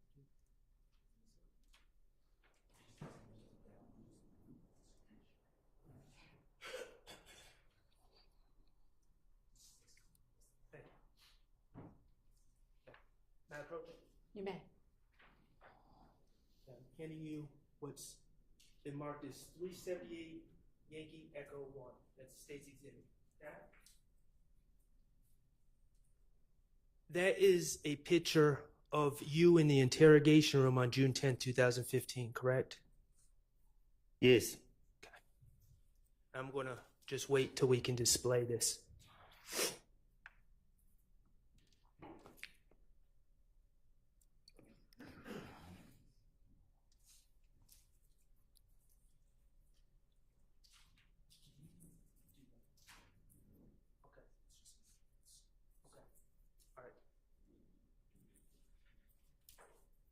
Can you display it? Oh, actually, don't.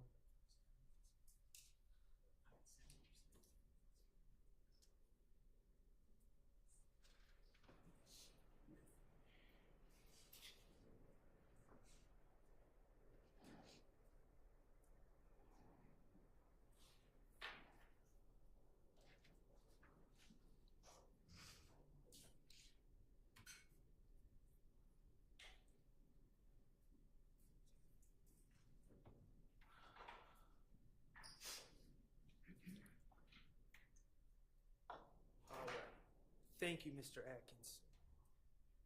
All right. Mr. Copeland, when you go to jail, you wear a blue jail outfit that's given to you by the Fulton County Sheriff Department, correct? Yes. Okay, and it says Fulton County Jail or Fulton County inmate on the shirt and the pants, correct? Yes. You absolutely hate wearing that blue outfit, correct? Without a doubt. Okay. In this picture, you are not wearing one of those blue outfits. You're wearing street clothes, correct? Right. Okay, but let's just be clear. In that picture on June 10, 2015, when you're being interviewed, your hands are shackled together, correct? Yes. You have leg irons on, correct? Yes. And the leg irons are attached to an anchor on the ground so you cannot get up and run, correct? And they're hurting. And they're hurting. And you knew that it was only, unless something drastic happened, it was only a matter of hours before you were going to have a blue Fulton County jumpsuit on, correct? Yes.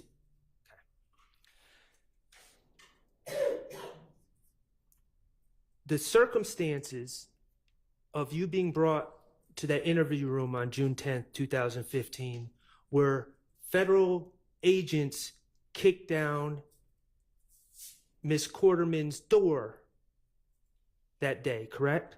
Yes.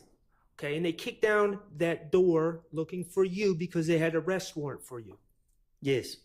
They had an arrest warrant for you for the April 28th, 2015 possession of a firearm incident at the Dunbar Rec Center. Yes. Okay. And while in the apartment, they saw some things, correct? Yes. And they went and got a search warrant. I don't know. You're not sure if they got a search warrant? Okay. The bottom line is they searched your apartment. They did. Okay, and they found a Smith & Wesson handgun in the kitchen of that apartment, correct? They found a gun, I don't know what kind. Okay. Was it a handgun? I never saw it. Okay. They also found a stolen laptop computer in your apartment, correct? That's what they said. All right. They also searched Deshaun's car, correct? No.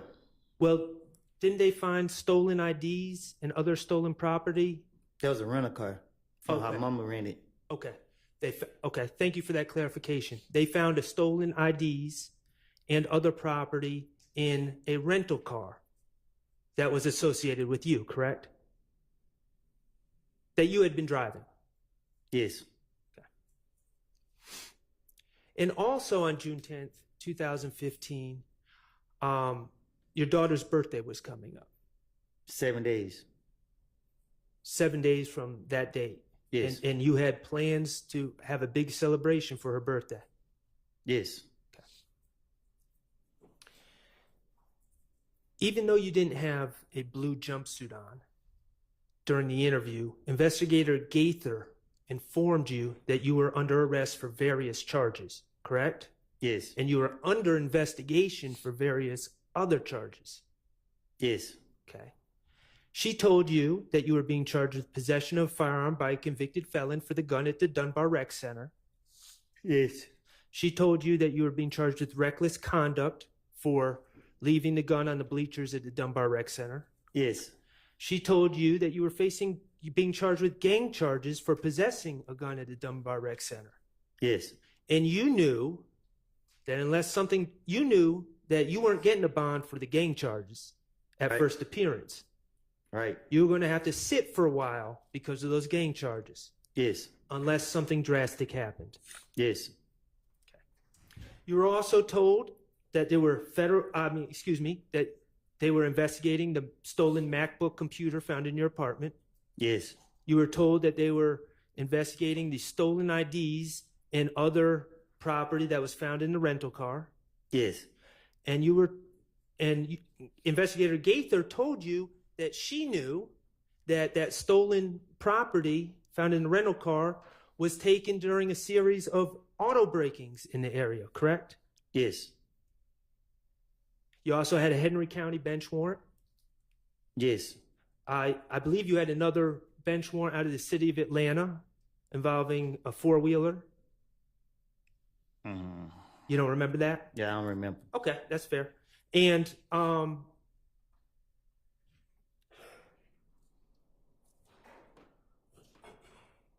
And eventually, Investigator Cunningham also told you that you were facing potentially federal charges. Yes. For the gun that was found in the apartment, correct? Yes. Okay. Investigator Gaither told you it's real now, it's about to be real, right? Yes. What'd you take that to mean? Exactly what she said. She was telling you, the way you took it, it was time to get to talking, correct? Yes. If you wanted to get out anytime soon. Yes. They told you that there was no way around that charge at the Dunbar Rec Center, that it was on video. Yes. That you were dead to rights. Yes. That they had all the control in the situation, correct? Yes. I think it's an open and shut case. And let's be clear. Even though you don't have that jail uniform on in this picture, you were thinking about how you just got out of jail 3 months prior. You had just been in jail in that horrible unit with feces and people talking to themselves and people eating whatever they were eating and the isolation. And you were thinking about that on June 10th, 2015, correct? Yes.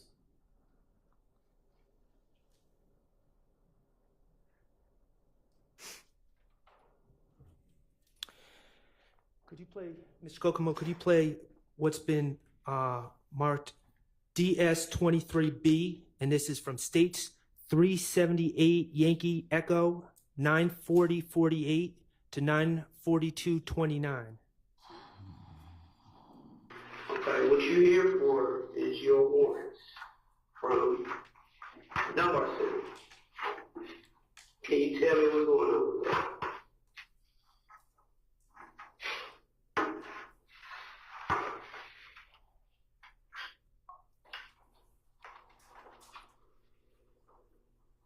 Can you tell me what's going on with that? With that weapon? How'd you get it? Number one. Because I got a version of how you got it, but I want to hear from you. How'd you get that gun? How did you get it? I got it. Because you had it. We got the video, bro. We got the video. So my question is to you, how did you become in possession of that? We ain't really gonna do the back and forth today. I know y'all.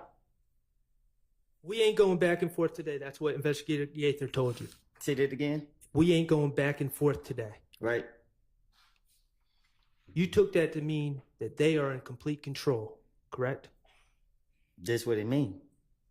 You took that to mean that you needed to tell them what they wanted to know, or you weren't getting out, correct? This is it. That's what I took it as.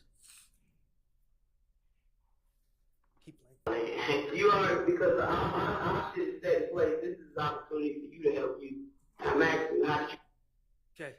You just heard Investigator Gaither say, this is your opportunity for you to help you. Heard that? Yes. You took that to mean that this is your chance to give the state or give the police what they want to help your situation. Nah, this is game time. It's time for me to finish my way. Okay.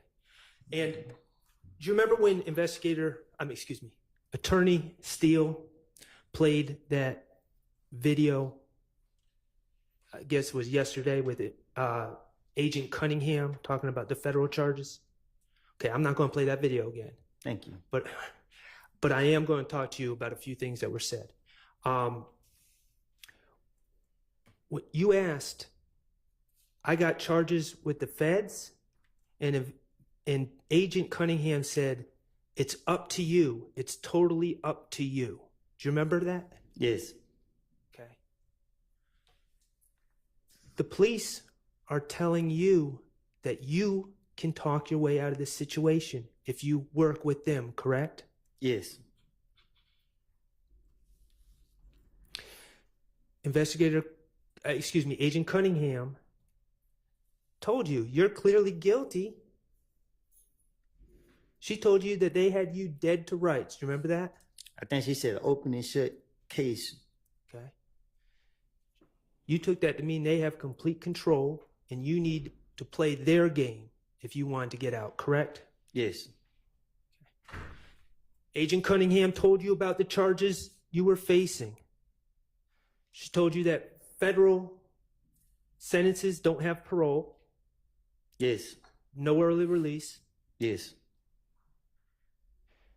She told you that with federal cases, they don't typically let prisoners stay in Atlanta, right? Right. She said that they were typically going to send you to some other state to serve your federal time behind this. Right. You didn't want to be separated. You love your daughter, don't you? With all my heart. You post about your daughter on Instagram and you're proud of your daughter, correct? Yes. And you consider yourself a good father, don't you? I try to be. Okay. And you did not want to be separated from your daughter in some federal prison in another state, did you? Who want to? Understood.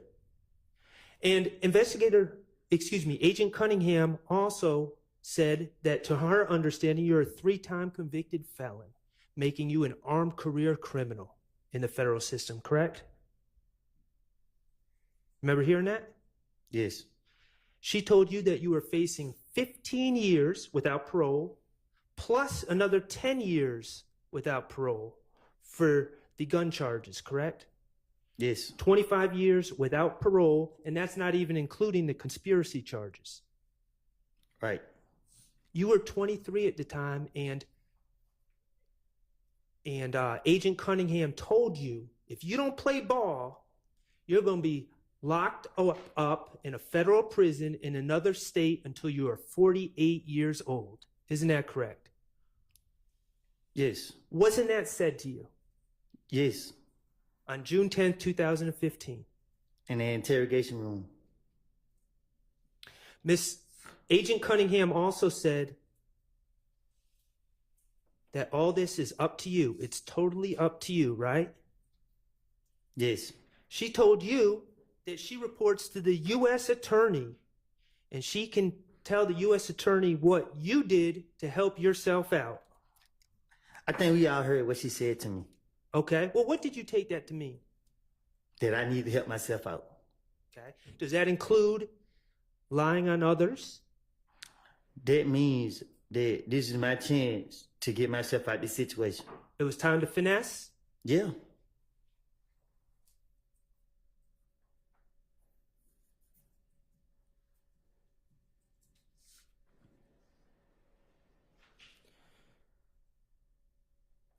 Could you, Mr. Kokomo, could you play 23E?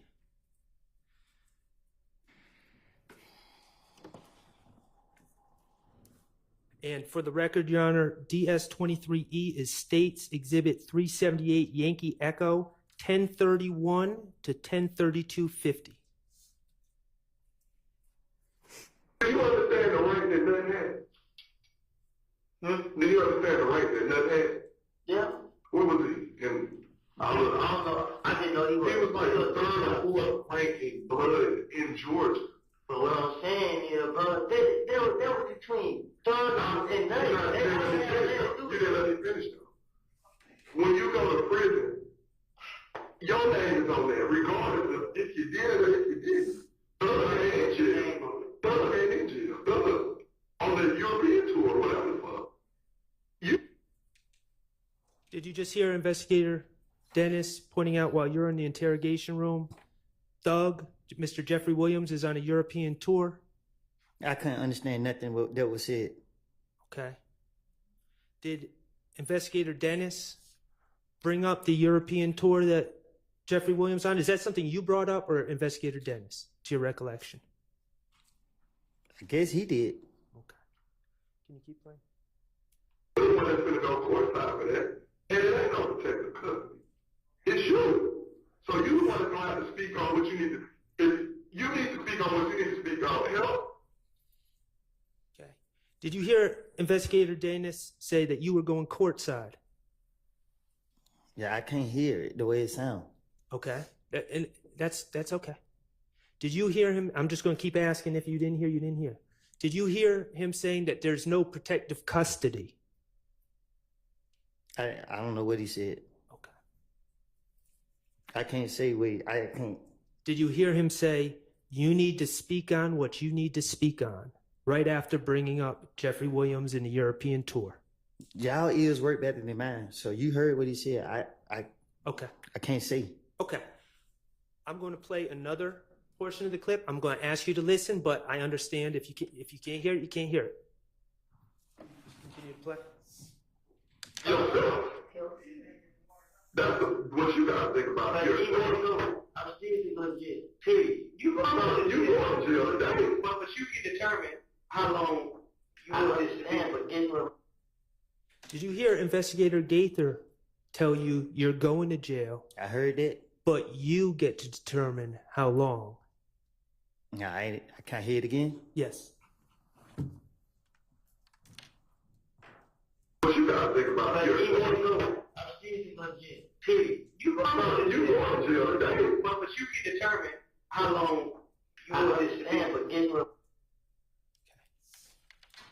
What did you take that to mean when Investigator Gaither says you're going to jail, but you get to determine how long? She gave me hope. And what would you have to do to determine? You wanted to not be in jail at all, but certainly not long, correct? Right. So what did you feel you needed to do?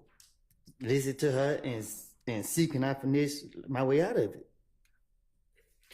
Does that include lying? That's the first thing first.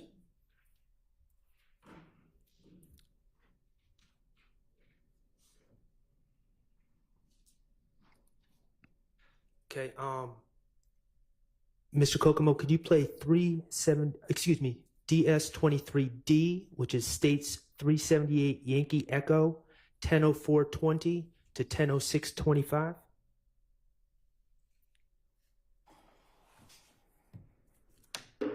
I ain't had no parts like the shooting, none of these. I didn't have no part. I did bad. I didn't even do it for the fame. When they started doing this shit, everybody would call my name because they all, who did it? Then they didn't put my name in these songs. It ain't even me. The way y'all look at me, y'all supposed to be sending them like that. Did you just hear yourself say that people are accusing you of things? Bro, I can't hear nothing in there, bro. Okay, could you play that again, Mr.? I can't hear it. You can play it 1,000 times. Okay, we're going to try it one more time because I think it's important. But Mr. Copeland, if you can't hear it, we'll move on, okay? Y'all ears are better than mine. I understand that. I'm not blaming you. I ain't had no parts like the shooting, none of these.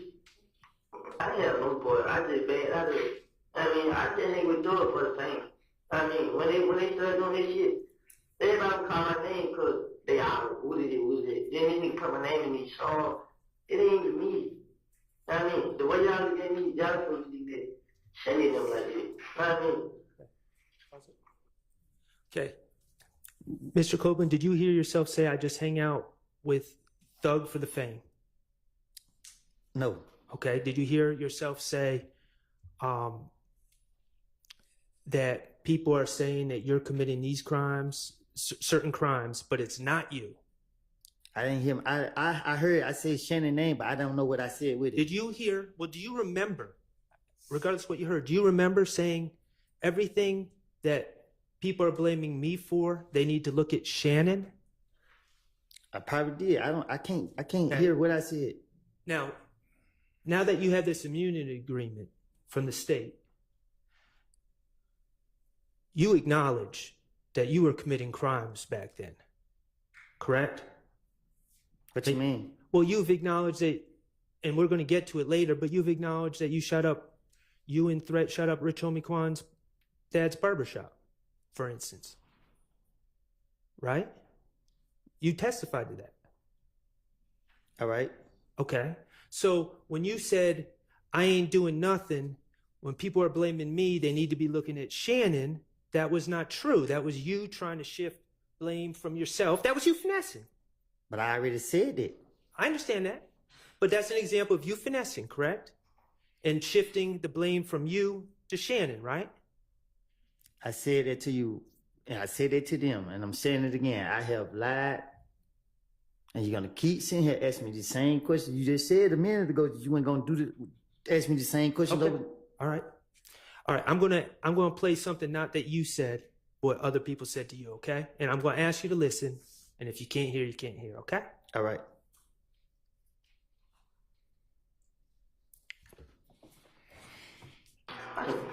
I mean, there's some kids. I plan on taking care of my kids, man. I mean, fuck that, man. I ain't did nothing. I ain't shoot the houses. I ain't shot nobody. I mean, man, only I had a gun because the teller told me, man, I had the right to defend myself. Because the same night I got killed, I came down here. I don't really tell them, but guess what I was just thinking, like, man, these niggas thug got a lot of power, man. Even right now, I'm still thinking about it. Like, shit, man, I just fucked myself up, man. Just worse and worse.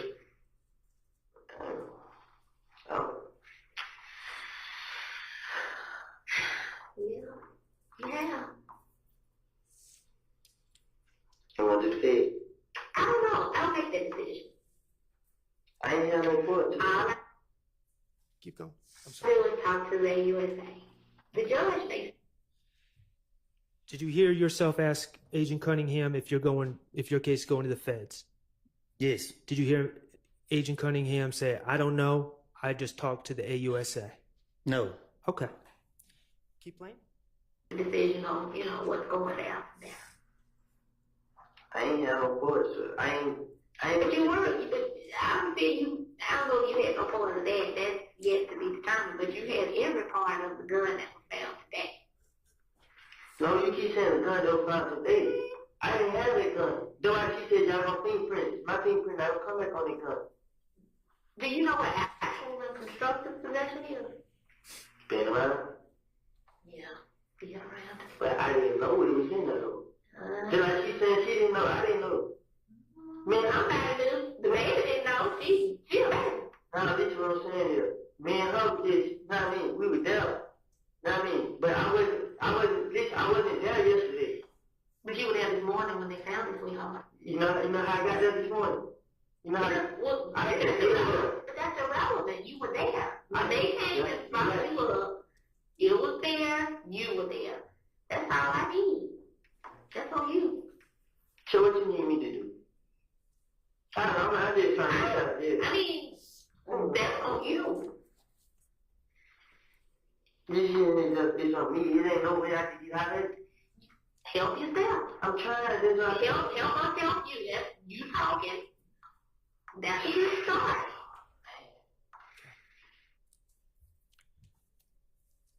Did you hear yourself, Mr. Copeland, ask Agent Cunningham, what do you need me to do? I'm just trying to get out of jail.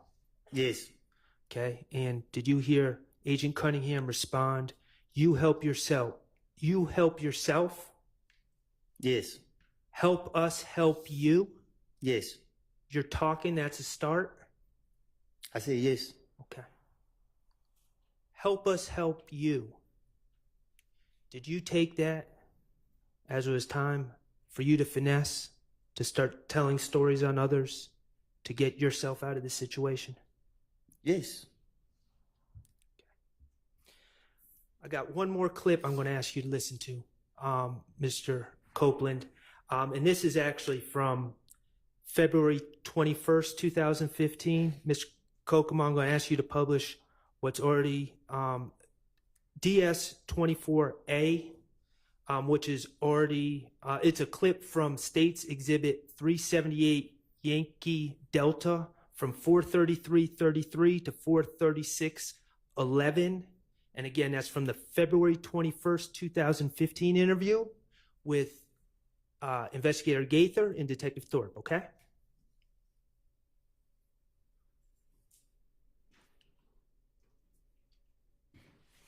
Right mercy on me.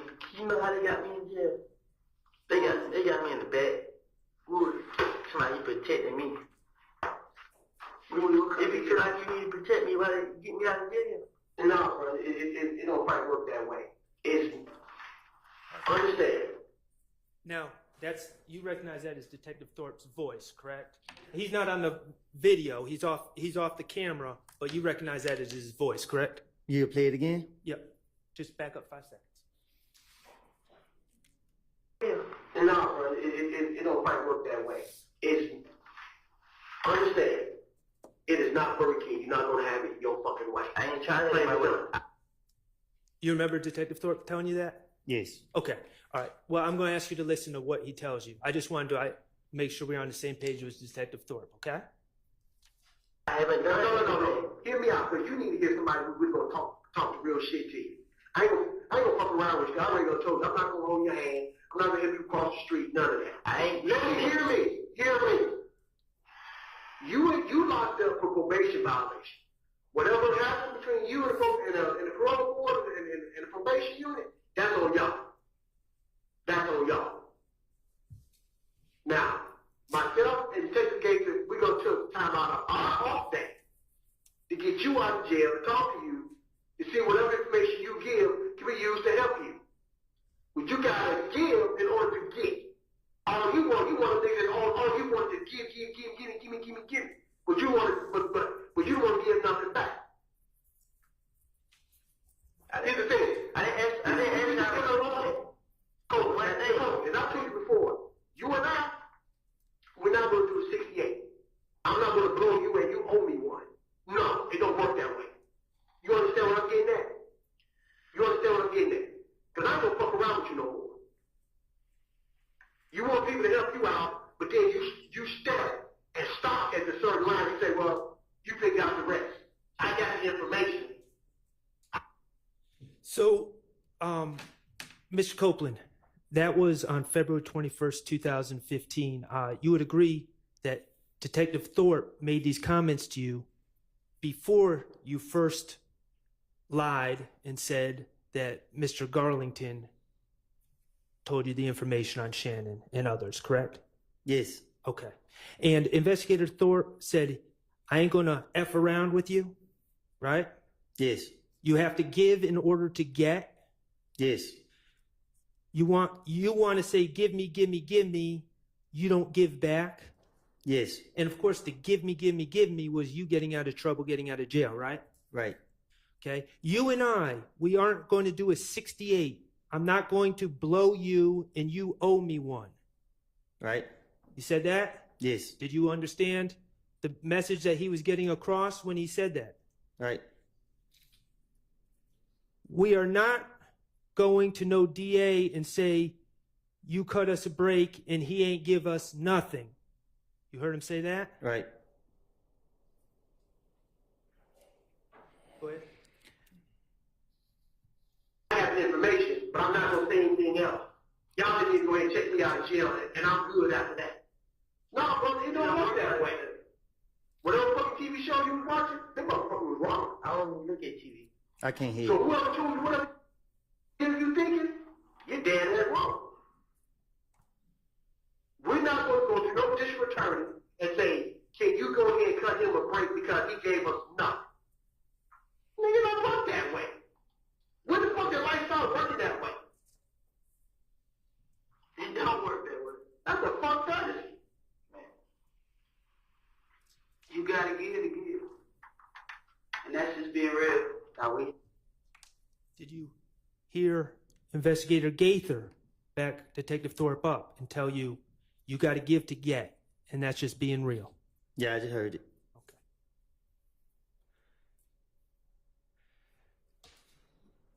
Ms. Copeland, these are just some examples. The reality is the detectives in this case had been encouraging you to tell stories on others to get yourself out of trouble, correct? For the 100th time, I've been telling you that. Okay. You knew how to finesse on your own, right?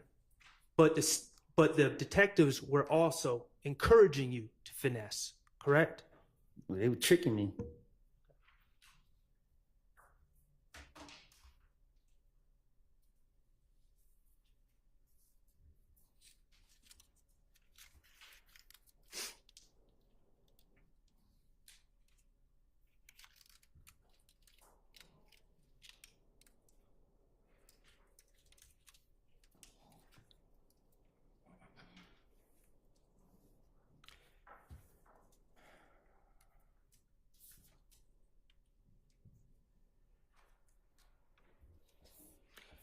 Okay.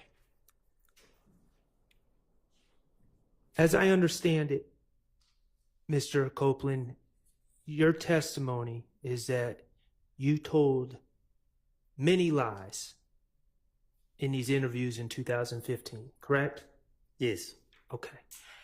I would like to just review with you some of the lies that you told, okay? All right. All right, thank you. First of all, I want to talk to you about the gray infinity. Okay? I'm listening. All right.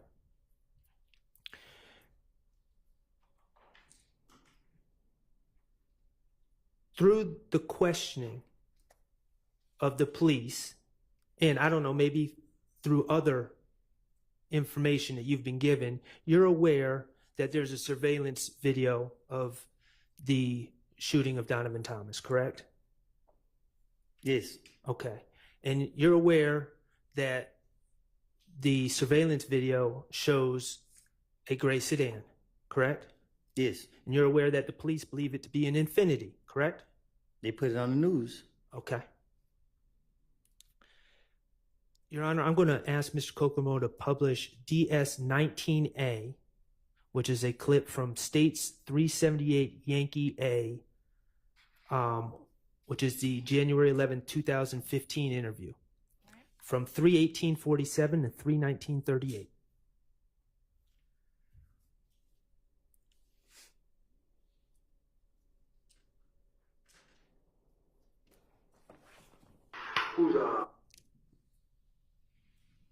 Who's Walter Lee Maddox? Who? Who's Walter Maddox? Hmm? No anything? Did y'all ever rent or own an Infiniti? Infinity. Y'all ever rent one of those cars before? Mm-mm. Have you ever been stopped in an Infiniti before? Have Yeah. Had an accident in an Infiniti? No. A Maxima? Have I ever had a car wreck in? Mm-hmm. No. Let me think. Anytime. I had a car wreck in Pontiac. That was a couple years ago. I ain't had no car wreck. I ain't had no red sleep. I ain't have none of it. Okay, this is the same night that Donovan Thomas was shot and killed, correct? Can you say it again? This is the same night, this interview was the same night that Donovan Thomas was shot and killed, correct? I guess. Okay. And Detective Thorpe, you heard him. He asked if you've ever owned or rented an Infiniti, correct? That's what he said. And you said no. Right? Right. He asked if you ever wrecked an Infiniti. Right? Right. And you said no. Right. Okay. I'm going to publish, Your Honor, with your permission, DS-19B, which is a clip from the same interview on 378 Yankee Alpha, States Exhibit 378 Yankee Alpha, from 3/20/28 to 3/20/48. It's just 20 seconds. This is a video? Yes. 3/20/28 to 3/20/48. Y'all ever had a Infiniti Gray? It's not playing. Gray? Y'all ever? Is it up now? No. Okay. Could you start it over? Y'all ever had a Infiniti Gray? A gray Infiniti Q45 before? A truck? No. A car? Yeah. Not I know of. I actually, but maybe his car. Maybe a red car he had rented or something like that. That's cool. That's cool. Okay. In that clip, again, Detective Thorpe asked you about whether you ever had a gray Infiniti, correct? Right. And you said, not that I know of. Right. Okay. Those were your statements on January 11, 2015, hours after Donovan Thomas was shot, correct? Right. Okay. I want to talk to you about the reality. The reality is that you asked Jeffery Williams to rent you a gray Infiniti, correct? I'm listening. Or I should say, you asked him to rent you a car, and it ended up being a gray Infiniti, correct? I'm listening. Okay. The reality is that on the night of June 9th, going into the morning of June 10th, the same day that Donovan Thomas was shot, you were driving that Infiniti on the highway, correct?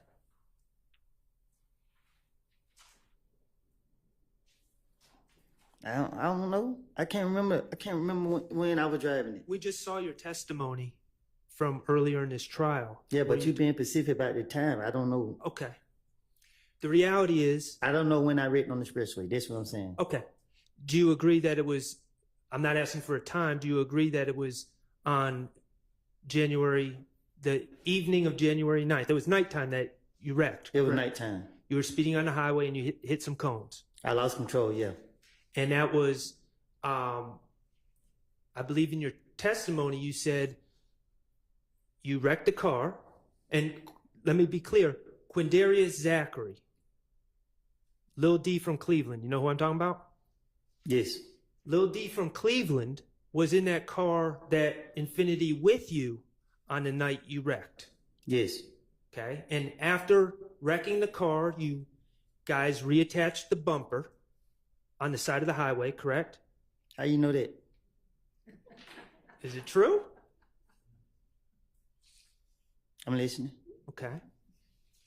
And after you reattached the bumper, that's when you went and pulled up on threat Trevante Turner at a music studio somewhere around Northside Drive, I believe is what you said.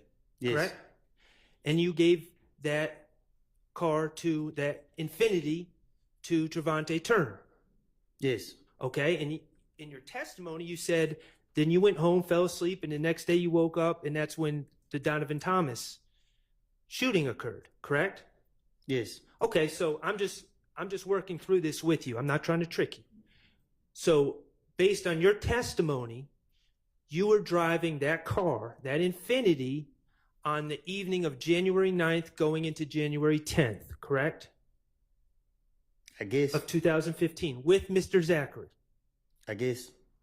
And you gave that Infiniti to your good friend, Threat, in the early morning hours of January 10th, 2015, correct? I gave it to him at nighttime. It was dark. Okay.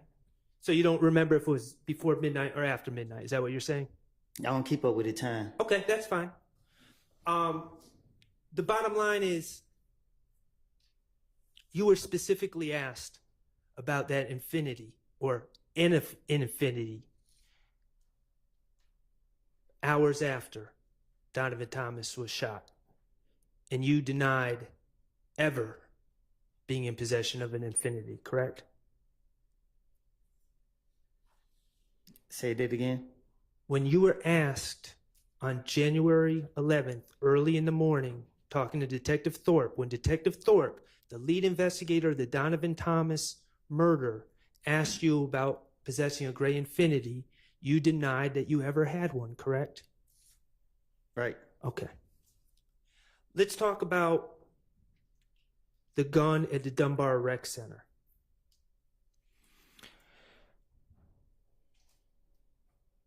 As I understand your testimony, or as I understand your statements, let me back up. I'm sorry.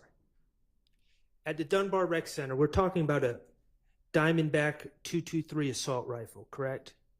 Mm-hmm. Yes. Okay, so we're not talking about a handgun. We're talking about a semi-automatic machine gun? Is that a fair assessment? A chopper. A chopper. Okay. And in your statements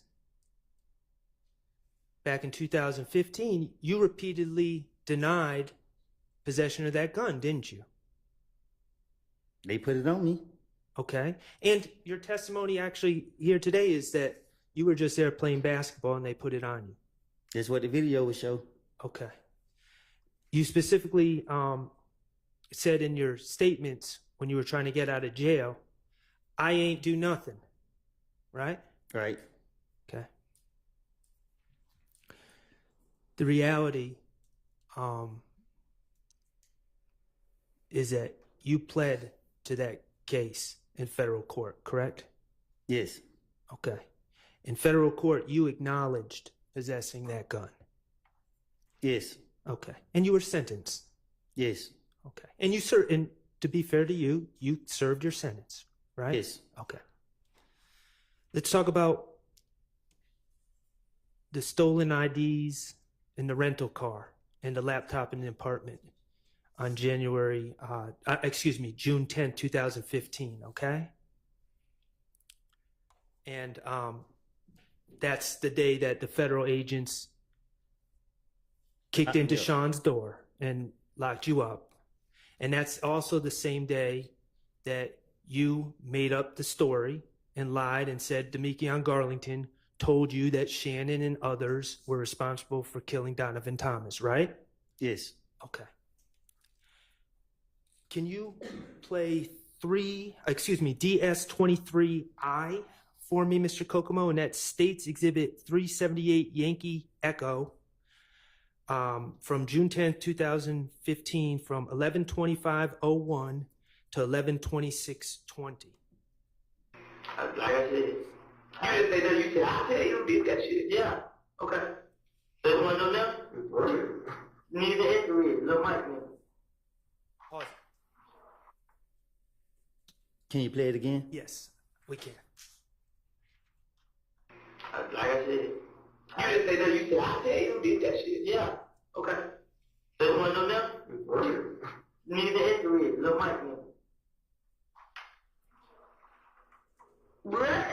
Little Mike quiz. In that clip, you're being asked about how those stolen items ended up in your apartment and your rental car, correct? Yes. And you're telling the investigators that you didn't do those auto breakings that resulted in those items being stolen, correct? Right. You're saying it was Little Mike and Quez from Etheridge? Yes.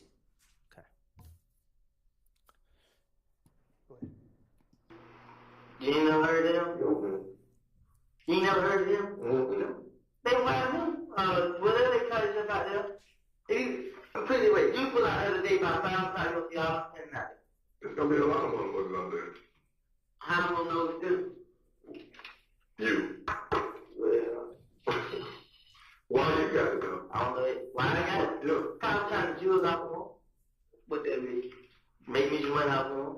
What, sell somebody out there? Nah, just like, I mean, it's just like, What's the burger they make money out for them. How? How did you get it? How did you get it? Shit, then I got it. When they bought the cup, Tay bought the cup at me. Wait a minute, you let Tay borrow the Jeep. Yeah.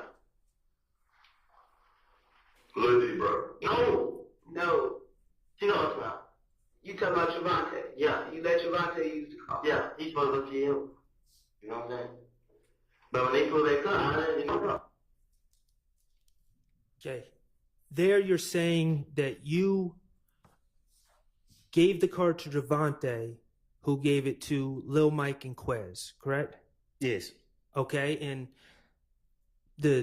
you would agree that Detectives Gaither and Dennis are telling you we've never even heard of Lil Mike and Quez, correct? Yes.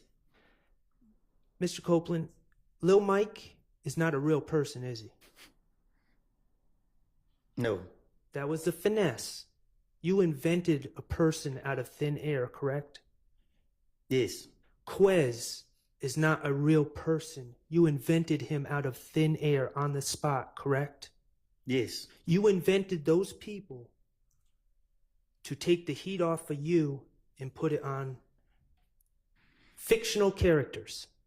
I done told y'all that's what I do. That's your finesse, right? The reality is that that stolen merchandise was found in your apartment and in your rental car, and you invented fictional characters to take the heat off yourself, right? I know you're going to say, I told you that's what I do.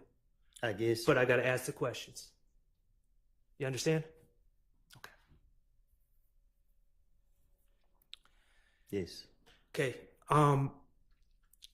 October 27, 2021. Okay.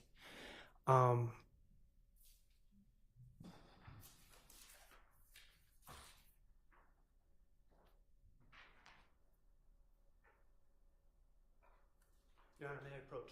You may. Mr. Copeland, I am handing you what's been marked DS25C. Do you recognize the people in that photograph? Yes. Okay, and who are those people? Me and the police. Okay, and do you know either of the police officers' names? Miss V, and I think that the white man named Kelly, something like that. Okay, could the Caucasian gentleman be known as Investigator Kettle? Yeah, something like that. Okay, and Ms. V is Investigator Viverito? Yeah, the probation officer. Okay. And are you in an interrogation room in that photo? Yes. Okay, and is that a photo from the interrogation of you on October 27, 2021? Yes. Okay, and at this time, Your Honor, I would ask to admit DS25C into evidence. All right. Mr. Kokomo, could you publish that?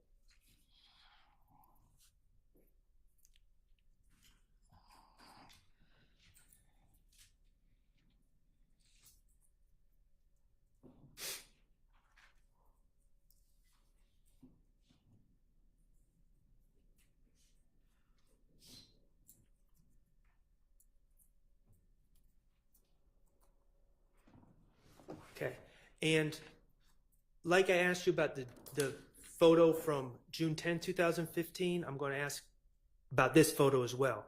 You don't appear to be wearing a Fulton County blue uniform, are you? No. Okay, and I can't tell if were your arms shackled together during that interview? My leg. All right, and we see you're wearing Timberland boots, and we see a chain right next to the boot, correct? It's on my leg. Right, and that's shackling you to the ground. Yes. You are under arrest in this photo. Yes. Okay, and you know that you are soon to be wearing a Fulton County blue uniform, correct? That's what they told me. Okay. And the allegations of that case were you were pulled over at Atlantic Station in Atlanta, correct? No. Where were you? Walking. Okay, you were walking. All right. According to the police, they searched a car that they were saying was yours, right? Yes. And they found a handgun under the car seat, correct? That's what they claim. Okay. And you were a convicted felon, so you're not allowed to possess the handgun. But I was walking. Okay, I understand that's what you're saying. But you were charged with reckless conduct and possession of firearm by a convicted felon, correct? Yes. Okay. No. I was charged with driving with suspended license and a firearm. Okay. Thank you for that correction.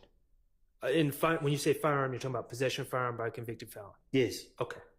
And there's a little complication with that explanation. You were, in fact, searched after you were arrested, correct? I was tased and everything. Okay. And when the police searched your clothing, correct? Yes. And they actually found a magazine in your pocket, and bullets in your pocket, correct? That's what they say. In the pocket of the pants you were wearing. Correct? That's what they say. Okay. And when I say a magazine, that's a component of a gun that holds the bullets, correct? I guess. Okay. All right. Mr. Kokomo, could you play DS25B, which is from 10/27/21 interview from 2/23/05 to 2/23/58? I think that video has been tendered and admitted. Has it? Do you know? It has not. I am asking to, well, I'll go about this a different way. Thank you, Ms. Hill. I don't have an objection, so I'm just saying that it's not admitted. I might not need to play the video. Mr. Copeland, do you remember in that interview, you were asked about if that's not your gun in the car, and if you were just walking, why do you have a magazine with bullets in your pocket? Correct? You remember them asking you that? Can I speak to my lawyer? Yes. Well, Yes, you can. Let's take a break anyway. We'll take about 15 minutes.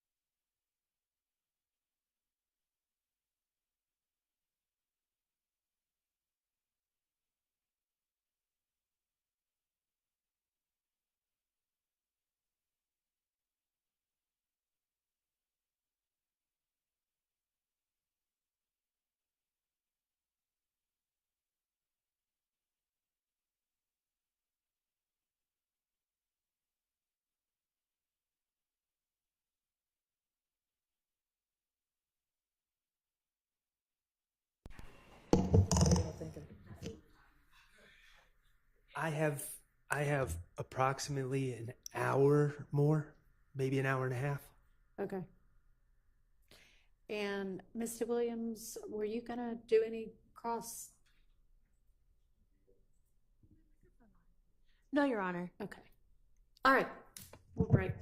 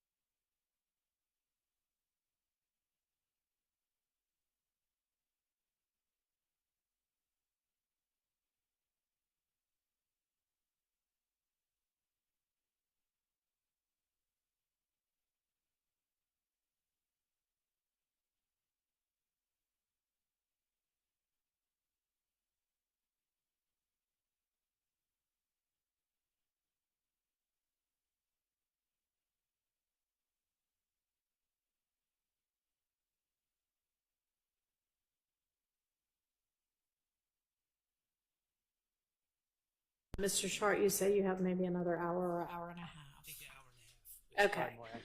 And then the state thinks redirect of, About an hour and a half, 2 hours. okay. So Mr. Copeland, I'm sure much to his chagrin, will be coming back on Tuesday of next week anyway. Here's the situation. We also need to deal with what we're going to do about the juror. And I know y'all wanted some further information and maybe to even ask some questions. And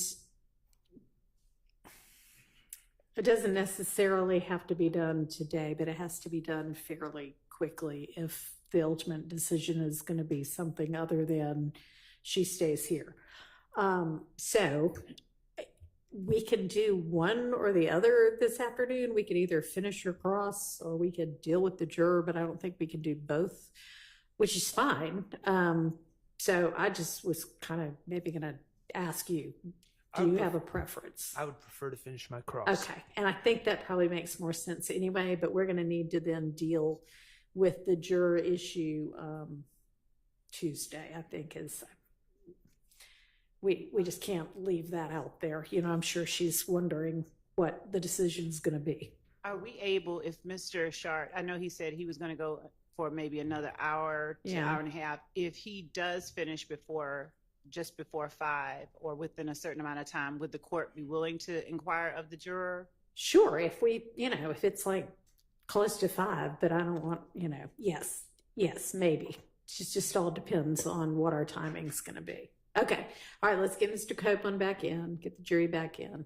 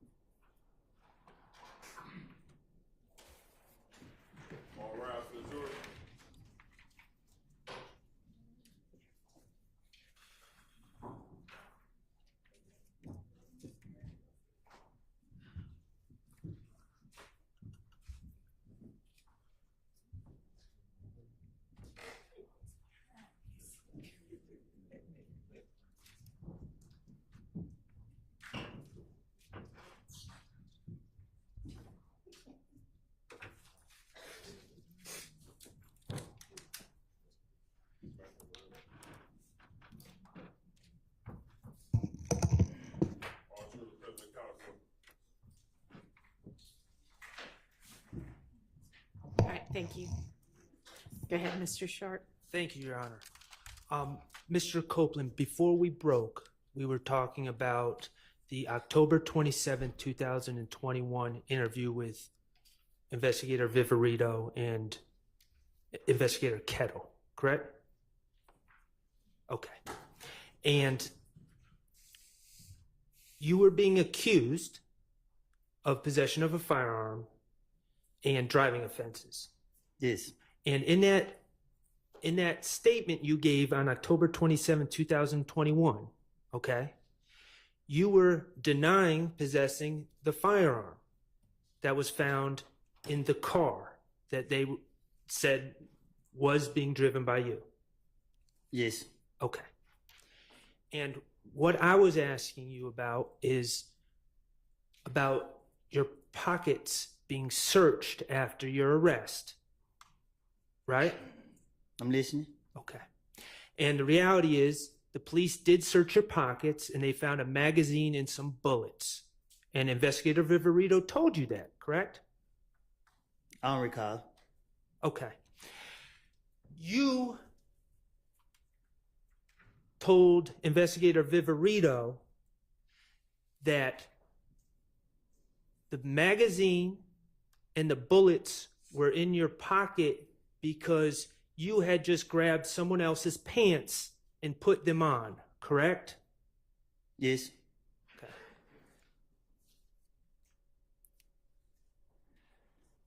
The reality, Mr. Copeland, is that those were your pants. Prove it. Okay. Let me ask you this. Did you plead guilty to possessing a firearm in case 22 SC 182134 on June 28, 2023? I pled NOLO. Okay. And that was involving this incident, correct? Yes. Okay. Fair enough. Going to ask you about the shooting of Rich Homie Kwan's father's barbershop. Okay? Is that okay? No. Okay, well, I got to do it. You're aware that Rich Homie Kwan's father does own a barbershop in Atlanta, correct? I guess. Okay. 2014, someone shot up Rich Homie Kwan's father's barbershop, correct? I guess. Okay. And this was a big deal. Rich Homie Kwan, at least at that time, was a well-known rapper. I'm listening. Okay. And Rich Homie Kwan was trying to find answers to who shot up his father's barbershop, correct? That's I mean, he came to you for answers. All right. You knew Rich Homie Kwan, right? Something like that. Okay. And he came to you for answers, and he told you that he thought Trevante Turner, threat, shot up his father's barbershop. Right. And you took it upon yourself to convince Rich Homie Kwan that it was not threat. Right. And you did that, at least partially, because you knew that Rich Homie Kwan was thinking about putting money on Threat's head, correct? I'm listening. And when I say money on Threat's head, taking out a contract to have to have Trevante Turner, Threat, killed. I'm listening. $25,000, right? I'm listening. Okay. On January 28th, 2015, you were asked by investigator Dennis about the shooting of Rich Homie Kwan's father's barbershop, correct? You say when? January 28th, 2015, during the interviews that we've been talking about. All right. Okay. The interviews that you've said you lied in, right? Uh-huh. Okay. Your Honor, I'm going to ask to publish DS-22A, which is States 378 Yankee Bravo. And the time is 7/24/00 to 7/27/30. All right.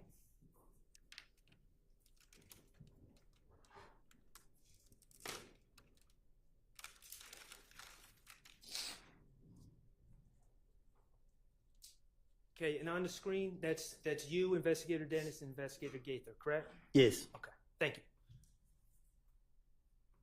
Then Rich Homie Kwan, like, you got 25,000, have Tate killed. It's Tate from the picture you just showed me? Nah, Tate who just got shot the other night. Oh, in the car over Yeah. there. Okay. He had 25,000. We're going to get to Rich Homie Kwan's father's barbershop in a second. Trevante Turner is now sadly deceased, correct? All right. When you were talking about him being shot back in 2015, he was also shot in 2015, correct? Yes. Okay. And that was Shell Kell who shot? I'm not for sure who shot him. Okay. Tate killed. Who did? Just Rich Homie Kwan shit. Because he was telling me. So I'm telling Rich Homie Kwan, like, but you got these niggas in your house. These same niggas shut up my house, bro. Right. Rich Homie Kwan, like, he like, bro, they just look like that, bro. He like, we the same shit. I'm like, but still, bro, you out here hating these niggas, this and that. So Rich Homie Quan like, bro, it ain't dead. We saying shit, I just can't turn my back on. Like, it ain't dead, bro. You support these niggas, bro. So the more you support them, the more they gonna come out and do that. If you leave them alone. And in there, we still haven't gotten to the barbershop part, but in there, you're talking about conversations with Rich Homie Quan and his problems being linked to the Bloods, correct? I guess. Okay, and Rich Homie Quan not really being built like that. For sure. Okay. And the fact that he was scared to leave the Bloods, but in your opinion, they wanted to use Rich Homie Quan for his money. I'm talking to the police. Okay. But that's what's being discussed. All right. I'm not saying it's the truth. That's what's being discussed, though. All right. Okay. Then everything gonna go away. Yeah. Then you're like, bro, just protect me, bro. We need y'all, bro. I need y'all to protect me. How the hell we gonna protect you? You and these niggas out here doing it. Then you're like, so you shot my truck, bro? That side of the truck. Man, you been, you know what I'm saying? Man, you been around. Like, nah, I'll just ask. You went there like this. What did he have a 25 on the dude say here for? Say, his daddy got shot. RICO. Rich Homie Quan. It's barbershop. Just like how they say my name, on Bankhead they say Tay name. They saying Tay did. I know Tay. And just so we're clear, you said Rich Homie Quan's daddy got shot. So it wasn't just a barbershop that was shot. His barbershop was shot, but he actually got shot in the barbershop, correct? I don't know nothing about all that. Okay. Well, that's what you said. You said that Rich Homie Quan. I'm talking to the police again. Okay. Ain't do it. You know what I'm saying? Then I don't lie and stuff saying Tay said like his mouth. I know Tay ain't do that. Right. You know what I'm saying? Because the night before we just hit the party. Yeah, who did it? Somebody else said some. Spit it out. You know what I'm saying? But it's supposed to be some niggas that had money over there. You know what I'm saying? Niggas over there got money. No, I'm talking about Bankhead. A lot of niggas over Bankhead got money. When I started thinking, I couldn't think of the name, but this nigga supposed to have paid somebody on Johnson Road on one of them streets over there to do it. Mm-hmm. You know what I'm saying? To kill him and retaliate, to get that Quan? Or to target his daddy? Like the same day, we like, I was in the street, I seen Quan crying. Like, oh, bro. And he tried to kill my dad. You know what I'm saying? But him and Tay been having problems. Right. So that's why he think. Okay. And you just, about 15 seconds before we paused it, you were talking about who shot up Rich Homie Quan's barbershop. Rich Homie Quan's father's barbershop. And you said a man from Bankhead with money hired someone from Johnson Road to do it, right? I'm listening. Is that correct? Is that what you said? That's what I said. Okay. Somebody from Bankhead, and when you say Bankhead, you're talking about Donald Lee Hollowell Road, right? I guess. Okay, well, you said it. Bankhead means street. Bankhead mean that area. Okay. That area off of Bankhead. And he paid someone from Johnson Road to shoot up Rich Homie Quan. I ain't pay nobody to do nothing. I didn't say you. Oh. The person from Bankhead with money, according to you in this interview, person from Bankhead with money paid someone from Johnson Road to shoot up Rich Homie Quan's barbershop. Again, I'm talking to the police. Okay. Tay. Right. Him going through it, him and Tay murder each other. But you don't even know that Tay. Right. How y'all have a problem with Tay messed with school, but and they feel like they for retaliation. Man, that ain't. But I couldn't say him because no matter how many times I tried to speak up for Tay, he always had it in his head. Tay did. Right. So like, man, y'all tripping, man. So that's what that was about the other day. I called Tay, you know. I was gonna ask Tay, but I had Tay put up on me like probably like Friday or Thursday or Friday. Tay pulled out like, hey, bro, Rich Homie Quan got 25,000 on your head. Why so much? Tay. Yeah. He real scary. He's scared of Tay. So I said, Tay, like, bro, he trying to face my. Then Rich Homie Quan's supposed to go and kill her. You know what I'm saying? So I'm feeling like that's what he did because the whole time he been having money on Tay's head and he ain't do it. So when he going the man out, that's what happened. That's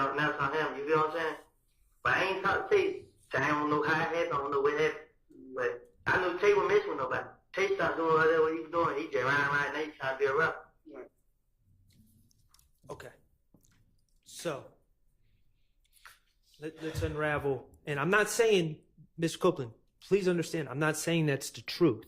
I'm just talking about what you told the police. I told you, I told the police anything. I understand. I understand that. Okay? But I'm just want to talk about what you said. I'm not saying it's the truth. In that story that you gave the police, you were saying that Rich Homie Quan was convinced that Trevante Turner, Tay, shot up his father's barbershop. What I'm saying is, you think I'm letting somebody hurt my partner? So if I'm having a conversation with Rich Homie and he trying to put some money on my friend, you think I'm gonna really have that conversation with him? It don't make any sense. Okay, but can I finish my question? So what you told the police, not saying it's the truth, what you told the police is that you talked to Rich Homie Quan and tried to convince him that Tay did not shoot up his father's barbershop because Rich Homie Quan had $25,000 on his head, right? That's what you told the police. Never put the police on what's going on. Mislead the police. That's my always the mindset. I got you. All right, you keep talking about what I told them. I understand. I think we're all on the same page. We can't be. Okay. Let me ask you another question. Okay, let's play the next clip. DS-24B, which is 378 Yankee Delta. It's from February 21st, 2015, from 4/12/10 to 4/16.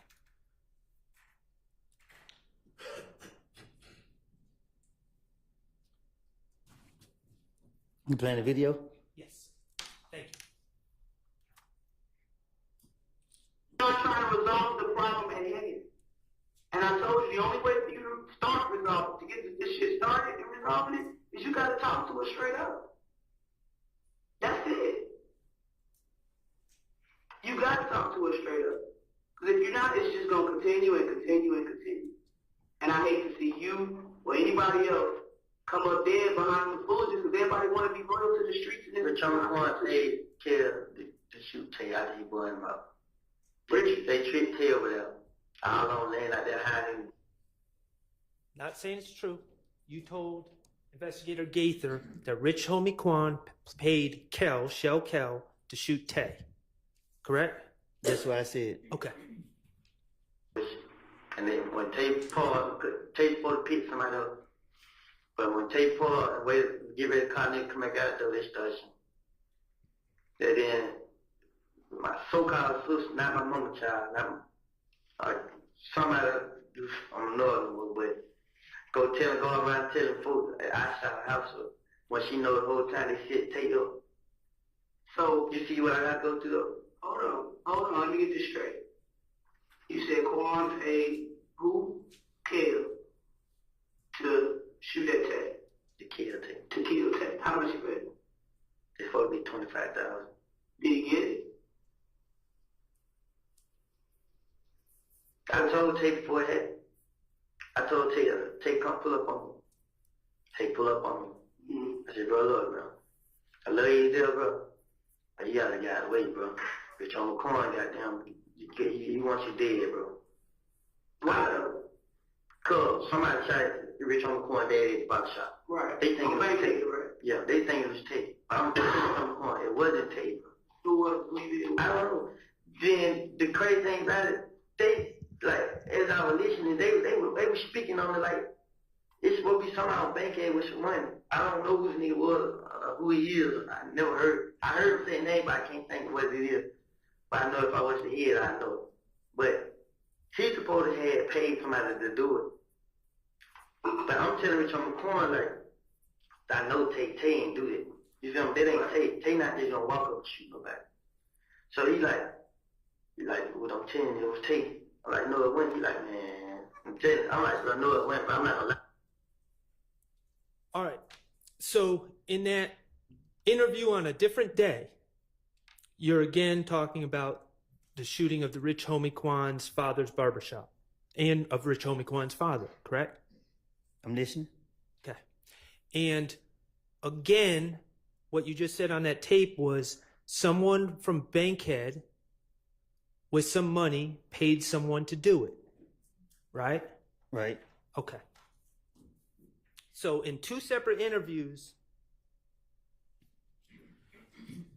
you told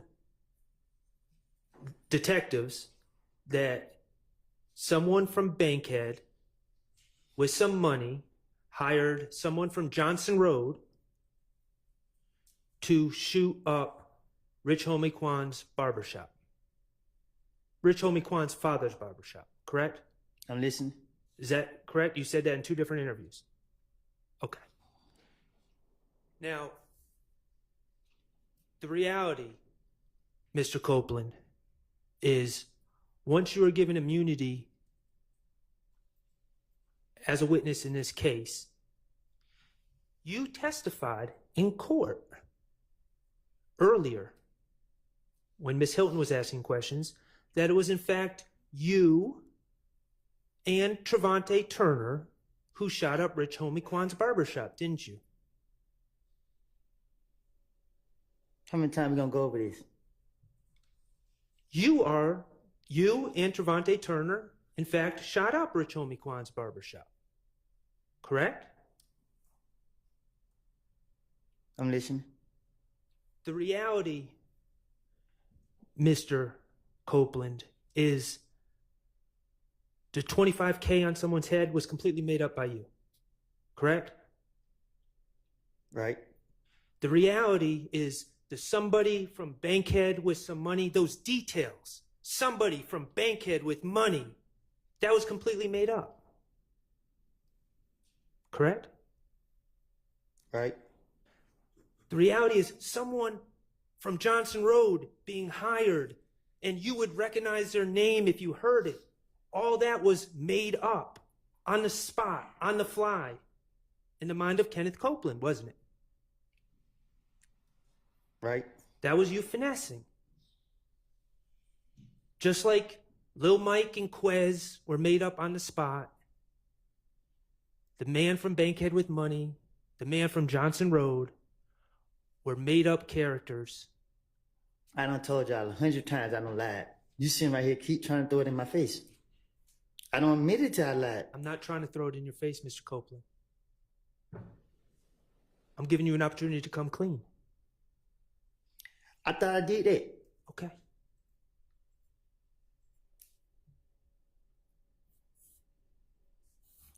Are these the type of details? You remember when you talked about details make your lies more believable to the police?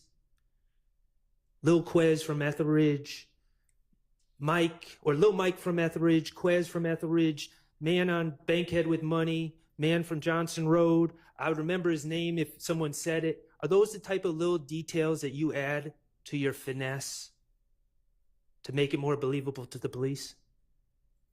Sound like that.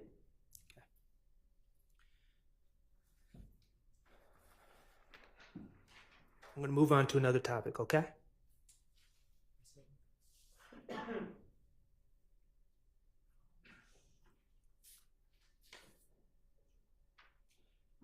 Your Honor, may I approach the witness with DS-30?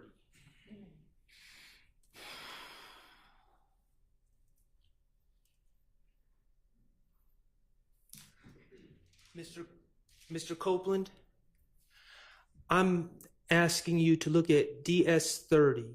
Do you recognize the person on the right of that photograph? On who right? On your right. Yeah. That's Donovan Thomas, correct? There's not. Okay. You call him not.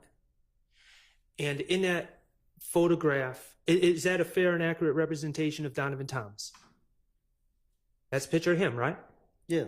Okay. And is he wearing a chain in that photograph? Look like it. And that chain is in fact a peanut chain, correct? I can't tell. Well, okay. You're familiar with his chain, correct? It's a peanut chain. Thank you. Your Honor, I would move to admit DS-30 into evidence. Admitted. Mr. Kokomo, if you could publish that picture, please.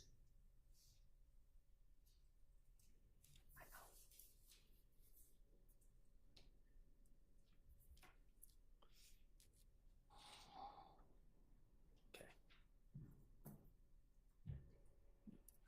Hanging from Mr. Thomas's neck is essentially what the Planter's Peanut Man.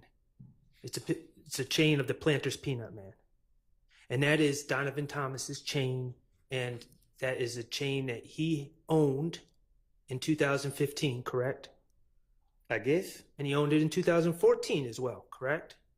Shit, I guess. Okay.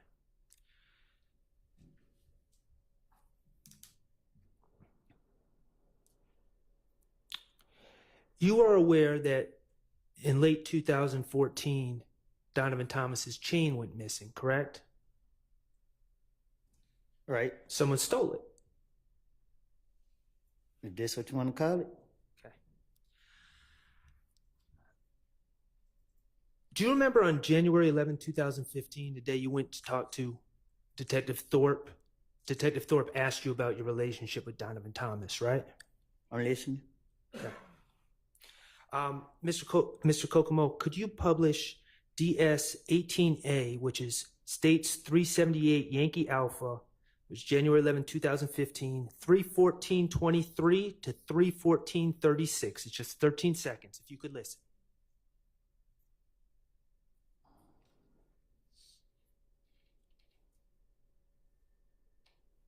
That I talked Thursday straight while I was not. I didn't do it. I never had a problem with it. I ain't never had two words to each other. Me and that was always okay. You know what I'm saying? Only person I had a problem with was Kev. I always be with him. When we see each other, they jump me up. When they be with him. Okay, Mr. Kokomo, could you now publish DS 18B, which is from January 11th, 2015, 3:20:50 to 3:21:04 a.m. So, we never had a problem with that. Never in life. Okay. Never cool. Okay.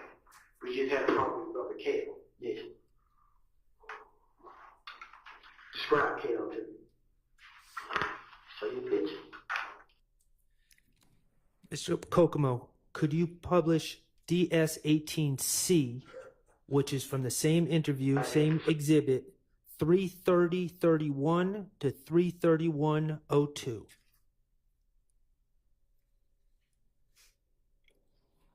I switched up on them, so I got you. Yeah, so they got the ass with you. But I know that they saying like, I didn't know it ain't gonna be over. I did something. I know it ain't, you know what I'm saying? I ain't trying to go to jail, I ain't trying to be dead, I ain't trying to go to nobody's funeral, I'm not none of this. Me and nothing ain't never had a problem. You know what I'm saying? Somebody, I put a show to you. A person come on my Instagram page and say, you gonna die tonight. They come on my picture and say, your Instagram? Yes. You gonna die. And finally, Mr. Kokomo, could you play DS 18D, which is from the same interview, 3:41:50 to 3:42:45 a.m.? I don't know what to do. Like, I didn't do it. Like, I'm lost. Like, right now, man, I really am, man. I'm scared. I'm lost. I always say, all at once, I can't even think, man. Like, I don't know what to do, man. I don't, man. Cause my name come back and everything, I'll be the same with it. But now somebody's dead, and I didn't know. I know how it feels to lose one. You know what I'm saying? I lost my closest friend. You know what I'm saying? And now these niggas, they showing up people's mama houses and stuff like that, bro. Like, and it ain't even dead. It ain't. It's a game. It's the whole clip. You know what I'm saying? They deep. You know what I'm saying? That's the only thing that put fear in my heart, cause now I gotta watch out for everywhere I go. I have to watch out, and it ain't nothing I can do about it, man. I didn't have nothing to do with this. I didn't kill him. I didn't have him killed. I didn't never try to fight him. I didn't have never try to rob him. I had never done nothing to nothing. In that January 11th interview, you stated to Detective Thorpe on 4 different occasions that you never had any problem with Nut, that you and Nut were okay. Correct? I'm listening. Okay. You specifically said, I've never tried to fight him. I've never tried to rob him. I've never tried to do nothing to Nut. Right. Okay.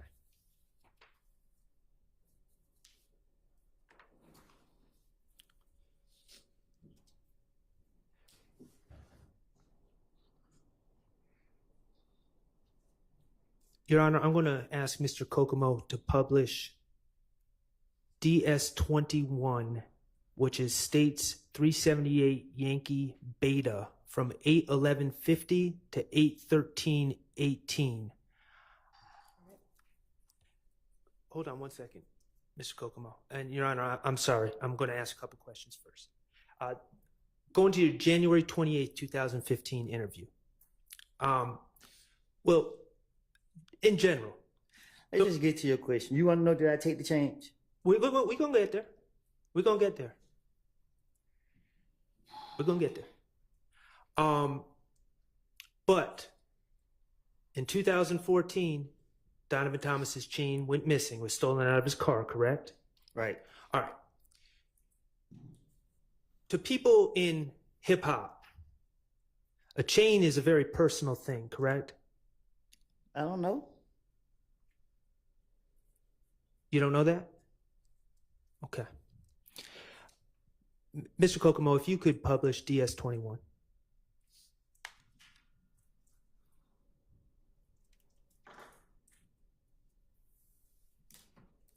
Like, and then, like, you had somebody broke in that car and gave me the phone and the jury. Cause when I realized I took it, you know what I'm saying? What the hell? This nut shit. Right. I called Nut. Hey man, I got your shit right here. Pull up on me. He come pull up on me. But before I gave back to him, I already hit 10 minutes. And he was texting the kid like, come on, bro, I introduced you to these folks, bro. You just took them out. And he was like, he sent big paragraph and Kelly just sent like, man, nigga, like, nigga, what up? You know what I'm saying? Like, nigga, I'm out here, nigga, you ain't doing it for me. Yeah. This one reading, you know what I'm saying? So, Nuts and big paragraph, more paragraph, more paragraph, more paragraph. Kelly, man. And like, you ain't say back, like, man, nigga, fuck you, whatever. You know what I'm saying? But Nut pull up. Don't nobody know you. You know what I'm saying? Nut pull up. Him and Grease. Man, Nut got each other up. Like, bro, here, your stuff right here. You know what I'm saying? Right. He like, how you get it, bro?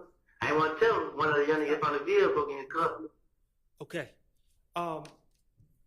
In that story, you were saying that someone stole a chain from Nut, correct? The peanut chain. Yeah. And that person, and not only his chain, but his ID, his wallet, his phone, correct? Right. And that person happened to give you Donovan Thomas's belongings. Right. And you said, you told the police, you realized it was Donovan Thomas's chain. And you called Nut and wanted to return his stuff. Right? And specifically, right before we paused it, you said you didn't want to tell Donovan Thomas who took it, right? Right. You wouldn't want to tell Donovan Thomas who took it because Donovan Thomas is what some people might say is the big homie. Right? He's a gang leader. You don't just take Donovan Thomas's chain and it's all cool, correct? I don't know. Well, that's why you wouldn't want to tell Donovan Thomas who took it, correct? You'd want to protect whoever took that chain. You wouldn't want Donovan Thomas gunning for that person for disrespecting his property, right? Right.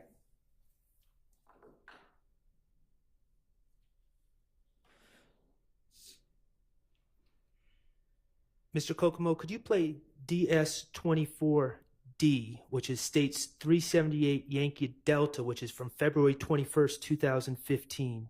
And this is from 537.44 to 540.26.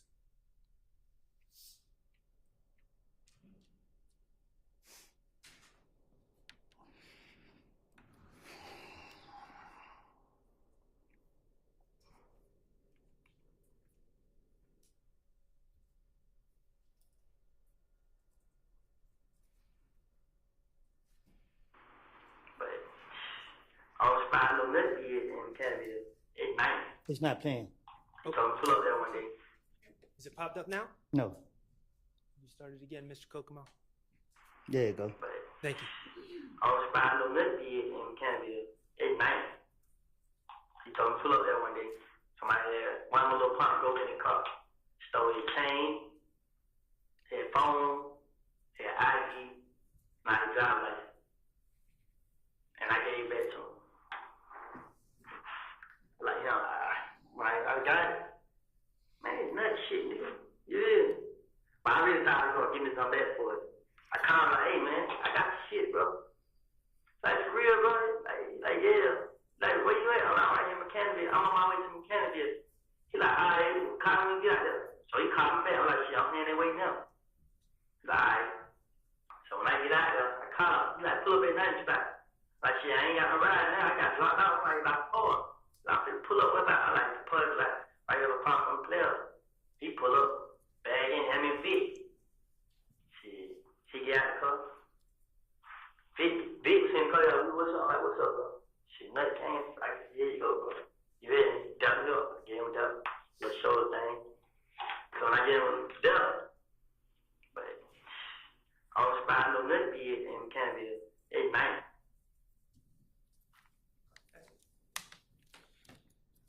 Again, on February 21st, 2015, you're telling that investigator about your partner stealing from Donovan Thomas and then giving you the chain and the phone and the wallet, and then you returning it back to Donovan Thomas, right? And you dapped him up, and you and Donovan Thomas were all good, right? Okay.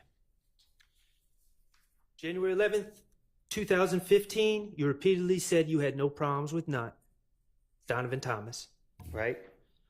January 28th, you talked about the chain. There was someone else that took it. You returned it to Donovan Thomas, wouldn't tell him who took it, but y'all were all good, right?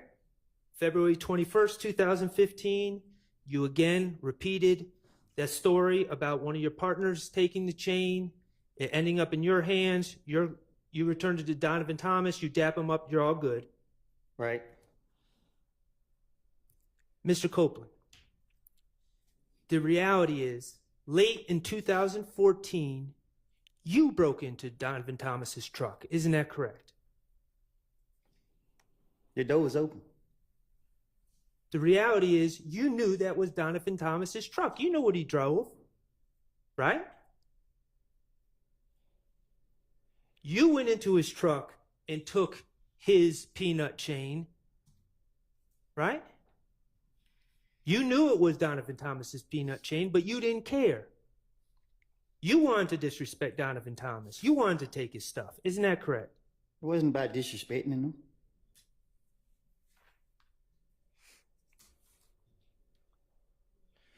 The reality is, Mr. Copeland, that Donovan Thomas called his phone and you answered. Isn't that correct?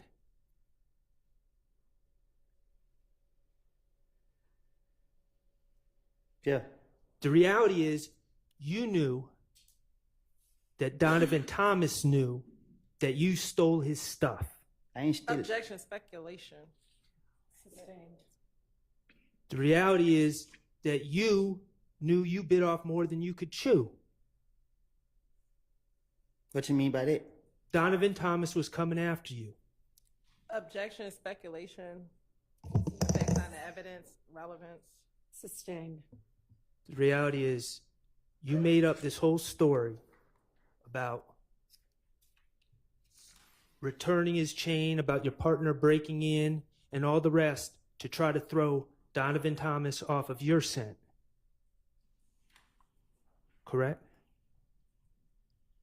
But Donovan Thomas knew. Objection, speculation. Vague. Sustained. When you told Detective Thorpe on January 11th, 2015, that you ain't never have no problems with Donovan Thomas, that you and Nut were cool, you never brought up the chain, did you? For what? When you said you ain't never tried to rob him, you ain't done nothing to Donovan Thomas, you never brought up the chain, did you? That ain't robbery. you and Donovan Thomas were far from cool.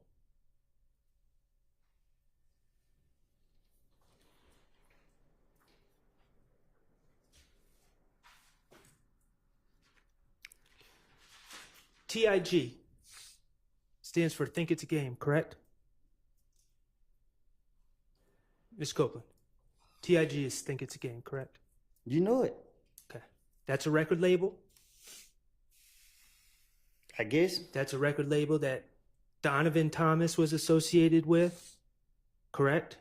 I guess. It's run out of Summerhill. I don't know. Neighborhood in Atlanta. Mr. Bennett, also known as Lucci, wrapped under that label. Think It's a Game, correct? I guess. Okay. Think It's a Game had a studio on Metropolitan Avenue in Atlanta back in 2015, correct? I guess.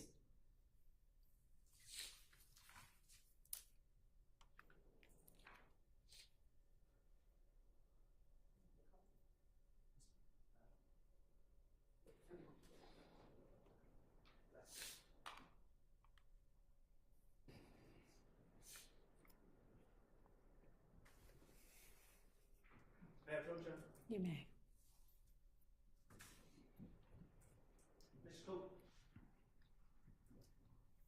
Mr. Copeland, I'm going to ask you to look at DS31. Is that, do you recognize DS31? Yeah. Okay. That is the building that housed TIG Studios back in 2015, correct? I guess. Okay. Your Honor, I'm going to ask that DS31 be put into evidence, be admitted as evidence.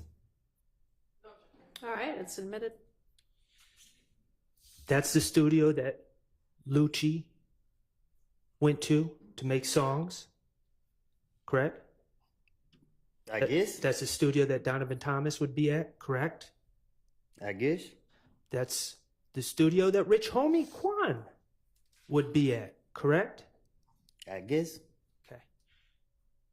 You are aware that on January 8th, 2015, late at night on January 8th, 2015, the TIG studios were shot up, correct?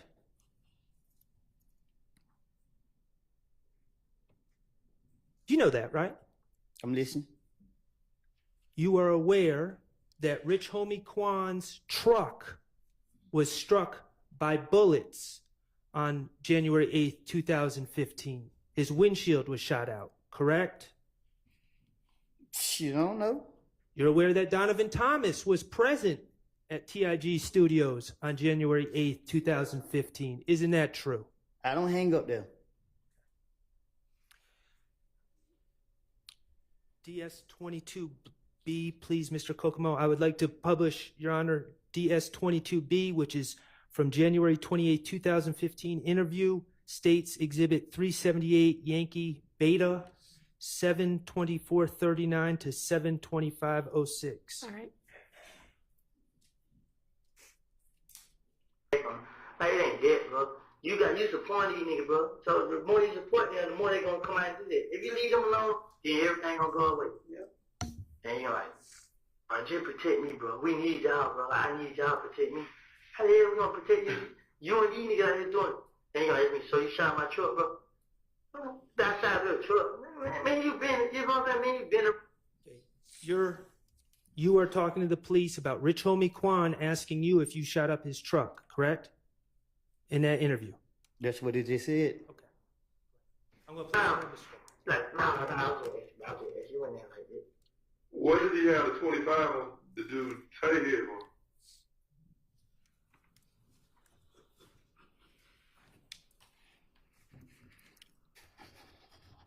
That's it. So, Rich Homie Quan questioned you about whether you were the person that was outside the TIG studio shooting up in that studio on January 8th, 2015. Isn't that correct? You can't question me. Okay.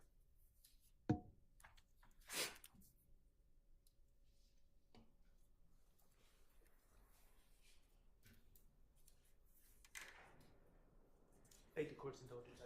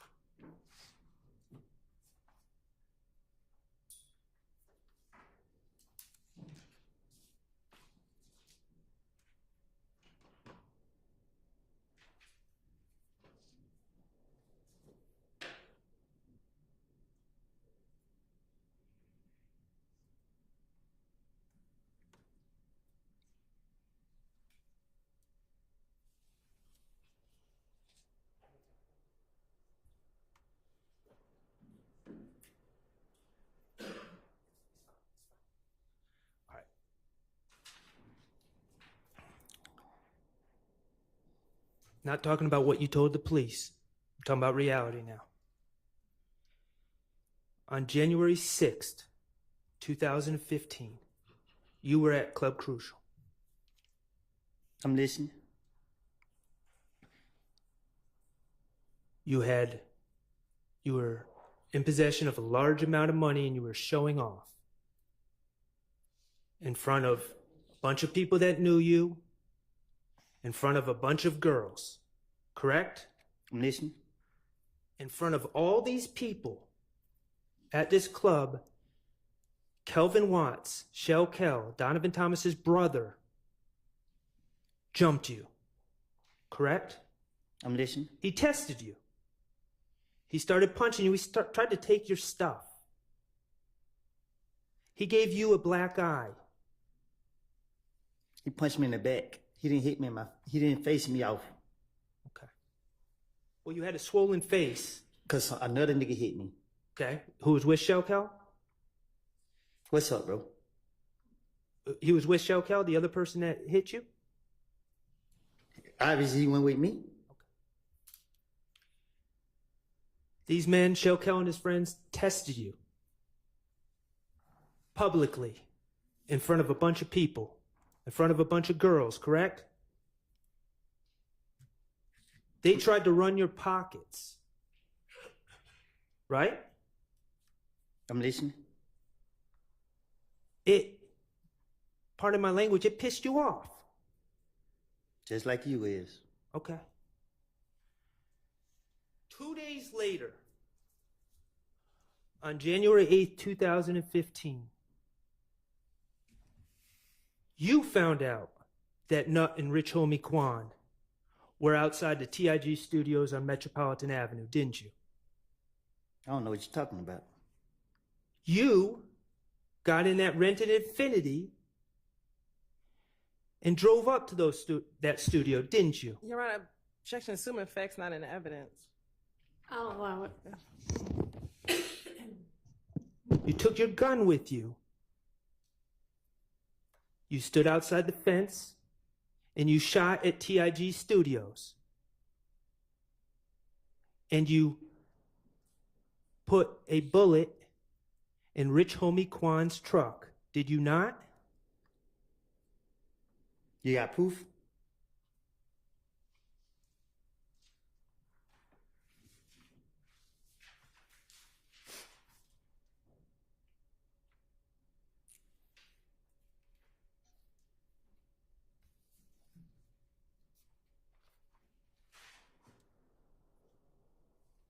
Was Trevante with you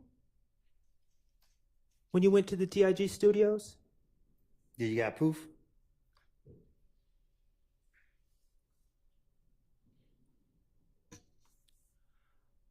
All right, we're going to change the subject, Mr. Copeland. All right.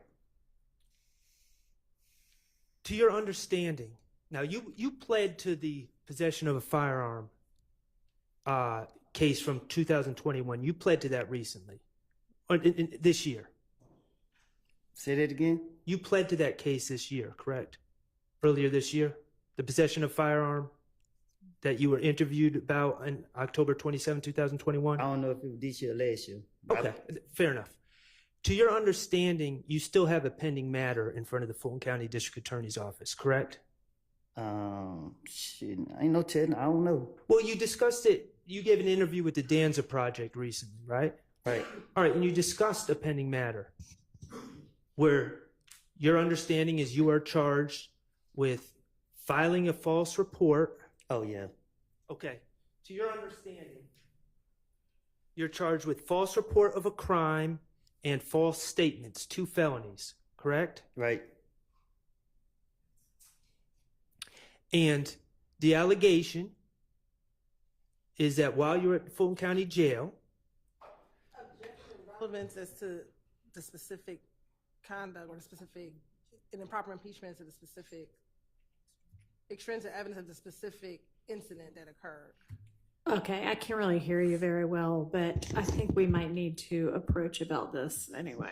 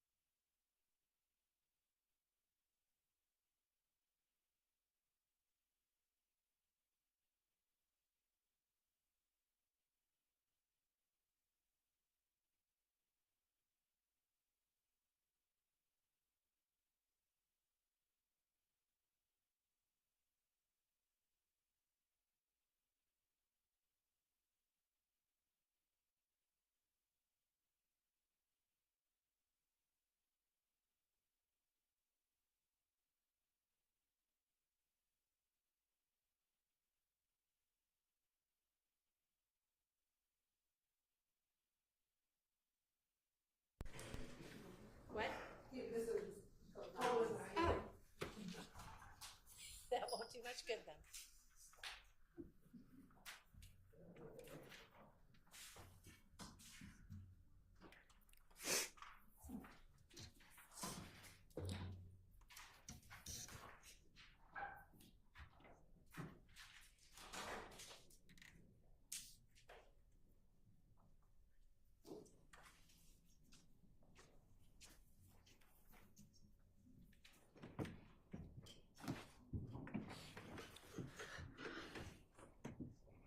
Go ahead. Your Honor, may I approach You may. DS27A and DS27B? Yes.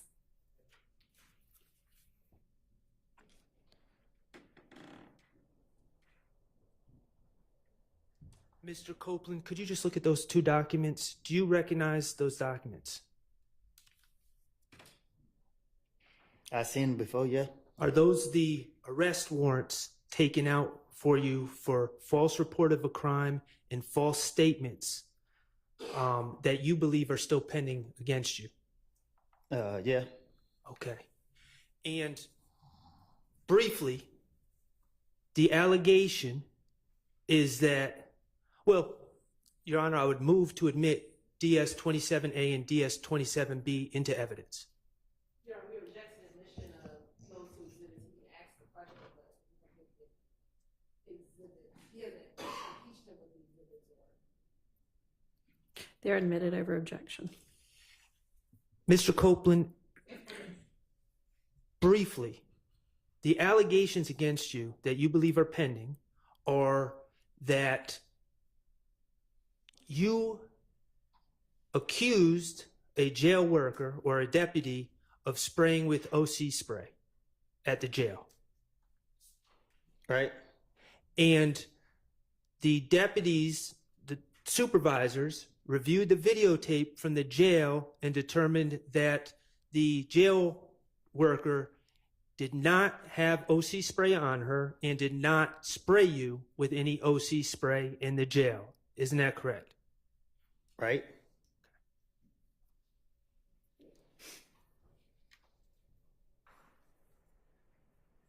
Did you know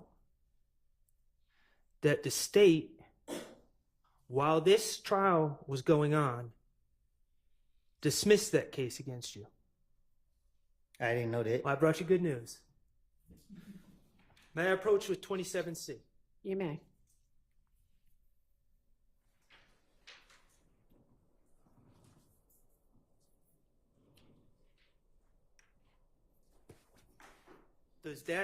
Does that document say State of Georgia versus Kenneth Copeland?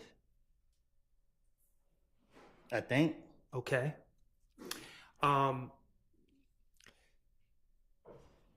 That document indicates.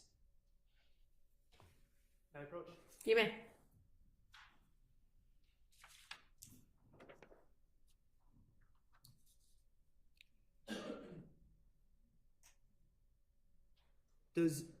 Correct me if I'm wrong, does this document say the facts of this case have been reviewed, and although it appears that probable cause existed for the defendant's arrest, the decision of the district attorney at this time is not to prosecute the above named defendant? Is that what that says? Yeah. Okay. It says the reasons for this decision are as follows: prosecutorial discretion. Correct? Mm-hmm. And yes, the person whose name is on this document is Fonnie T. Willis, correct? Yes. Okay.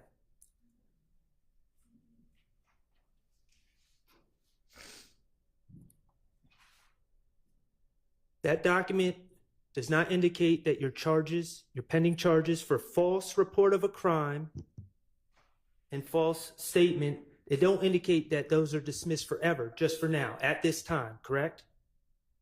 I guess. Okay. And nothing in that document says we dismiss this case because we were wrong, Mr. Copeland's innocent. It said prosecutorial discretion, correct? What do they mean? Okay. It means they just made the decision to do it. All right, that we can strike that part. Ask your next question. Isn't it true? And you just found out that this was dismissed today. But isn't it true that while you were on the state's witness list to testify in this case, the state was simultaneously, at the same time, prosecuting you for false statements and false report of a crime? Isn't that true? Talk to me so I can understand. They were calling you a liar at the same time that they were asking this jury to believe what you're saying. Isn't that true? Oh, yeah.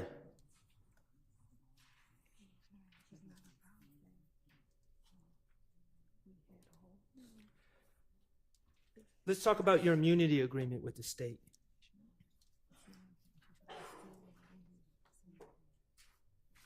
They told you in that June 10th, 2024 meeting that you did not ask for, that any crime that you talked about, they were not going to prosecute you for. Correct?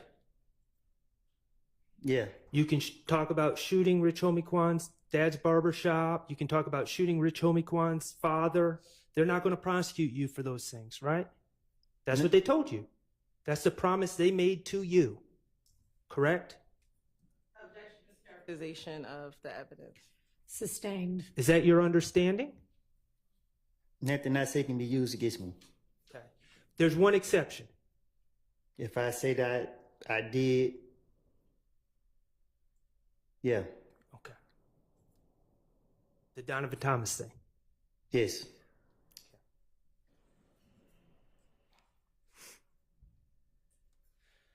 Mr. Copeland, you don't know any of these gentlemen back here to have a personal beef with Donovan Thomas, do you?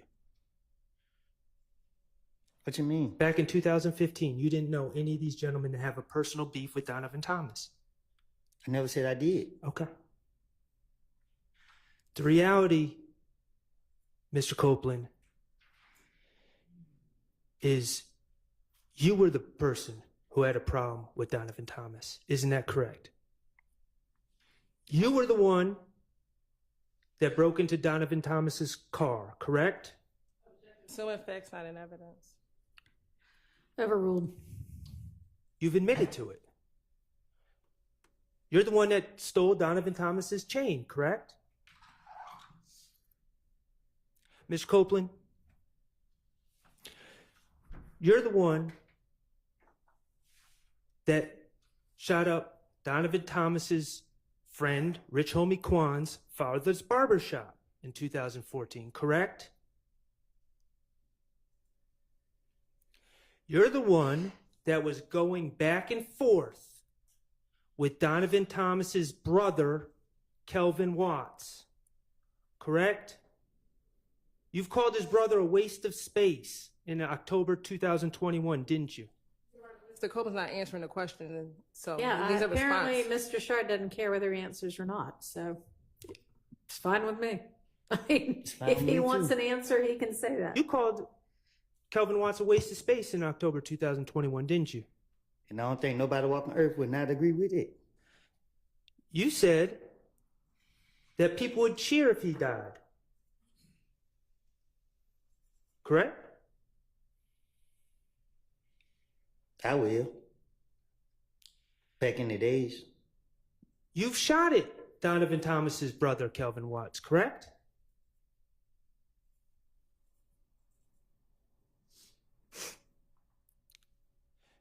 You're the one who got jumped by Donovan Thomas's brother on January 6, 2015 at Club Crucial, correct?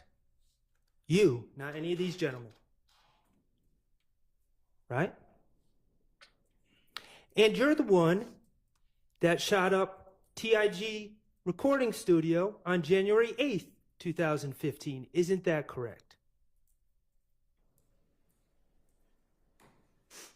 Let me ask you something, Mr. Copeland. You were asked about the Green Store by Attorney Steele, right? The Green Store, you're familiar? Yeah. That's actually called Mommy's Grocery and Deli on Glen Street, correct? I guess. Okay. You estimated that the driving time is 5 minutes. The truth is, to get from the Green Store to where Donovan Thomas was gunned down, you have to drive a couple hundred feet on Glen Street and take a right onto McDaniel, correct? That's how you get there, right over the tracks. The truth is, it takes less than a minute to make that drive, isn't that correct?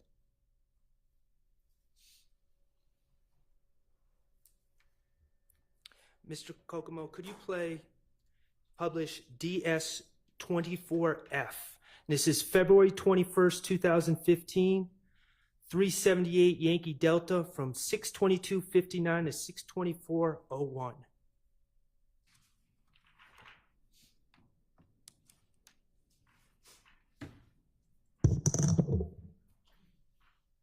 I got somebody, but I don't know his name. He was there. He ill there.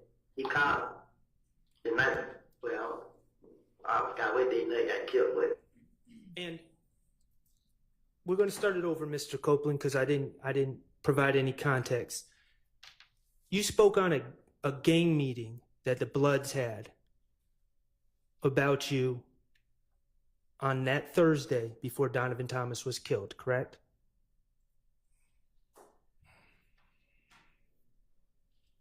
Mr. Kokomo, could you play DS24? I got somebody, but I don't know his name. He was. I got somebody, but I don't know his name. He was there. He ill there. He called the night. Well, I forgot what day they got killed with. It was a Friday night. It was a Thursday night. Mm-hmm. They had a barbecue. But the barbecue just about it was blood meeting. Everything blood meeting. Mm-hmm. Then the whole meeting was based upon me. They was all in there talking about this and this, talking about this and this. So the nigga Mo was on the phone. So Mo told everybody, all I need, every last one of y'all, whoever 90s scraps is, whoever that other nickname, supposed to kill me. They gave all them guns. The same night, they gave every last one gun. Say, treat me to a gas station and kill me. I forgot what else. But he called and told me everything, and he said, is this person a friend of yours?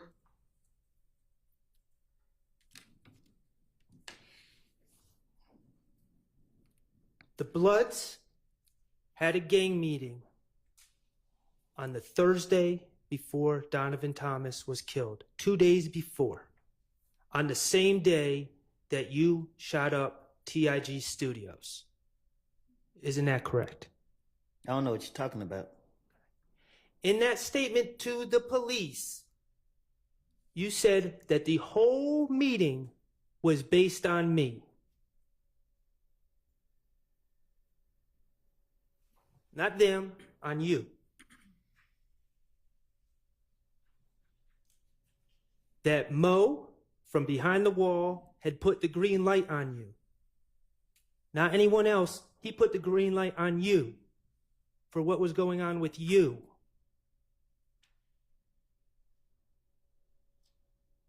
The guy who stole from Donovan Thomas. The guy who shot up the studio with Rich Homie Quan and Donovan Thomas in the studio that night.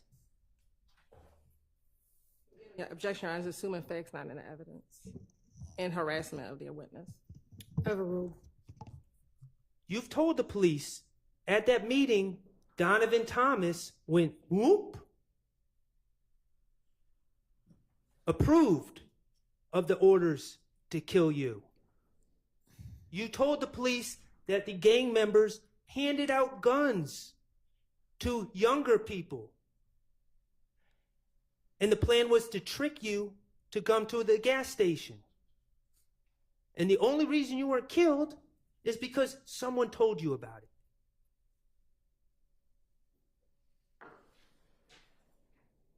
In January 2015, Donovan Thomas was coming after you. Objection, speculation, again, assuming facts, not in evidence. Sustained. Mr. Copeland, you're not the type of guy to back down, are you?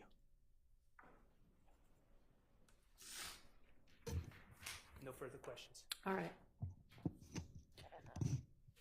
Okay, I know that the state is going to have redirect, but I think it's going to last longer than we've got for this evening. So we will come back on Tuesday of next week to finish up with Mr. Copeland.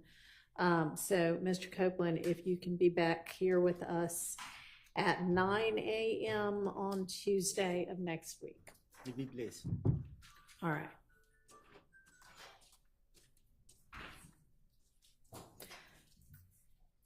Okay, so I am going to excuse y'all, except I'd like for you to stay after for a minute, if you don't mind. The rest of you, with the reminders to not discuss this case with anybody. Don't let anybody discuss this case with you. Don't talk about it amongst yourselves.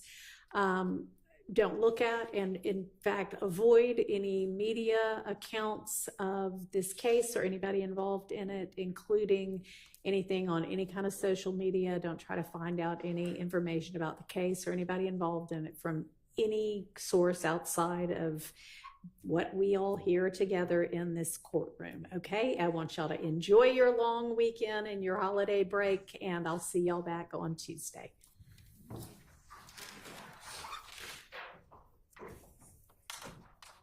All right, and again, for the media, what we're about to talk about, I'm going to need y'all to turn off all of the audio and video for. Thank you.